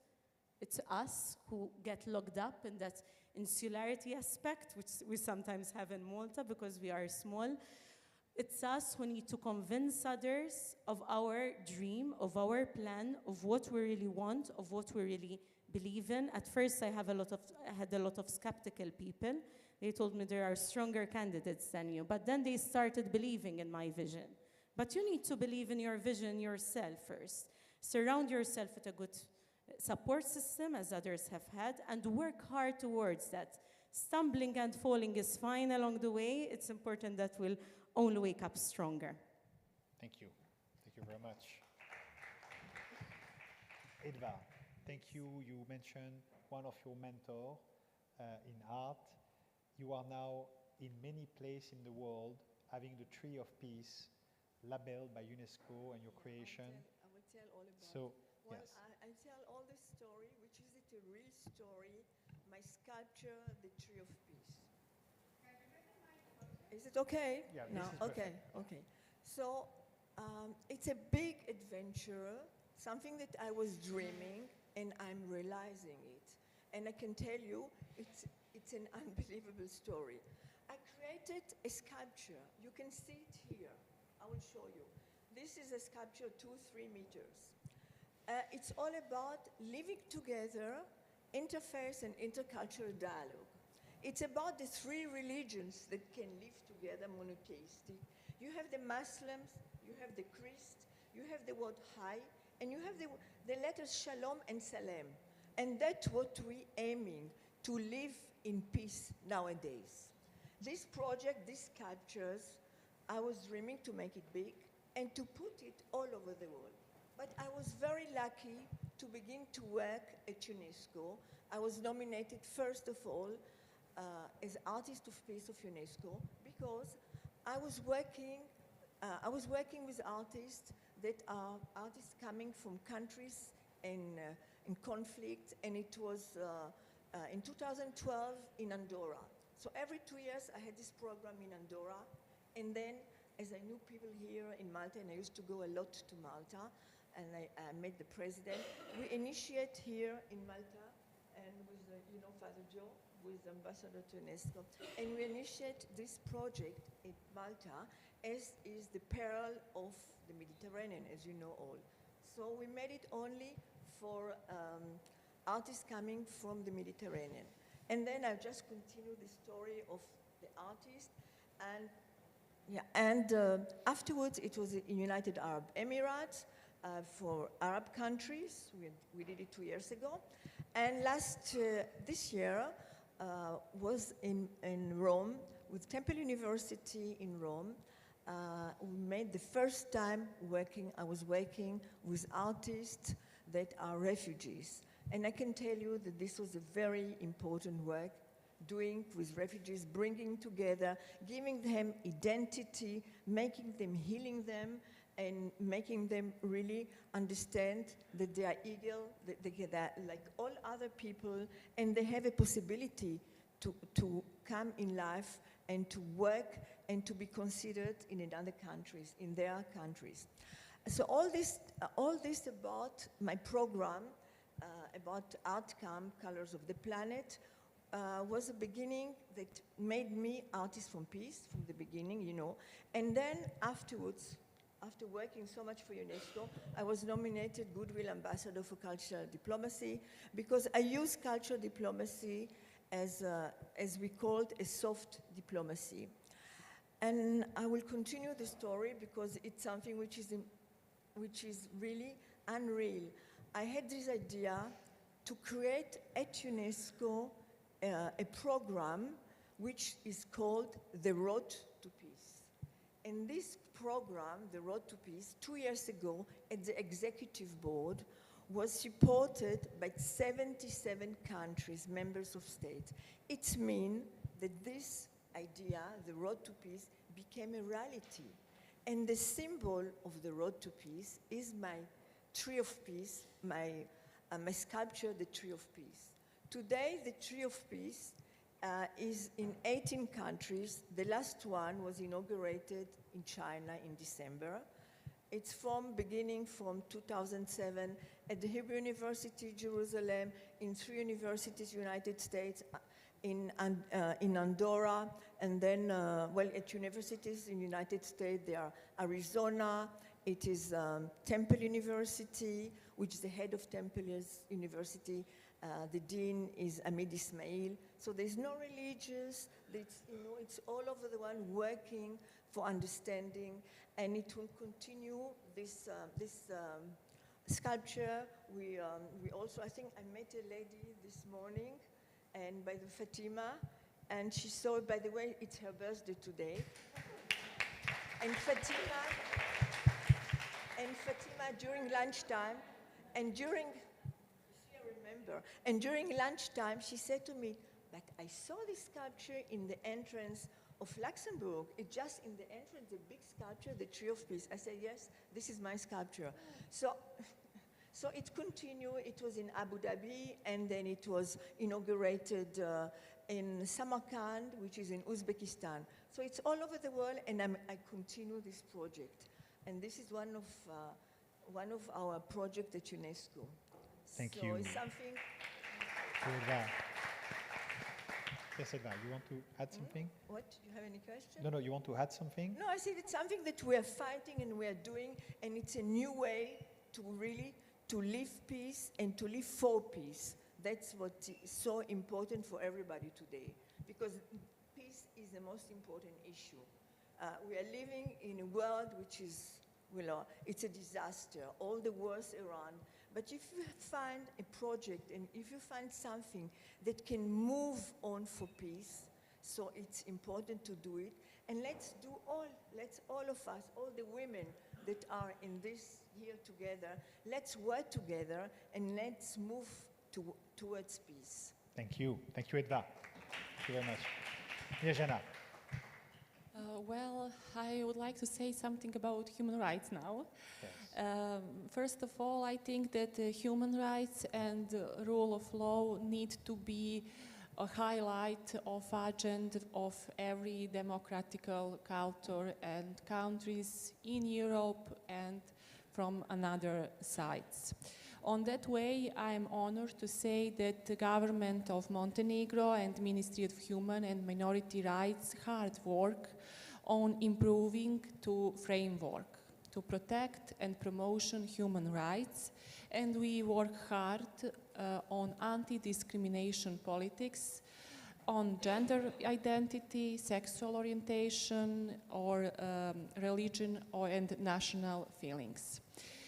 In spite of this, I also would like to share with all of us that Montenegro is member of NATO, member of United Nations, and member of Council of Europe.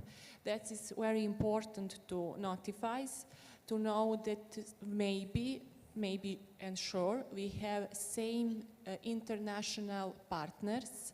So it's a good way to do some project together and to meet somewhere else in another country in this so nice team. So I think that international partners like United Nations and Council of Europe can be good part to collaboration and to make our human rights on high level. Thank you, Mirjana. Thank you for moving forward the human rights in Montenegro and in the region. And just maybe in 1 minute, if you could just share keywords for you that can support to move the governance at local, national, or international level for bringing more women. What are the keywords for you, Edva, for instance? For me? Yeah, for the keywords, yes. The keywords for me, the most important thing, live your passion. Live your passion with a positive energy. wake up in the morning and be positive and continue on. And if you have an idea, you have something to move on and not to fail. And if, as somebody said before, you fail, you just stand up and you continue. And you have to win everything. We are all women, we are winning. And if we are working together, I can assure you that the women can bring a better world. Because we know to negotiate. You know, we have more diplomat, I'm sorry, but we are more diplomat. And you know, we know how to do things and how to move on. So live your patient, be courageous, and continue on and don't stop. Thank you. Thank you, Edla. Josiane. I'll try not to repeat, but definitely it's important that we all challenge the barriers that others try to put on us, or that cultures or stereotypes try to impose on us.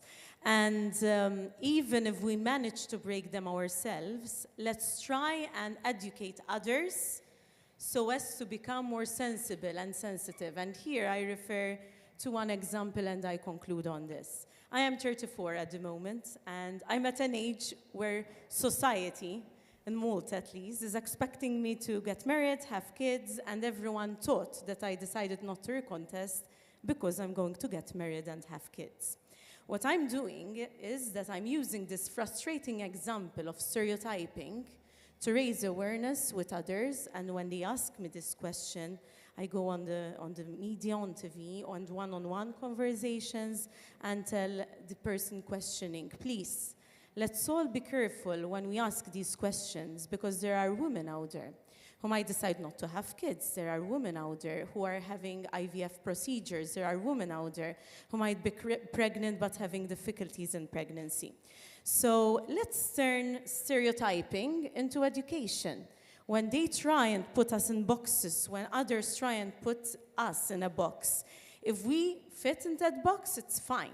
But we're all individuals. We all have our own characteristics, and we should all thrive beyond the boxes that societies would like to put on us. And let's use these frustrating moments that are still present with us despite all the empowerment and despite all equality legislation, to try and educate others and to try and empower others. And yes, I carry with me my experience as a message of empowerment to others, and I definitely will carry the experiences I heard today as a message of empowerment to others. Let's keep empowering each other. Thank you. Thank you. Yes, Anna. Well, I would like to please everyone that we need to be intolerance on injustice. Why? Because from injustice came to discrimination, from discrimination to hateful crime. The toleration on injustice is zero.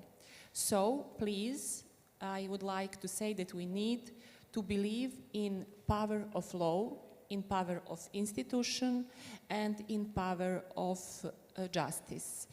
That is the only true way to protect ourselves. So one more time, I would like to say that you need to believe in law, and sometimes when law isn't so good, we are here to change it, and we can to do this. Thank you. Thank you very much. This concludes the second panel. Thank you very much. You can stand for the picture. Thank you so much. Let's have the picture, please. It's okay.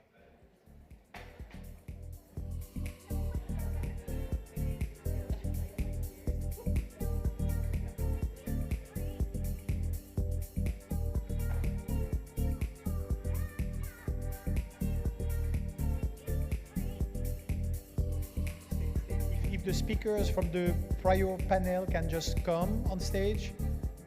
Sorry. Can the speakers from the prior panel come on stage? No.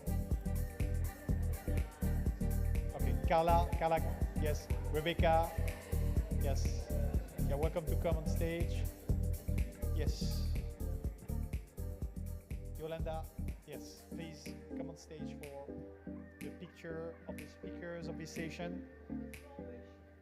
They are coming.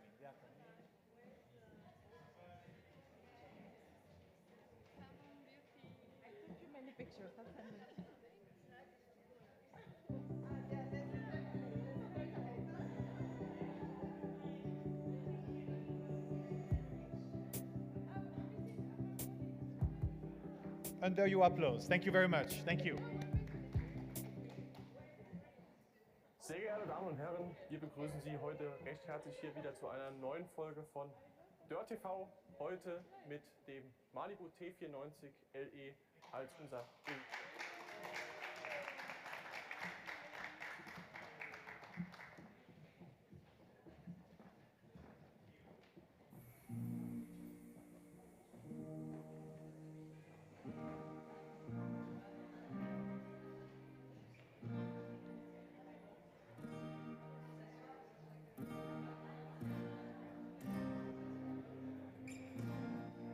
The next one. So we're gonna in 1 minute. You want to, Christina? Are we ready? We're gonna start the last plenary session.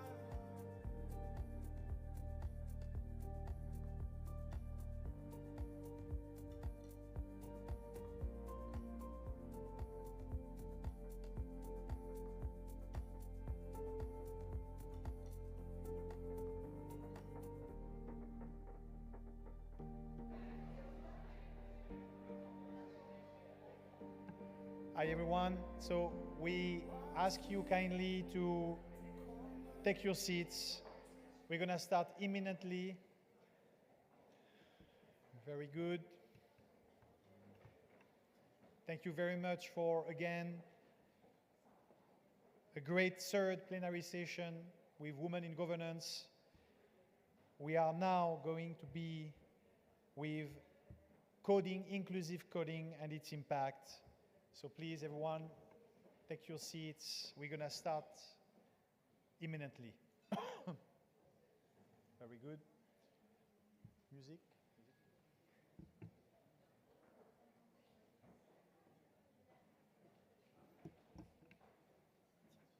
Voilà. Tu veux te mettre où?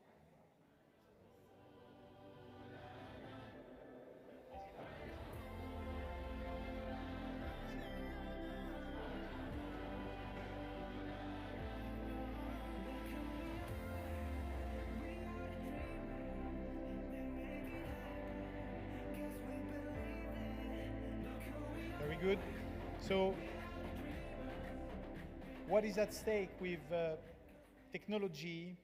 It's nowadays when we are looking at AI and all what is involving, and when we are looking at how coding is taking a major part in our life and how it influences our daily lives, we understand that the way we are drafting and crafting the foundations of the applications, the language used in the different data, servers, website, applications, in everything that is about, like what we call modernity and connectivity, technology is about language.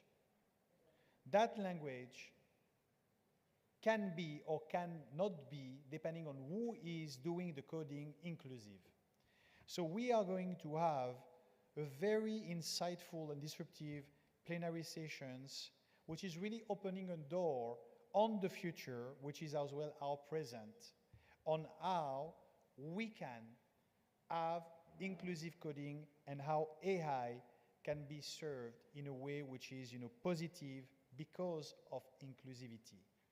So I would like to call on stage our dear friend and mentor, Christina Lungi. Christina Lungi, please. Thank you, Christina. Thank you very much. We are very happy to have with us, flying over from the beautiful old legacy of Carthage, from Tunisia, Omar Triki, from the Fondation Tunisie pour le Développement.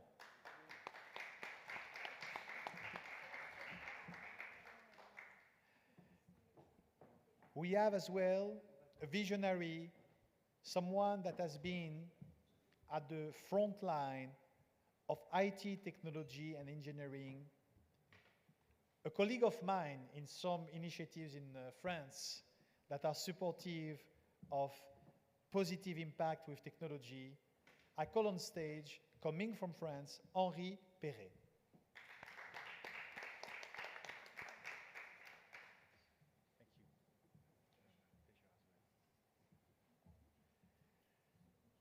We have as well with us the pleasure to receive a testimonial from a woman that is supportive of this positive impact in a major institution which is one of the oldest as well in Europe, which is the Banque de France.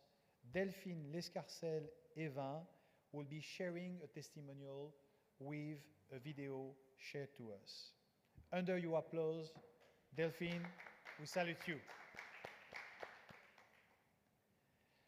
We have as well the pleasure to be joined by a woman that is, as well at the forefront on how real estate and digitalization can be opening new doors, new avenues of collaboration and impact. We are greatly appreciated to be joined by Caroline Dennis.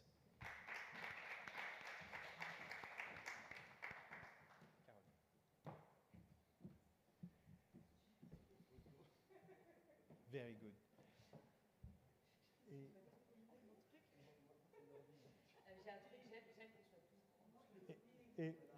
Exactly.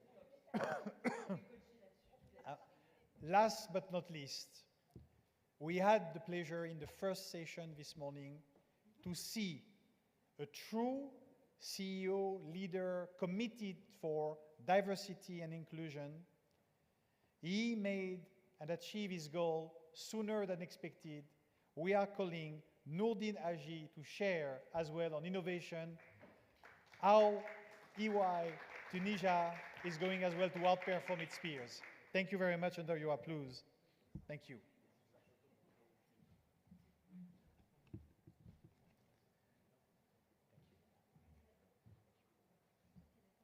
And now the floor is all yours.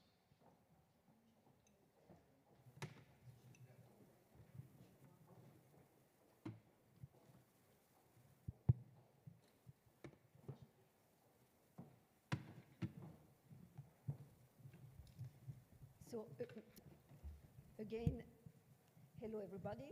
Thank you so much to be there.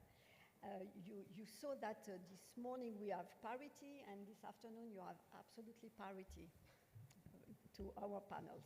So, as this morning I will give you just some element of context to understand well, and after the panelists will give you the example, the concrete example as we did this morning. So, talking about inclusive AI, please don't put this. It's a work in progress. Voila. Okay, thank you. Talking about inclusive AI is not about using specialist jargon. Rather, it is about asking a philosophical, geostrategic, and humanistic question. Will the world defined by AI be better or worse? This is a question we need to answer this afternoon, and this is a challenge we must take on before it's too late, because AI is an incredibly fast. This issue also fits into an historical dimension. AI is changing the course of history, and it is doing so right now. Today, in my opinion, we have reached a crossroad that, for the first time in human history, raises the question of our finitude in a very conscious manner. We live in a century that brings together three issues that are in complete symbiosis with each other and are interdependent. The first is the climate change. Climate change is a very, very crucial issue, which puts humanity in urgent needs of finding solutions, if they exist, to stop the looming catastrophe. A second issue is a major societal issue posed by feminist movement that emerged with the industrial era, followed by all the major causes known as diversity, anti-racist movement, physical appearance, disability, LGBT+, etc. These movements have brought a new moral order to our societies by demanding, alongside gender equality, a fairer, more equitable world where everyone has a place in all their facets, in all their diversities, in an inclusive dimension. The primary issue concerns the two poles of humanity, because at birth, we are all either girls or boys, all different, from different ethnic background, with different health condition, etc., but boys or girls. And if there is no universal law on the planet, in this, the law of inequality between women and men exists. We are well aware of the mechanisms of these inequalities, yet we struggle to eliminate them. Overall, without any value judgment, because it is a proven fact, we live in a world dominated by men. Our societies, our system of organization, power, and governance have been structured as such. Thus, literature, arts, theory, history have been the work of men, even if in recent years we have discovered many female artists, writers, philosophers, scientists, hidden in the archive of oblivious, and that are slowly exhumating. And third issue, a very, very important one, is artificial intelligence. It is an issue that becomes stronger every day. People discovered AI during COVID, when we were locked down at home and where our only link with the outside was AI. We worked with AI, we eat with AI, we had entertainment with AI. AI was everywhere in our lives. And we discovered a society organized around algorithms. The post-COVID period made everyone realize that AI had entered in our lives irreversibly and that its use was accelerating. And the use was accelerating. The acceleration of AI can be frightening, but for me and for Arborus, we are instead convinced that AI represents an historic opportunity to change the statu quo and become a vector of equality we seek, but have yet to achieve. Indeed, AI appears as a unique means to foster a shared and common vision between women and men, and to revisit all our values frameworks with the coding of our behaviors, habits, feelings, to create a new set of values that will reshape system of organization and governance. This is not wishful thinking, but it is the only way to steer the world toward more egalitarian and therefore more democratic system. At Arborus, we are convinced that equality is the pillar of the new world that is emerging, and this is a civilizational challenge. But inclusive AI is a very difficult concept to understand. And thank you to SIGEF to give us the opportunity to explain it. So, we are still trying to define inclusion by its opposite.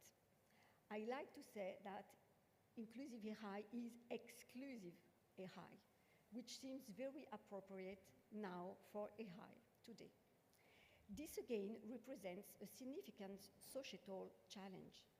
Indeed, the notion of inclusion and the definition states mainly concern humans.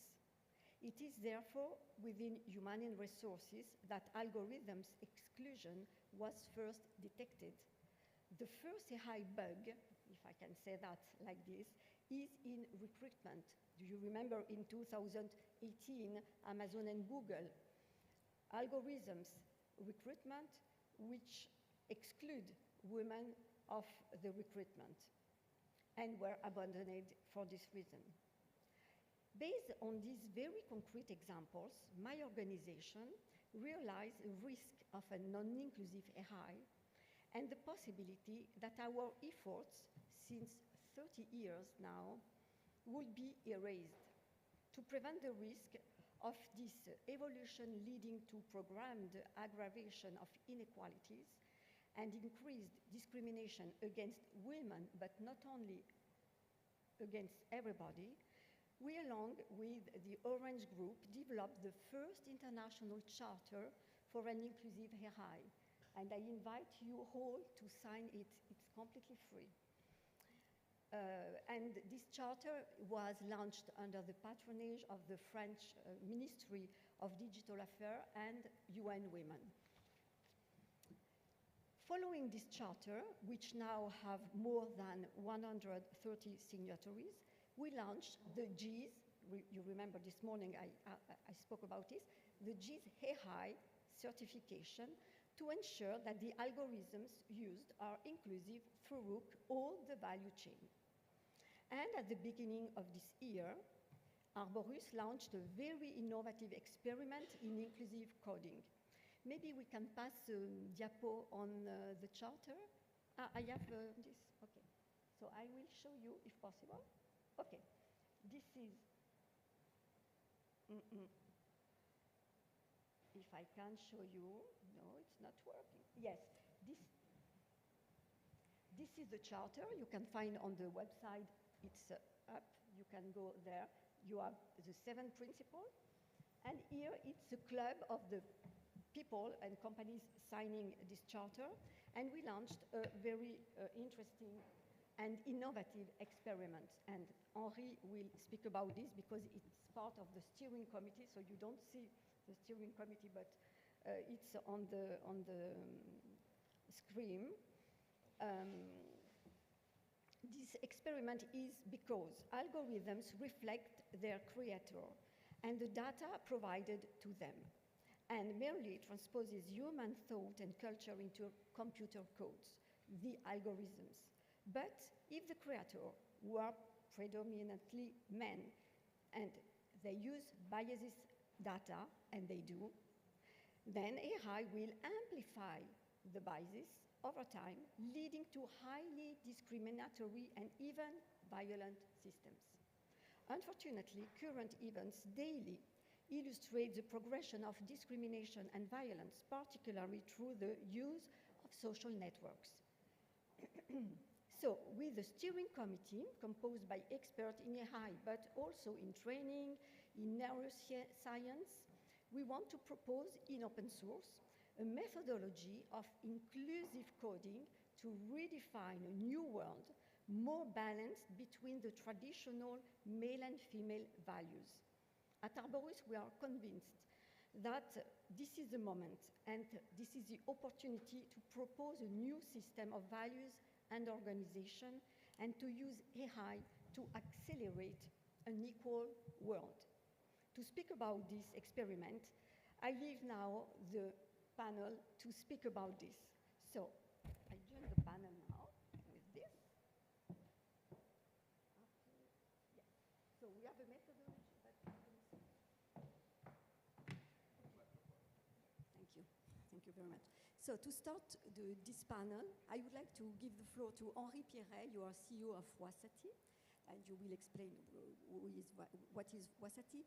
You are part of the steering committee for our experiment.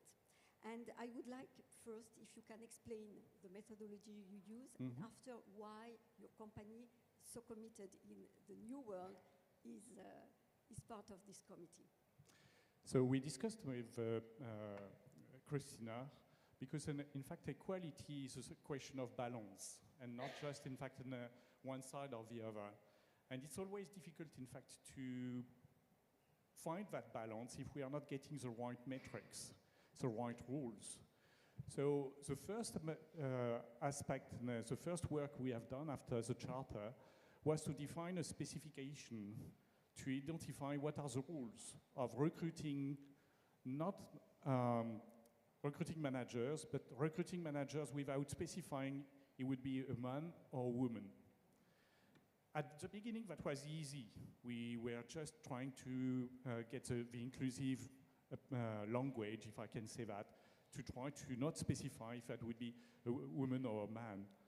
But that, while we were progressing with Christina, we discovered that Christina has a very good spirit to say, you know what? Today, when you are using that adjective about performance, you are pushing too much on the man's side, meaning getting some, you should get a strong performance about that. Every word, every adjective which was about pushing that performance aspect was pushing more on the man's side rather than on the woman's side.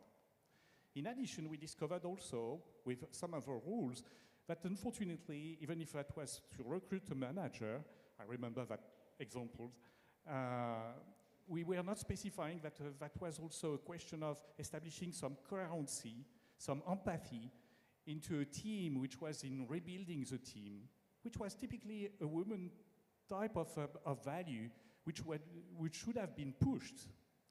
Even the manager who wrote that proposal for a job was saying, oh, I missed completely that. So just getting that sort of multiple perspective about what is pushing for recruiting more a man rather than a woman is not building, in fact, at the end, the right team. So what we tried is to establish a document to get that sort of specification. And I must recognize we are a little bit ashamed because we pushed that toward 3 teams of students. Unfortunately, that was at the end of the year, so unfortunately, obviously, they were concerned about some other aspect of just trying to push about that and developing the right approach. I am also ashamed because I pushed also for another approach, which was to bring symbolic AI. So I should explain a little bit about that. I apologize a little bit. What you have seen with ChatGPT is how a machine can learn from data itself. And obviously, if the data is more oriented on man type of values, obviously, at the end, you will get a result which will be more man-oriented, with many codes, obviously, than women-oriented. So we should be very careful about that sort of technology, about machine learning, LLM, and all of those technologies, because they are learning from a data set, which is what we have today on the web, which is unfortunately already oriented toward more man type of values. So what does that mean? That means that there are some approach which are saying, okay, let's choose in that case some more balanced type of data to help that LLM to learn better in that aspect. This is one approach to do that. There are some other approaches, obviously, which are to drive your prompt to be more women-oriented, if I can say that. But we do not know yet how to orient, I would say, generative AI to push a better and more balanced result. There is also another technique, you will hear about that technique, which is called RAG, about regression augmented generative, which is in fact, you push in that case what you would like to see better expressed in terms of women-men balance. But you have to choose correctly the type of content, meaning about the book, the white papers that you should give in addition to the LLM, which are more generalist, I would say. So there are those two technologies, again, the prompt and also the RAG approach. But we have to go further. If we want really to change, someone else said that we should become generative, that's the same. If we want really to get the balance a little bit over on the women's side, we need in fact to also bring some other technologies, and that's where the symbolic AI, which is more about rules. So if we put rules in addition to the machine learning, then we are getting something which is better.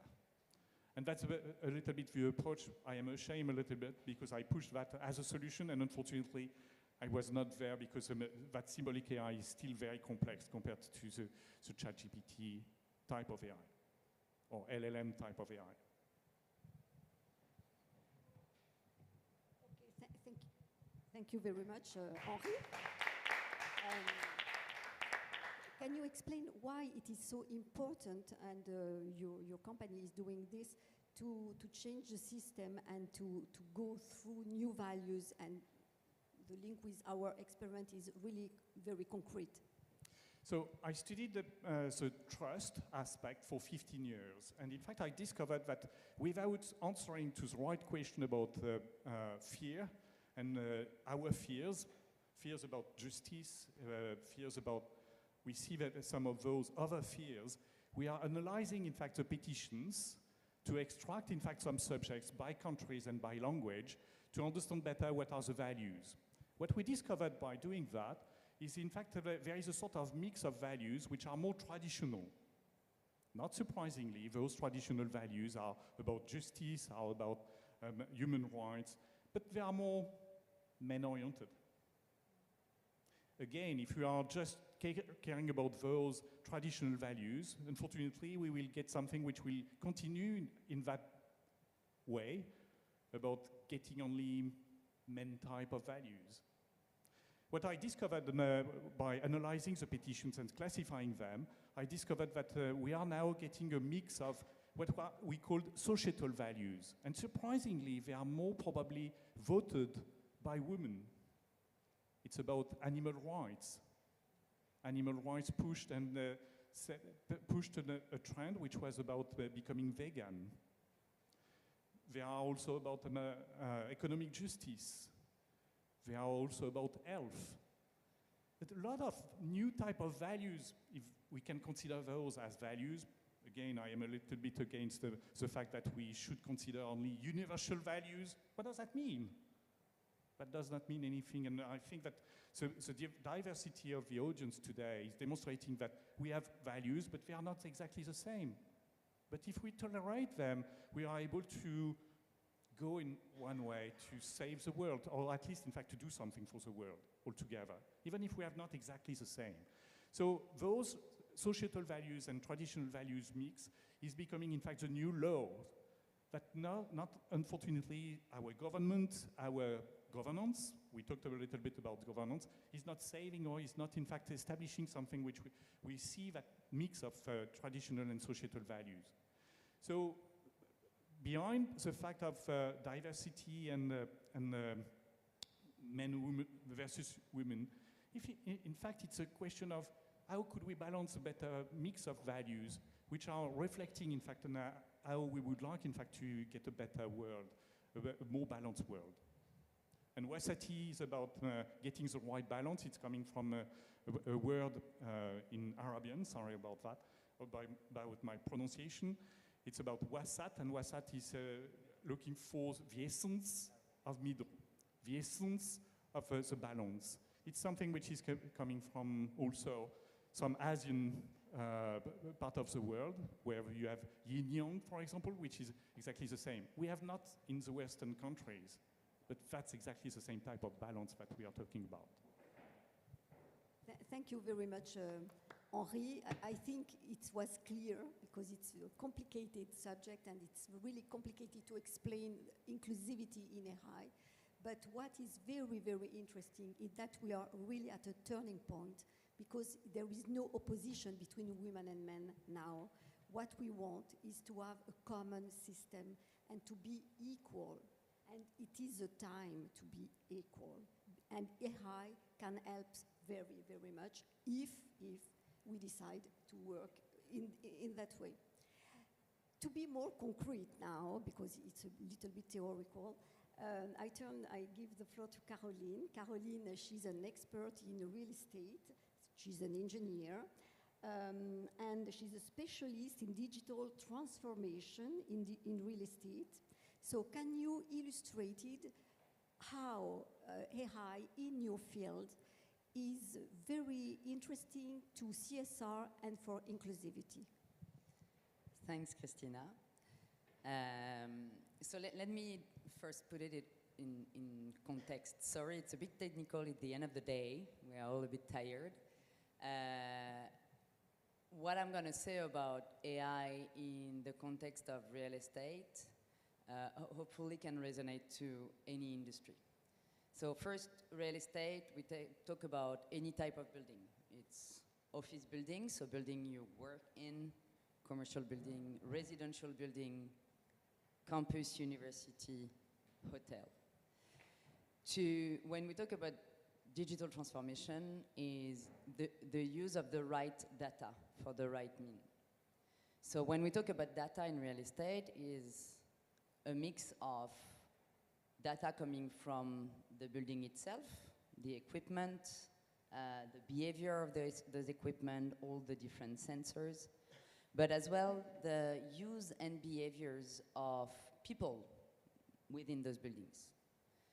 And on top of it is another aspect, but will be what we call static data, which is all the information related to those buildings, which are not real-time data, but when you mix all of those data, you can do a good analysis and write with that. Real estate has been very slow to embrace digital. Of course, when your business is going well, when you are prosperous, why would you change? It's going well, so I wouldn't change what I'm doing now. But as you all know, real estate is going through a little crisis, and I think it's all over the world. And actually, it takes a good crisis to think outside the box and to innovate. So in terms of, and so that's what we've seen happening in real estate for now a few years, and we see a rise in the use of those technology. The first pillar in terms of corporate social responsibility that really has been tackled by digital and AI was about energy consumption. So building real estate is one of the highest, as one of the biggest impact in terms of carbon emission, and it's not only during construction, but it's during the whole life cycle of the building.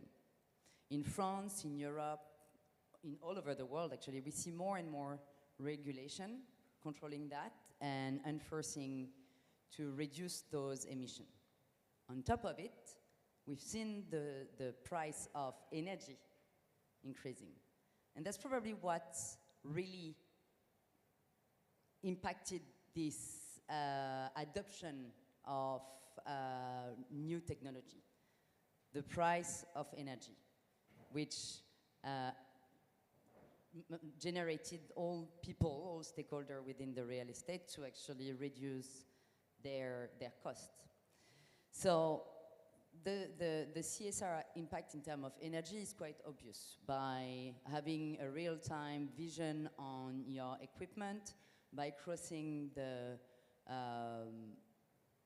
like how you use the behavior of people. You can as well adapt how you heat your building, how you use HVAC, and so it's really a cross between the data on occupation and as well like having a more proactive impact on how you maintain your building, and so you decrease waste. Someone talked about water before. Water is very crucial as well in the real estate industry and during the whole life cycle. The other pillar that then arose after energy is governance, and we saw that before in other panel. But I truly believe that if you use the right data for the right technology, AI can really bring trust. You will have access to reliable data that no one can change. You've got a real good perception of what your building looks like, what your portfolio looks like, and the impact is got on many different fields, which could be finance, which could be CSR, which could be anything, HR as well. So the impact of having the right technology with the right data help you be more performant, and decrease frustration as well among stakeholders, amongst team. And the last pillar that I now happily see rising now in real estate with technology is inclusion. And that's really like the topic, and I believe probably all of you as well, that's why we are all here today. The impact of AI and digital on making the place a better world, the place which is responding to the true representation of society. With digital technology in real estate, you can bring more accessibility. You can bring more comfort to anyone living, working in a building.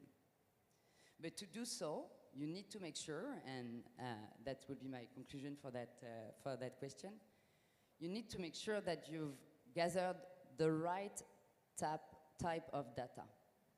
When we talk about inclusion, and today we talk about, we are in a women's summit, and I like what you said, Henry. It's not like, we are not in a competition, you see what I mean? Like, it's not women against men. It's today, and it's a reality on Earth. That's what you said before. Women, we represent 50% of the society. Meaning, if you want your building in real estate to be attractive, it needs to respond to 50% of the society. If you create a technology, it needs to answer as well the need of this 50% of the society. If you want we are all working in business as well. If you want your business to be prosperous, you need to make sure your industry, your technology, has a true representation of the people who will be using that technology. And today, in real estate, like in any other industry, the users will be 50% women and 50% men. So you need to make sure that when you create your technology, when you collect the data, it takes a true representation, and here we're talking about women, but it's the real representation of your society, the society you live in.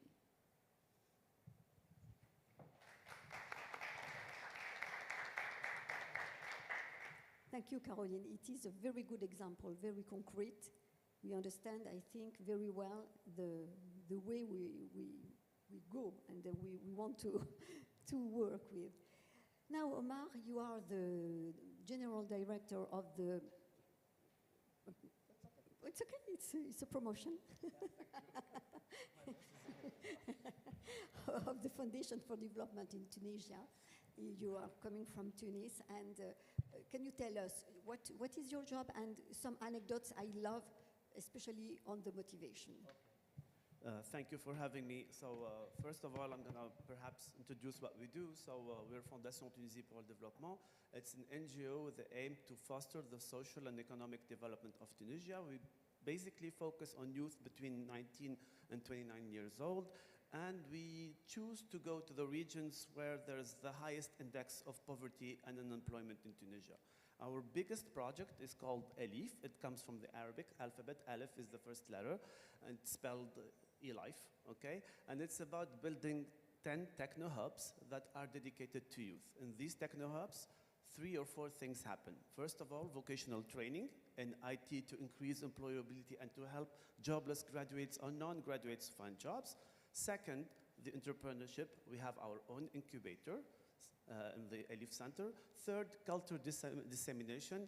And fourth, it's a safe space. So if you are a xenogender or if you're homosexual, which might be like a crime in Tunisia, or no, you can come to our spaces and feel safe. Okay, so this is what the project is about. Why am I telling you this? Because when we first built the first center, it was a mix of technology. So we have like a fab lab, 5 training classes, an eco-friendly building, optic fiber, Wi-Fi everywhere. And we also certified our training programs in Europe. So we thought everybody is going to be thrilled about it, and we're going to have a huge enrollment because everything is free and nothing could go wrong. Guess what? Something did go wrong because we have a lot of drop-offs. So people were dropping off, like 30% of our beneficiaries were dropping off without us understanding what's going on. So we decided to partner with a behavioral analysis startup called Bremper. It's specialized in brand perception, thus the Bremper, okay, to measure the motivation of our beneficiaries, okay?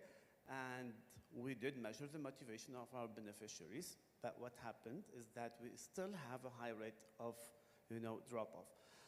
Thank God, 2 years later, AI was introduced to Bremper, and then we were able to do better than that, to anticipate. And we were able, thanks to this software Bremper, to detect the likelihood of someone dropping. And it's extremely important. Why? Because people, when they come, they're already excluded. They come from marginalized areas, they are poor, they don't have access to infrastructure, they don't have access to health. So basically, they won't tell you, I cannot come because I'm poor or I don't have money to take the bus. Nobody would tell you that. They just would drop off and you would never hear from them again. So this software, based on a questionnaire and very specific questions, would raise like red flags everywhere that Omar was likely to drop. So I would invite Omar to my desk and then try to ask him, why is he dropping off? Not directly, but try to understand if he has any issues, if there's something I can help with. And thanks to that, thanks to this AI, we were able to decrease the level of drop-off to 15%, which is better than 30%. We still have drop-offs, but at least AI helped us be more inclusive. If the tech could put a slide, I'm sure you've seen this image everywhere. And this morning, I'm sorry, I need to take my glasses. Okay. So I was reflecting this morning, Miss Mamta Shahani was talking about how difficult it was this morning to be a female entrepreneur and deal with the chores and I quote, you have to cook, clean, dress, do makeup, and everybody knows that's impossible. Well, I hope we find this kind of AI. I think we cannot find a more inclusive AI than this one that does the laundry and dishes for you so that you can concentrate on high added value jobs. Okay, but this being said, that was the example that I gave you is an example of using an AI as a lever for inclusion. It's different from inclusive coding and inclusive AI, which, I'm sorry, I'm gonna read again my notes. Okay, so what is inclusive AI according to the literature? Inclusive AI refers to the design, development, and use of AI systems in a way that ensures they are accessible, fair, and non-discriminatory for all users, regardless of their gender, ethnicity, age, disability, sexual orientation, or any other personal characteristic. The goal is to create an AI that reflects the diversity of society and avoid replicating and amplifying existing biases and inequality. I think you talked about it earlier, and you too as well, Henry and Christina. So, two other examples. We're also a co-founder of one of the biggest innovation spaces in Tunisia, in which there are several startups. So I want to cite just two of them. There are two edtechs, so educational startups. And the two use inclusive AIs in a way to include everyone. The first one is Sghartoun. It's about an edtech dedicated to children with learning difficulty. So basically, they will never ask you the direct question, does your kid has learning difficulty? I mean, it's a very sensitive question. But based on a set of specific questions, they will offer to this kid a very specific learn way that it's adapted to its need. The second one is called Class Quiz.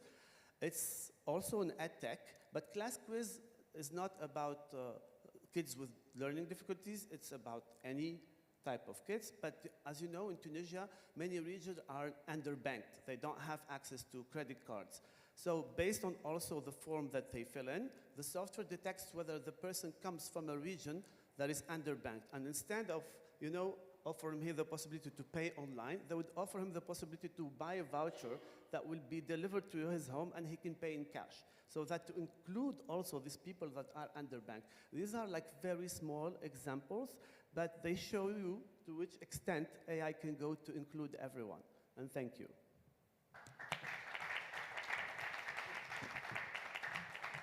Yes, Caroline. Created by women. Yes.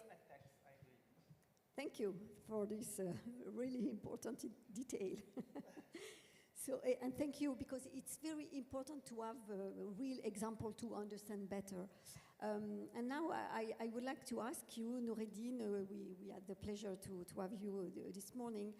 As the CEO of IHI in Tunisia and one of the leader of advertising, consulting in the world, you give advices to leaders, big companies in the world, big institutions, etc. So you are very powerful to give advices to influence maybe the decision for the decision makers. What is your position, and have you a strategy? Because we want together to have a better world. Yeah, thank you, Christina, for again for your invitation to this great event and for participation in this panel. I really listened carefully to the previous speakers, and I don't know. I'm about to take the question maybe from different corner, from different standpoint. When we talk about diversity, maybe the first reaction or the first thought is to say, okay, we have to comply with diversity rules, let's say, because maybe it could include people in the system, and it's to try to avoid to keep people, let's say, aside, etc. Maybe it is from, let's say, a good behavior, maybe charity, etc. I would take the question or the issue really from a completely business perspective, business standpoint. And we will see where could be the meeting point between the business imperative and diversity. And we will see that if a business implements something, technology based on AI, for instance, maybe it's not to be a good citizen, but they do it because it is necessary for their business goals. You know, it is now today too much clear that AI provides businesses and all the players, I mean in the business arena, with huge development opportunities.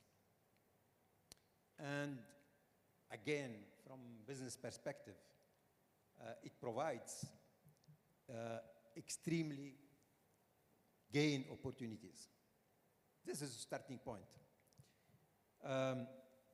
Now the AI is something which differentiates the competitiveness of the different players in the marketplace. And the way a company is integrating AI in its business model, the success they achieve in management this will definitely determine its position in the marketplace. That's it. So how schematically the artificial intelligence work? Indeed, the artificial intelligence technology,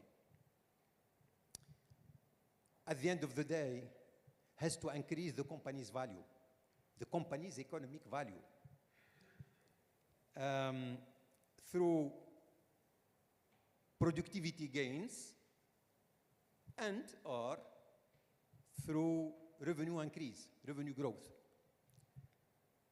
This is the, let's say, the two levers from business perspective.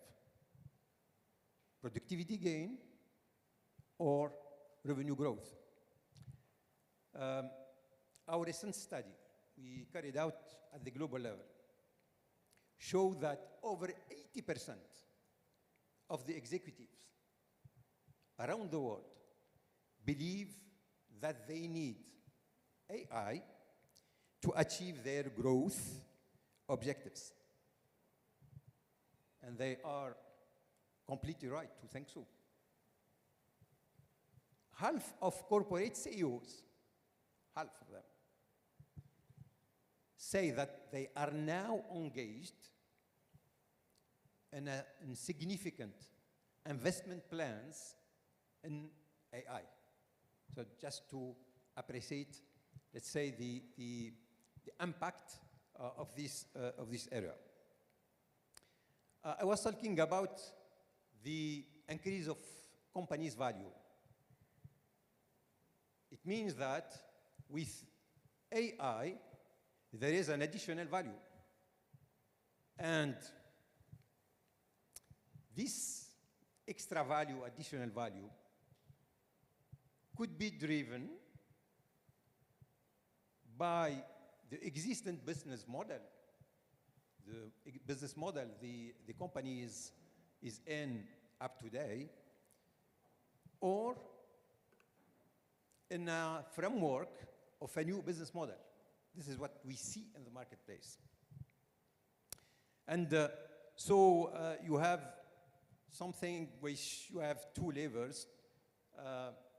On one side, the impact, the value, productivity gain, or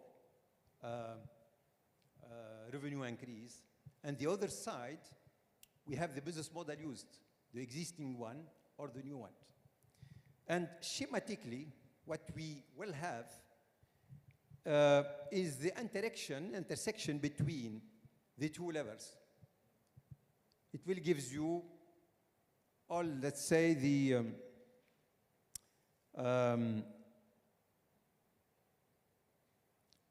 variants or the models and integrating AI within the companies. So at a whole, we could have 4 variants or models for implementing artificial intelligence projects and businesses. For example, if a company is looking to use artificial intelligence to achieve productivity gains, but within its existing business model, they will not change their business model. What does this mean? It means it will probably have to digitalize part or all of its operating model, such as supply chain. Now, if the company aims to achieve revenue growth, but choose to still within the framework of its existing business model, this means that it is undertaken the use of AI with a view to expand its market space. Likely, point is here, likely to reach segments, to reach categories, to reach individuals which are not previously reached, or at least not sufficiently reached.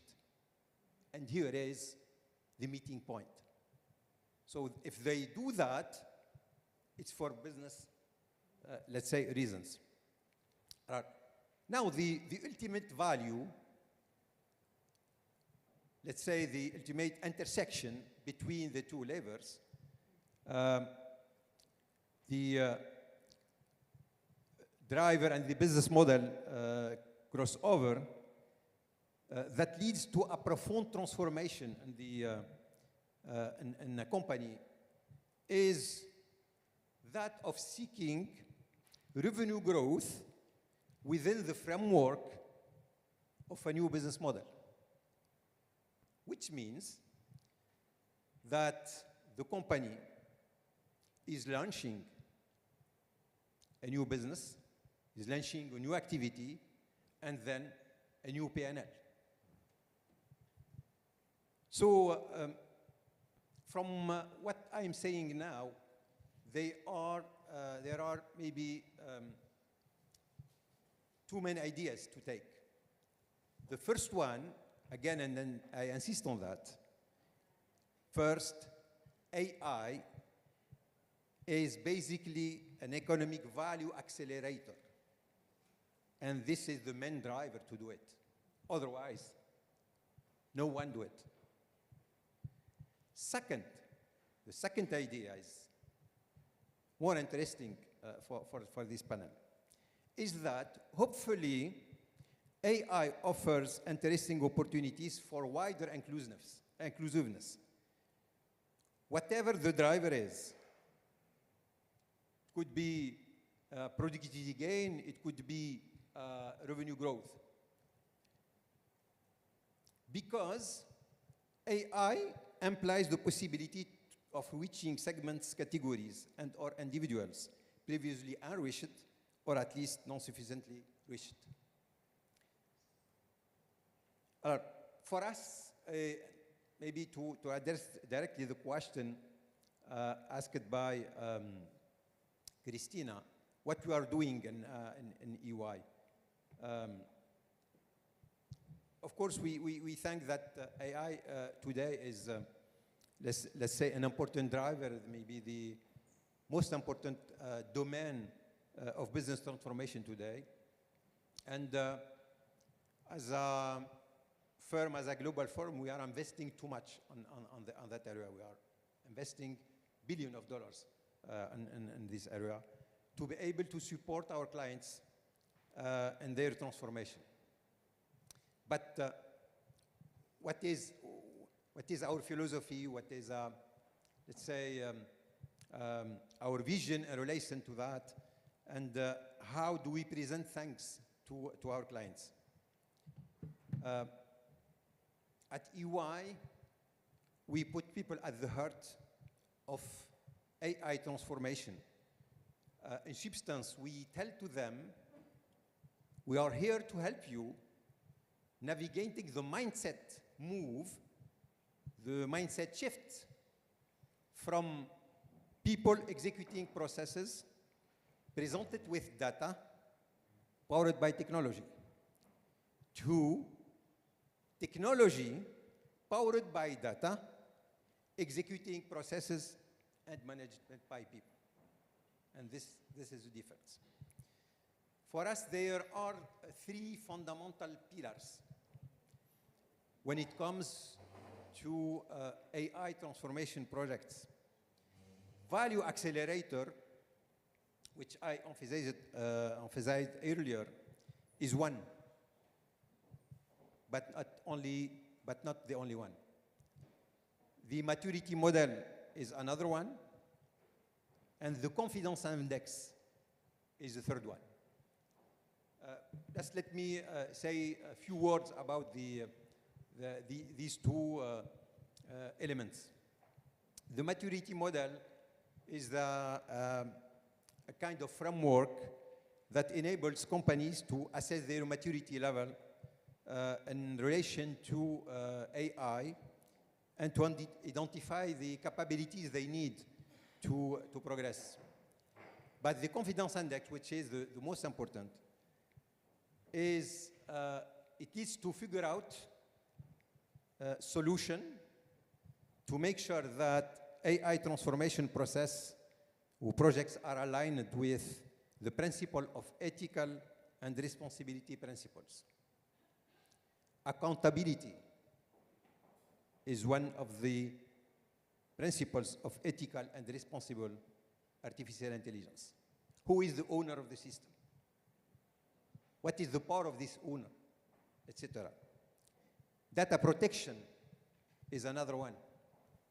Security is another one. Transparency, fairness, and sustainability, among many others. And these are the fundamental pillars to wield an artificial intelligence system. So, in short, our value on this is to help our customers navigate their transformation based on ethical and responsible artificial intelligence for a sustainable growth, empowering people and society for a better world. This is how we think we contribute the best for a more inclusive artificial intelligence. Okay. Thank you. Thank you. It was very clear, very technical, but very clear. We will have just now 5 minutes to look at the video of the Banque de France. Delphine Lescarcel-Evin, she made a very beautiful video where she explained how a big bank as Banque de France is very committed in AI and inclusive AI. So please, if you can, thank you very much. And after we will finish with one last question.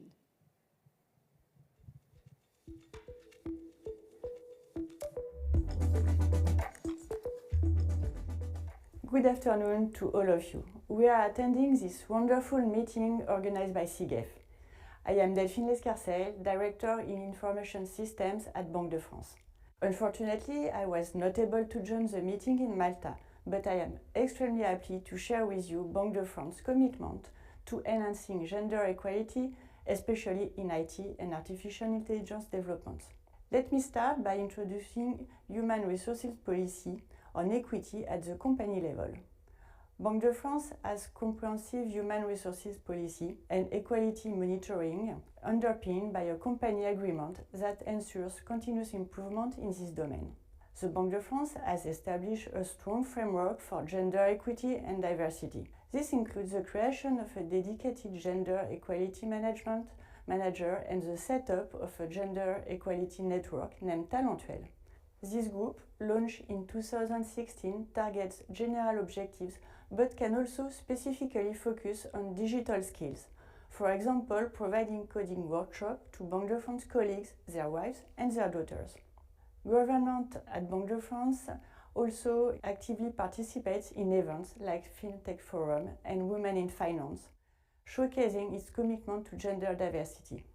These platforms are crucial for sharing best practices and fostering discussions on increasing women representation in tech. If we focus on challenges in IT, I would like to share a focus on inclusive artificial intelligence. As a public institution, we have a strong commitment to promote ethical approach in our activities and especially ethical artificial intelligence. We also need to respond to regulatory obligations within the AI Act, for example. If we share our experiences at Banque de France, in 2021, we signed an international charter for inclusive AI. We have also included in our governance for the project a specific approach. We measure IT projects using AI and make sure the project teams and developers are aware of stereotypes and biases. For example, we want to avoid to generate discrimination. This trusted AI approach includes a particular dimension called inclusive AI to address equity, non-discrimination and fairness. In 2023, 2 years later, Banque de France was awarded Gender Equality European and International Standard AI, the JACE AI label. We were very proud of it. Since then, we have emphasized communication, awareness, training to promote inclusive AI. I can quote, AI Month, raising awareness about inclusive AI. Also conferences covering ethical and inclusive AI topics. I will also share awareness video capsules, targeting all staff in a very quick mode. While the Banque de France has made notable progress, there is room for improvement on IT side. The total workforce is 900%. Women constitute 30% of the workforce, 40% in management positions, or 42% in data professions. Our strategy to bridge the gap is recruitment principles. We want to attract more women into digital professions, and the Banque de France supports several strategic initiatives. Let me share some examples. Active presence at job forums and events. Involvement in inter-company networks focused on the feminization of digital professions. Also, role models at job forums in the press, in social media, for example, My Job Places, and also in our internal network. We also work on a specific scientific training and internal promotion. The Banque de France leverages scientific training as a tool for promoting women within digital professions. We have key initiatives, for example, equal representation in training courses, training in new technology. We also want to share key initiatives for the future.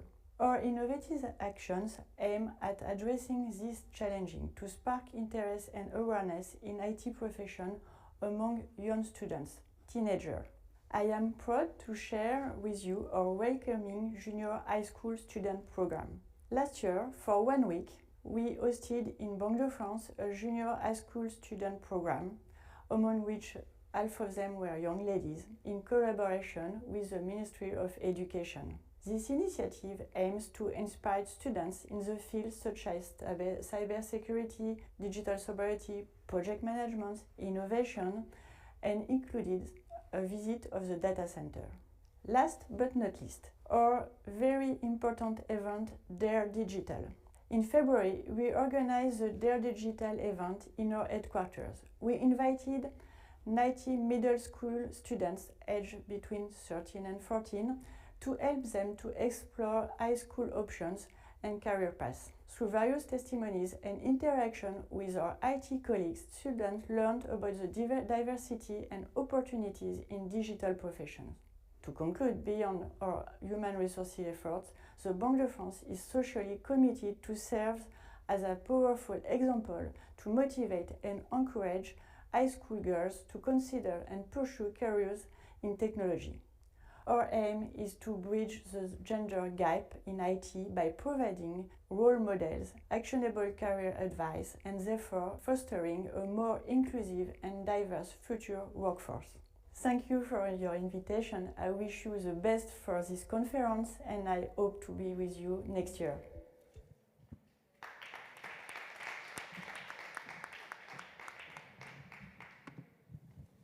So I have the last question, but we will pass because I think that Noureddine and the Banque de France gave a lot of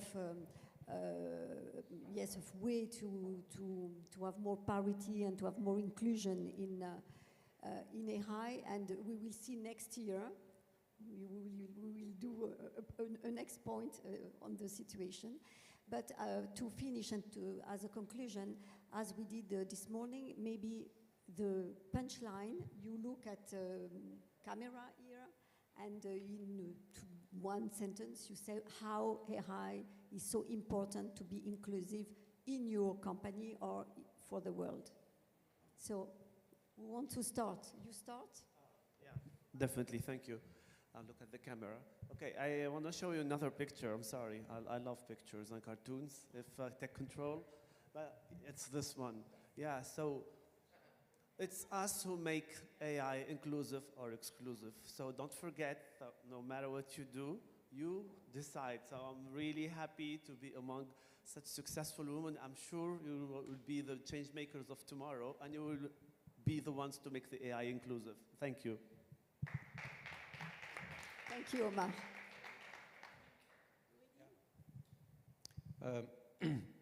As I said, at EY we believe that inclusive artificial intelligence is a major issue because even thought transformation businesses based on AI is basically driven by value acceleration.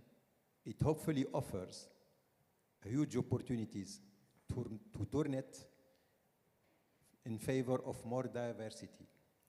For that end, it should be governed by principles leading to an ethical and responsible AI, where the diverse human beings, the community, and the environment are the main purpose. Thank you.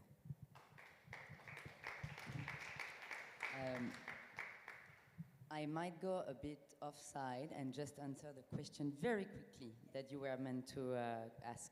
Of course, I kept it for the question. I'm sorry.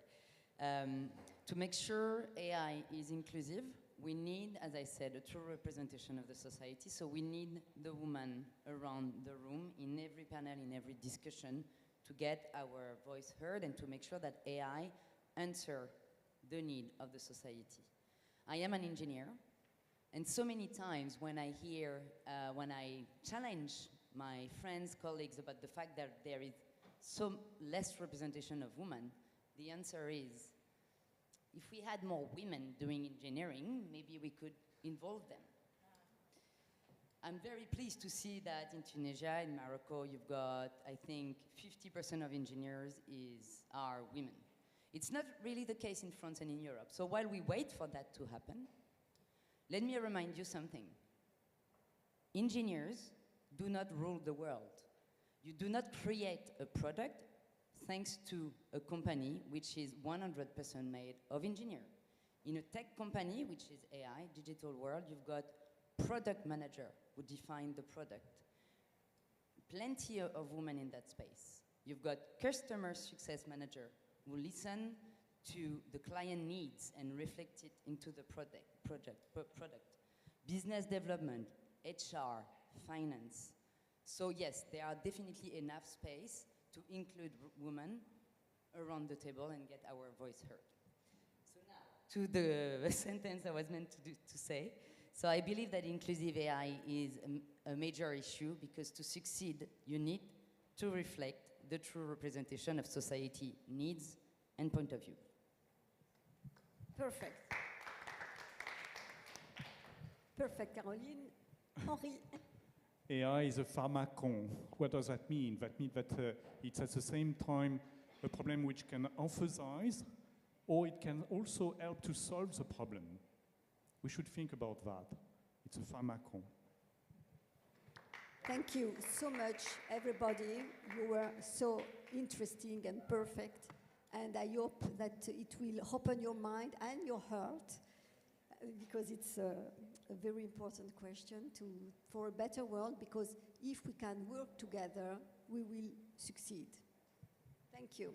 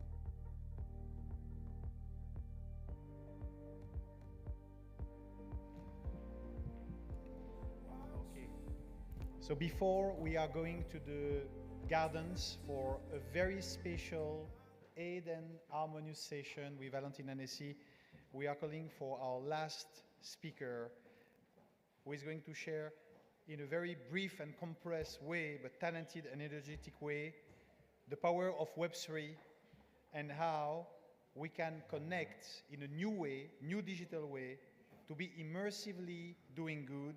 I call on stage Paul Elie, Magdalena. Under your applause. Thank you. The floor is yours. Thank you. All right, so I think I have a quick presentation. Right. So I'm going to try to be brief because I know it's been a long day for all of us today. But the idea was just to briefly introduce what we do over at Alphaverse and Horyou Alphaverse, and then just talk about one of our bigger challenges that we face every day, which is inclusivity, and how can we make it more inclusive, because originally people often think that Web3 is a very masculine field, that people that come to metaverses are mostly men, and so we wanted to think of how we could do to make sure that it's not the case. You're going to see that it's a bit ironic in the way that we started, but you'll understand. So it was founded in 2021, so 3 years ago now. And we have developed many different worlds, such as the most famous one today, Horyou Alphaverse, which is the one that we developed with Jonathan. We also have the biggest one we have developed as well today is Football Alphaverse, which really helped us for inclusivity, ironically, because it enabled so many things that we'll come to later. We also have developed other worlds, such as Beat Alphaverse, which is dedicated to music, Metacoaster about gaming, Qtopia about inclusivity and LGBT. And we have different systems. So the idea that it all stemmed from Horyou at first, which is you have all these incredible opportunities all around the world that try to do common things together, common good, but are rarely able to do them together and communicate between themselves.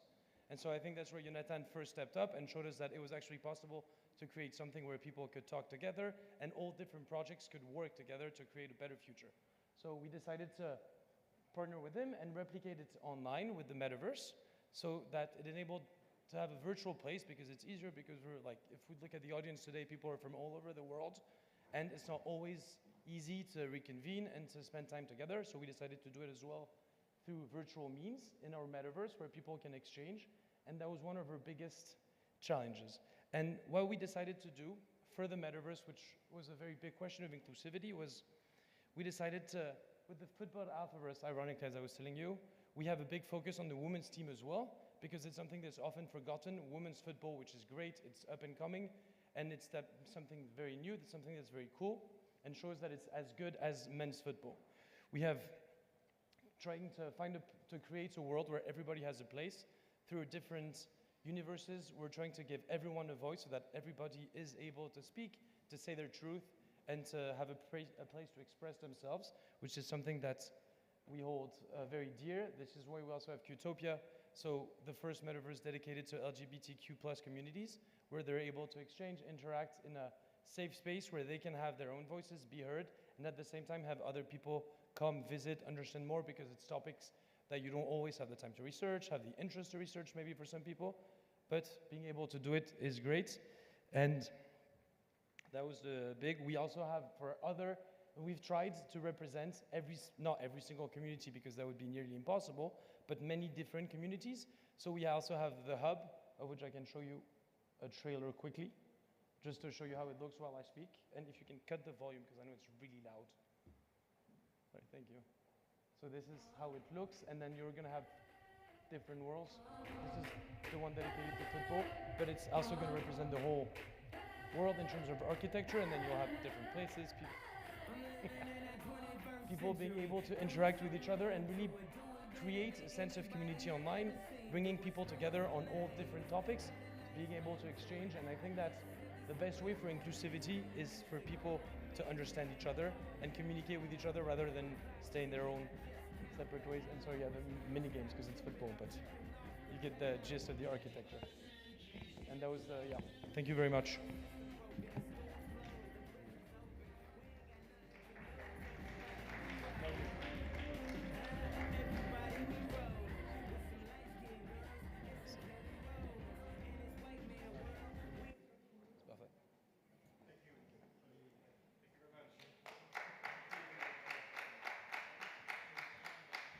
Dear friends, so now everyone is welcome in the gardens for a very special experience.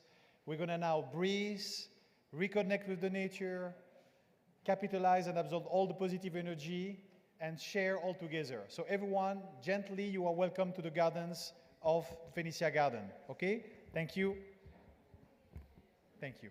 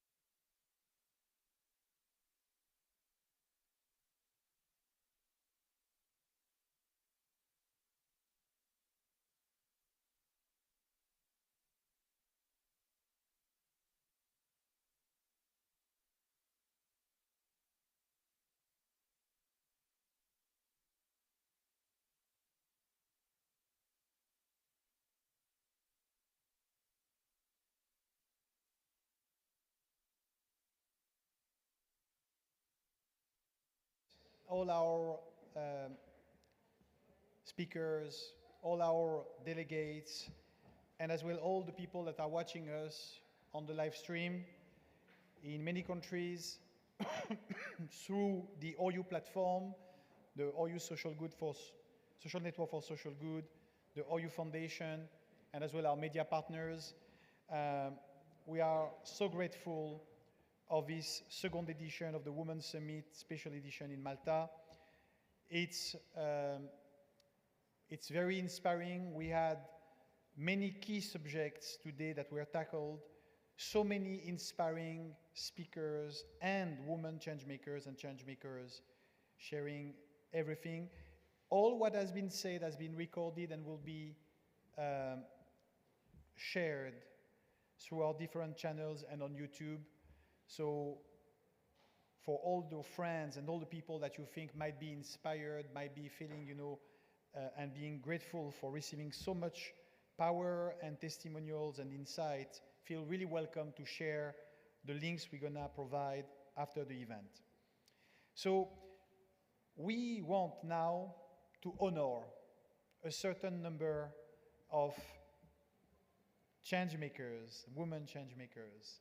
And first of all, we want to have Miu coming here to speak few words about her aspect of women empowerment, and she's going to give the first award, and I'm going to disclose to Wu in a second. So please welcome Miu under your applause. Miu, coming from Japan, coming from Hong Kong, from UK. Thank you so much, Miu.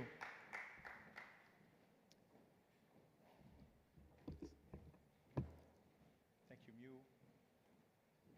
So maybe you can say a few words about the woman, and then I'm going to tell you who we're going to give it the award, please. Hello everyone, nice to meet you. My name is Mio. I'm a singer and a songwriter. And as a woman, I think we need to be stronger and we need to be independent. And I think I was inspired and I had a lot of power and guts from everyone's speech today. So thank you so much, and let's do it together, Thank you, Miu. So this, I'm sure, will be a surprise for the recipient, but we are very happy to enable a woman that is building very strong bridges between two continents, and that is in the heart of the EU power at the moment, and making and supporting diversity, supporting women for many years, that have been able to gather around positive initiatives, top stakeholders, government officials. And for us, it's a great privilege to have her with us today. She is, like all of the other awardees, not aware about the eligibility or the awards, but we want to give from you the first award to Fatima Abar.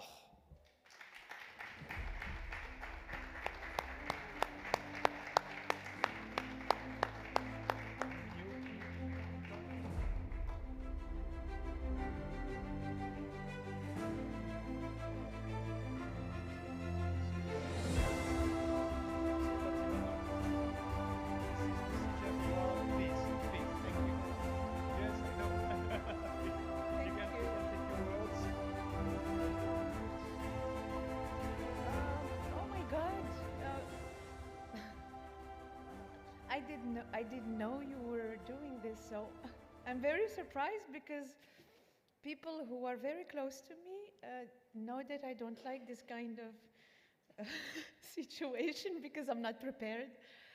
But when I discovered the SIGEF Women Summit, it immediately spoke to me, and I felt the vibes. And so let me get this straight. For almost 15 years, we work a lot I'm not alone. I do this with a lot of people in Belgium, and we work around inclusion, diversity, and we try to give another image of what a diversified society means, that you don't need to reject others or to be afraid of others. They might just be very surprising and contribute to a better society. So I'm very, very surprised, and thank you so much, Jonathan. I'm here with my very, very good friend, whose name is also Fatima. We don't have the same last name, but together we thought, let's work around female. It's a spin-off of the D1 Awards. The D1 Awards brings each year in Belgium for 11 years now people from the Belgian-Moroccan community. And we thought we have a very growing female community, and we thought, let's bring all these wonderful women together there where they have this same thing in common, which is our homeland, Morocco. Even if we were born in Belgium, in Europe, my parents have their roots there. When something wrong happens in Morocco, we feel bad. So thank you so much. This gives a boost to what we're trying to do with women from Moroccan background around the world. Spread love. We were very excited to come. We didn't know what to expect, but we had our bag, we have our bag full of inspiration, full of motivation, amazing women, amazing men also, because it's together that we will go to a better society. So keep empowering each other. Thank you. Thank you so much. Thank you. And you have a beautiful voice. Thank you. Congratulations. Merci.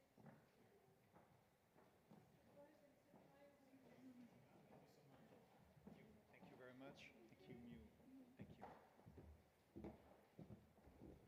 For the next award, I'm calling on stage Eva Serre. We're going to share a few words, and who is going to give the second award to another inspirational woman, Eva Serre, Ambassador of UNESCO.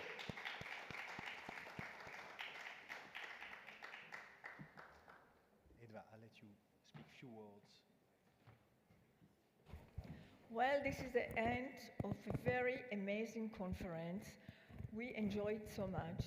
We understood that we can move on, women, all together, with a lot of positive energy, with love, and we will build, for sure, a better world. It's so important. So I'm very honored to be here, Jonathan, and thank you so much for inviting me, the second time that I'm here. And I think that this year was really amazing. So thank you all of us, all the participants, and I'm just looking to know who is the lady who will get the prize. Exactly. So the ambassador of UNESCO, Edva Serre, is giving the award with the SIGEF Women's Summit and ourselves to a woman in Malta and beyond that is a force and an engine of positive connection and empowerment for women. We know she has an amazing talent. She has an ability to give the woman voice. That's very close to one of her shows she is doing at the moment. So the award goes to Trudy Care.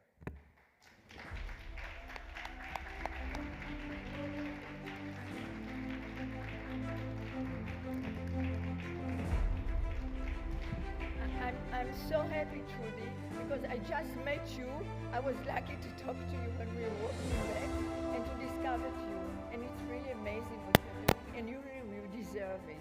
Fantastic, really. Thank you very much. Thank you very much indeed. It's an absolute delight to be here, and thank you, Jonathan, for inviting me to be in a room with incredible women. Absolutely amazing women doing things on a huge international scale. I am a podcaster. I am a TV presenter. I've been a radio DJ, and when COVID hit these islands and I was no longer a drive time DJ, I went to podcasting. And I have a podcast called The She Word, and The She Word was founded in 2022. I'm also a presenter, by the way, and for me to be standing on this stage, I was here just a couple of weeks ago with our own She Word event. And the She Word is 4 women sitting around a table discussing topics that matter to women. We're in season 7, and we've talked about menopause. And ladies, that's going to happen to everyone, just to let you know. You can't avoid it. I tried. We've talked about menopause. We've talked about divorce and separation. We've talked about women who are parents, who are working moms, stay-at-home moms, and every single topic that touches women. Because I think one of the things that media has done a very good job of projecting onto women is that we are not united. We are united. We're united by so many areas. And I want to just share a very short story with you. I've been traveling. I've met some incredible ladies today, and I've just been traveling for the last 2.5 years between Malta, which has been my home for the last 20 years, and the Czech Republic. And one evening, I was coming home to Malta, and I was in Prague, and it was about 1 o'clock in the morning. The flight was delayed, and I walked into a bathroom, into a toilet, and there was a lady in the toilet. I've shared this story before, but I want to share it again, and I will keep sharing it. And she was standing at the bathroom, looking at the mirror. And as I walked in, I felt really compelled to say something to her. But it's not easy. And it's not easy in a country that doesn't necessarily speak English. But she looked so beautiful. She was so on point. And at 1 o'clock in the morning, I was thinking to myself, I wonder what her story was. So I went into the toilet and I made myself a promise. If when I came out of the toilet, she was still standing at the sink, I would tell her how beautiful she looked. So I went into the toilet and I stayed there for quite a long time, hoping she wouldn't be there. But when I came out, she was standing at the sink and I said to her, "Do you speak English?" And she said, "Yes, I do." And I said to her, "You look absolutely beautiful. You look so on point." And she said to me, "You have no idea how much I needed to hear that today." And we parted ways. It was kind of one of those awkward silences, and I was like, "Okay, well, have a good flight, etc." And I left. But it was one of those moments where you've had a conversation that's powerful, that's meaning, that's not going to make headlines, but it made a difference to someone. And I've wondered for the last 6 months what her story was. But I will implore you, even if you aren't on an international stage, even if you don't have hundreds of thousands of people listening to you, you have the power to make the difference to one person today. We as women all have the power to make the difference to one person today. On this stage, an influencer 3.5 weeks ago said that there's an industry in the world that is worth $90 billion that feeds off our insecurities as women. The weapon that we have is each other. The weapon that we have against $90 billion telling us that we aren't good enough is each other. So I implore you, I encourage you, say something to somebody today. Be positive to someone. None of us know what someone else is going through. Nobody knows what somebody else's journey is. And I have the absolute privilege and pleasure and honor of hosting a podcast where we talk about things that women don't talk about, the conversations that women rarely have but really should. And I encourage you, thank you for being world changers, but remember that you can make a change to a woman who's sitting next to you.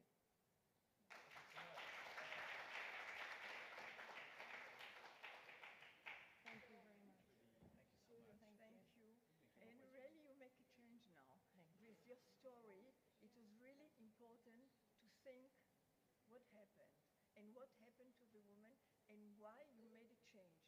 And we should do it to everybody. Thank you so much. Thank you. Thank you very much. Thank you. Thank you.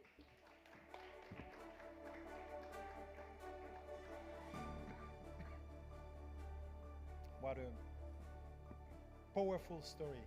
Everyone, drop by drop, we can make, like a miracle and go through the rock. That's positivity, and that's the power of initiatives as well, actions. One of our motto is dream, inspire, act, but it's really, like those power everyone has, and everyone will be filled with that energy that we experienced today, thanks to all of you. I want to call now on stage a man that I call a very close friend.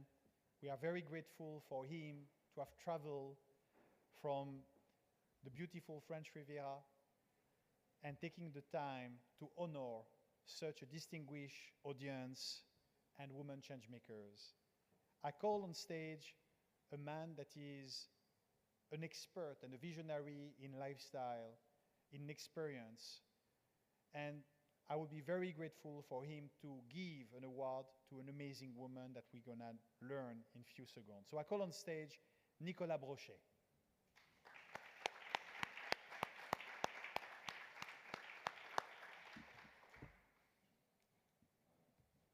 Thank you, Nicolas. Nicolas, please share a few words with us. Thank you. Thanks, everyone. Thanks to my great friend, Jonathan. With you, we always dream bigger and bigger. I'm very proud to be part of this SIGEF Woman. Woman is always my big inspiration. I think woman is the answer to a better world. And I think all the women here today are really amazing, and it's fantastic. I want to make a little dedication to my girlfriends. She must be part of this summit because she's a chef editor of LG magazine, media partner of your summit. But she's in Ukraine with her family, and she will give birth soon to a beautiful baby. So thanks again. Woman is the answer with love. I love you, all of you. Wonderful summit. Thank you, Jonathan, again.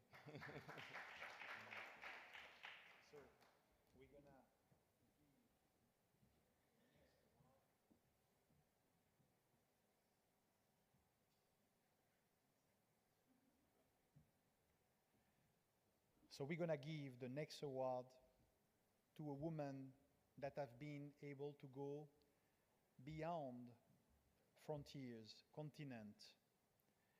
That is a woman that goes through the path of genuineness and dedication, hardworking, to be able to build a new generation of women leaders.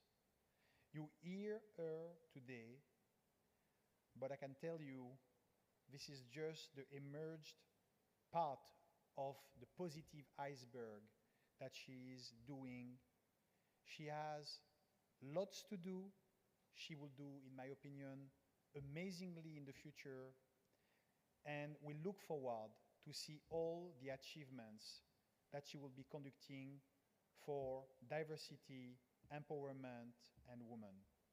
The next awards go to our dear friend, Rebecca Horyou.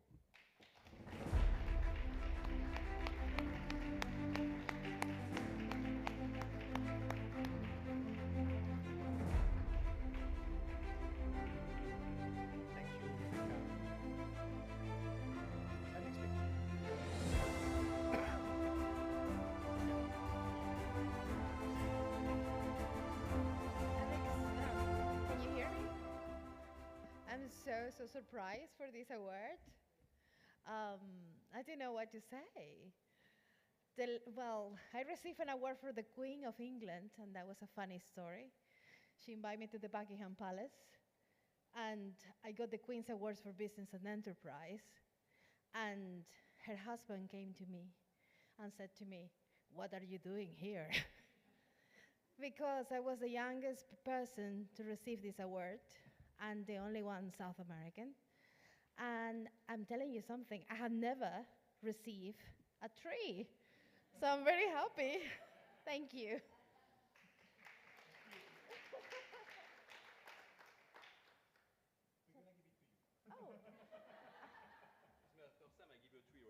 Thank you. Congratulations for your award. Congratulations. Thank you. And congratulations to your baby. Thank you. Thank you. Wow. Thank you. What do you want to do? Thank Thank you. you.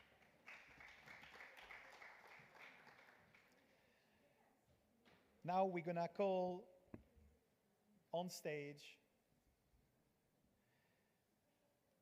some that are very key for the success of this organization. A woman of art, a woman that is my partner in social good, my partner in dedication for making line move and change, for positive impact and women empowerment. I call on stage to give the next award, Christina Lungi.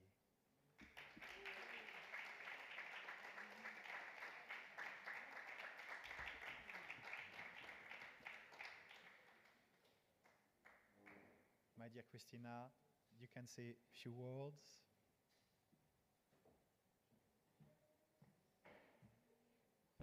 What a surprise again. Today, a lot of surprise. So I am very honored. Thank you very much again, Jonathan, and I am very honored to give a tree, an Oliver, because Oliver, it's a symbol of peace. And my logo of my company, of my NGO, is a tree. So I love trees. Thank you.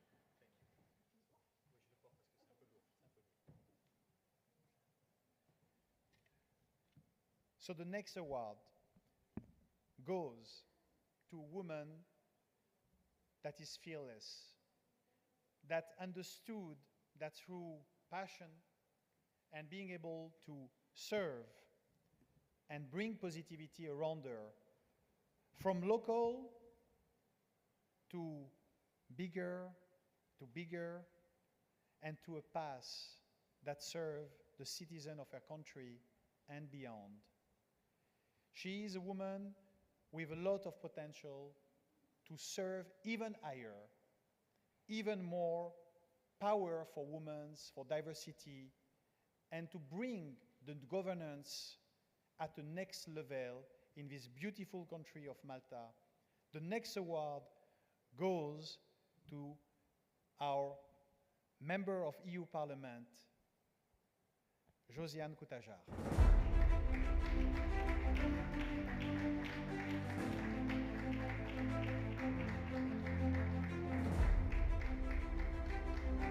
Please say a few words.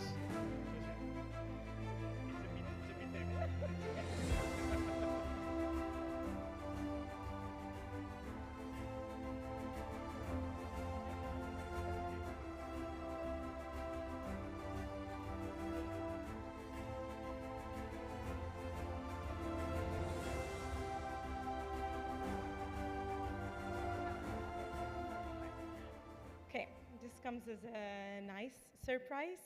Thank you so much for the invitation for this award. I am humbled, and thank you for choosing the olive tree. Recently, I was in the Parliament of Morocco with the delegation of the European Parliament to the Union of the Mediterranean, and I spoke exactly in this plenary session in Parliament about the olive tree. Around the Mediterranean countries, including in Malta and Gozo, we find olive trees. It's found also in North Africa and other Mediterranean countries, and it means peace. In this day and age where we have conflicts, unfortunately in these last years, we witnessed not only COVID and climate change, which is affecting all continents, but also we witnessed wars nearby. But before those nearby wars, near the shores and near the frontiers of Europe came about, there were other wars happening, maybe ones which we didn't hear enough of. And in this day and age, that symbol, the olive tree, the olive branch, brings us hope of peace. And yes, women, but also males present in this room and beyond, who support the cause of equality, who support the cause of minorities, who support the cause of vulnerable persons, are important, that will work together, that will remember that we have one short life, which we should live in peace with each other, empowering each other, helping each other, yes, smiling at each other and asking, how are you? Saying, you are beautiful, you look well, or you look upset today, is everything well with you? And with these little things in life, we can strike the first conversation, and this can lead to stronger connections where we can bring even better change for our societies. I'm humbled by your words, Jonathan, by the award.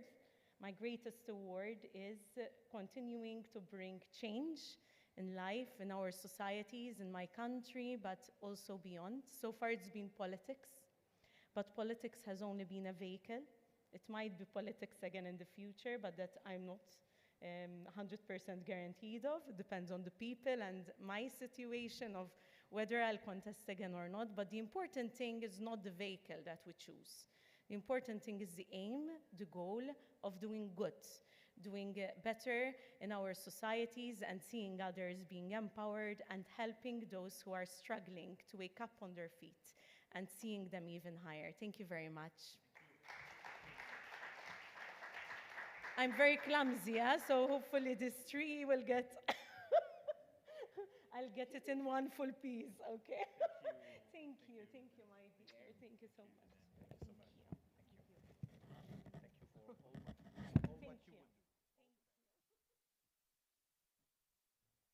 Thank you so much. Thank you so much. And the good news with that tree is there will be no problem with the border and the border custody. So this is great. Now, for the next award, we are calling a member of the team and the company that is supporting the execution of this conference. Like I mentioned at the beginning, we need to have, and like it was said earlier, when you want to do something, whatever is your potential, don't hesitate to ask for help. Don't hesitate to give the opportunity to others to join forces. To do conference like that, we have the responsibility to enable companies, philanthropists, to come and stand with us, to be able to support us in conducting the best execution as we can. So we need sponsors. We need them because by doing what they do, they are as well inspiring their employees, they are inspiring their peers, they are giving the example and leading the way so the line can move towards social good. So I call on stage David Amiel, who is the Chief Investment Officer of Invest Capital Group, to give the next award. Under your applause. Thank you.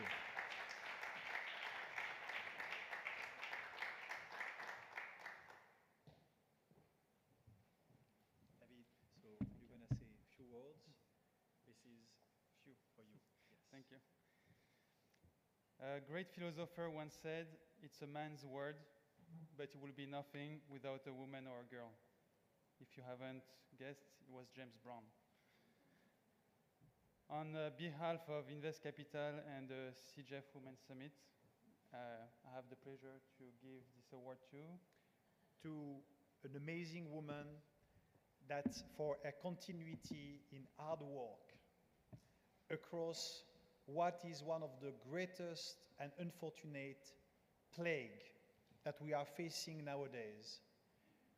She risked her life, she dedicated and devoted her energy, talent, as a philanthropist, as a movie director, as an actress, as a woman ambassador. She's leading and a source for mentoring in her country and expanding that in Latin America and beyond. We call on stage for a Continuity Award for Great Achievement, Carla Ortiz.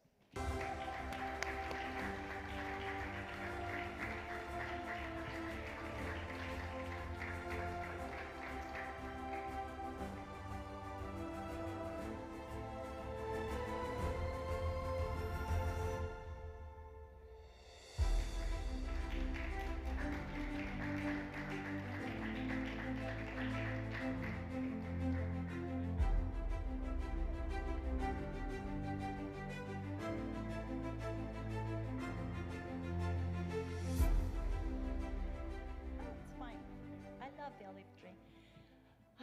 You're so generous, Jonathan. Thank you. I remember I shared in 2018 when I was starting the project in Morocco, and it was really something amazing. A lot of you have come to me downstairs in the garden and asked me, like, what happened after? Well, I think I forgot to mention the most important thing. Sometimes it's really not the destination. I believe it wasn't even about the opening of my film to be public. In 2018, I had a meeting when I was preparing President Trump to go to North Korea. I briefed him and the parliament and his circle, and I told him about Syria and that we were founding the wrong people, the white helmets. And within 3 days, he actually stopped the war in Syria. And I think that was the mission. Sometimes we don't see the fruits where we want to see. Sometimes the fruits are deeper inside. So for all of you that are walking your path and they're going through your mission, just keep going. Ultimately, we will get the light and we'll get over there where all of us want to be, where there's really peace in the world. Thank you.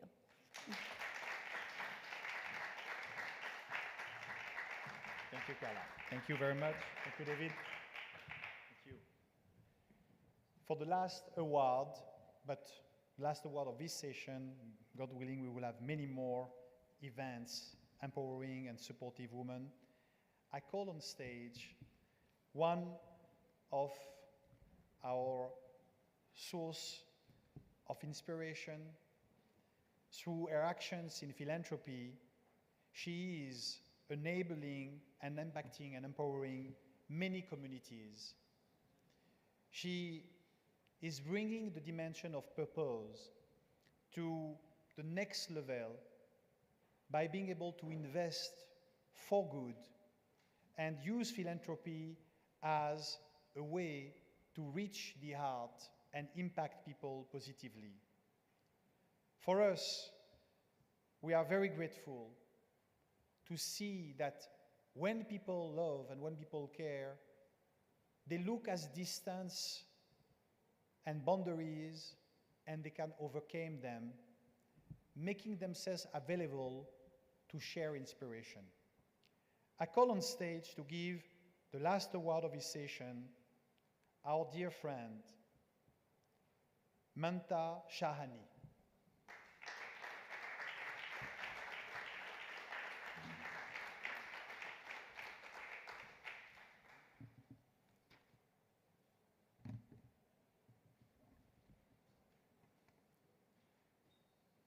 Thank you, Manta.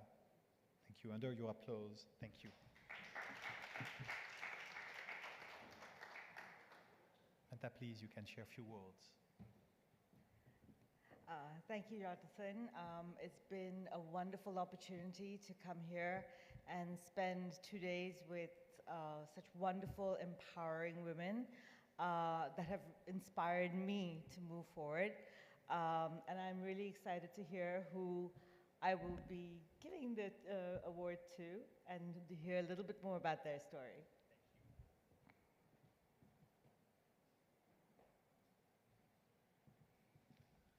The next award, and it will be again a big surprise, goes to women that have made generosity an element of the essence of her life. You can feel and you can see the talent and the empathy just by watching, like the stage. The little details that we bring in life, like a gardener, like a butterfly, embellish our lives. But who can be that person? That person is a woman of many talents that bring entrepreneurship as a source of virtue. The next award goes to Maria Cristina Madriaga.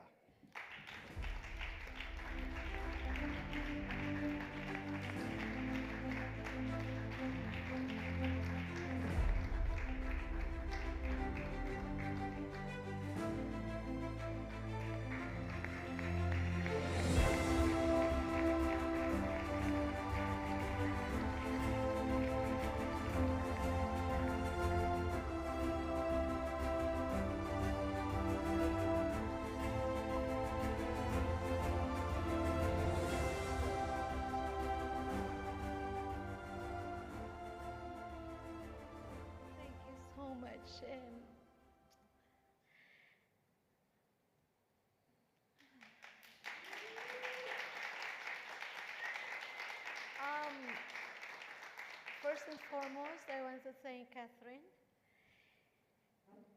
who gives me the inspiration, and she tells me a lot of many things that happens. Last year, GF, SIGEF, I mean, and she told me, Mom, you need to be there for 2024. I said, like, if God willing, then I will be there. Then I'm here. And I thank you so much. And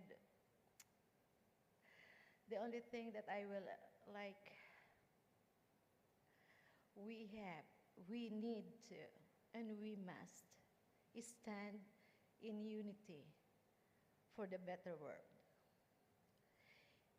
We cannot think of anything to live in a world that there is peace, harmony, and everyone is generous. It must be in our heart, because the world needs us and needs the generosity of each of us. And I hope and I pray that in 2024, we will feel a lot of women. Wherever will it be? It will be in France, it will be in Germany, I don't know, but we will bring a lot of women to be encouraged and to become a bearer of light. Thank you.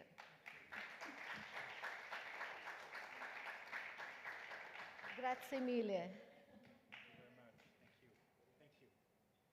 Grazie, Jonathan. You're such a blessing.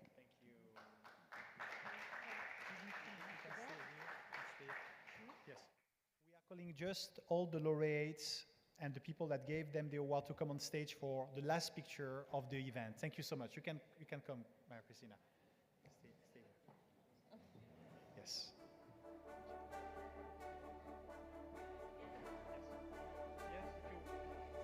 If you are capable to bring the tree,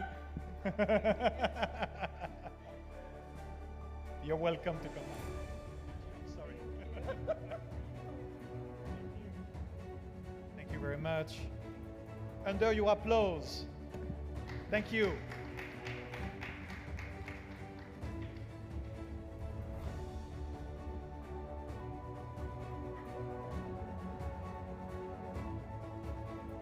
The SIGEF Women's Summit 2024 laureates and personalities that handle the prize. Thank you. Thank you very much.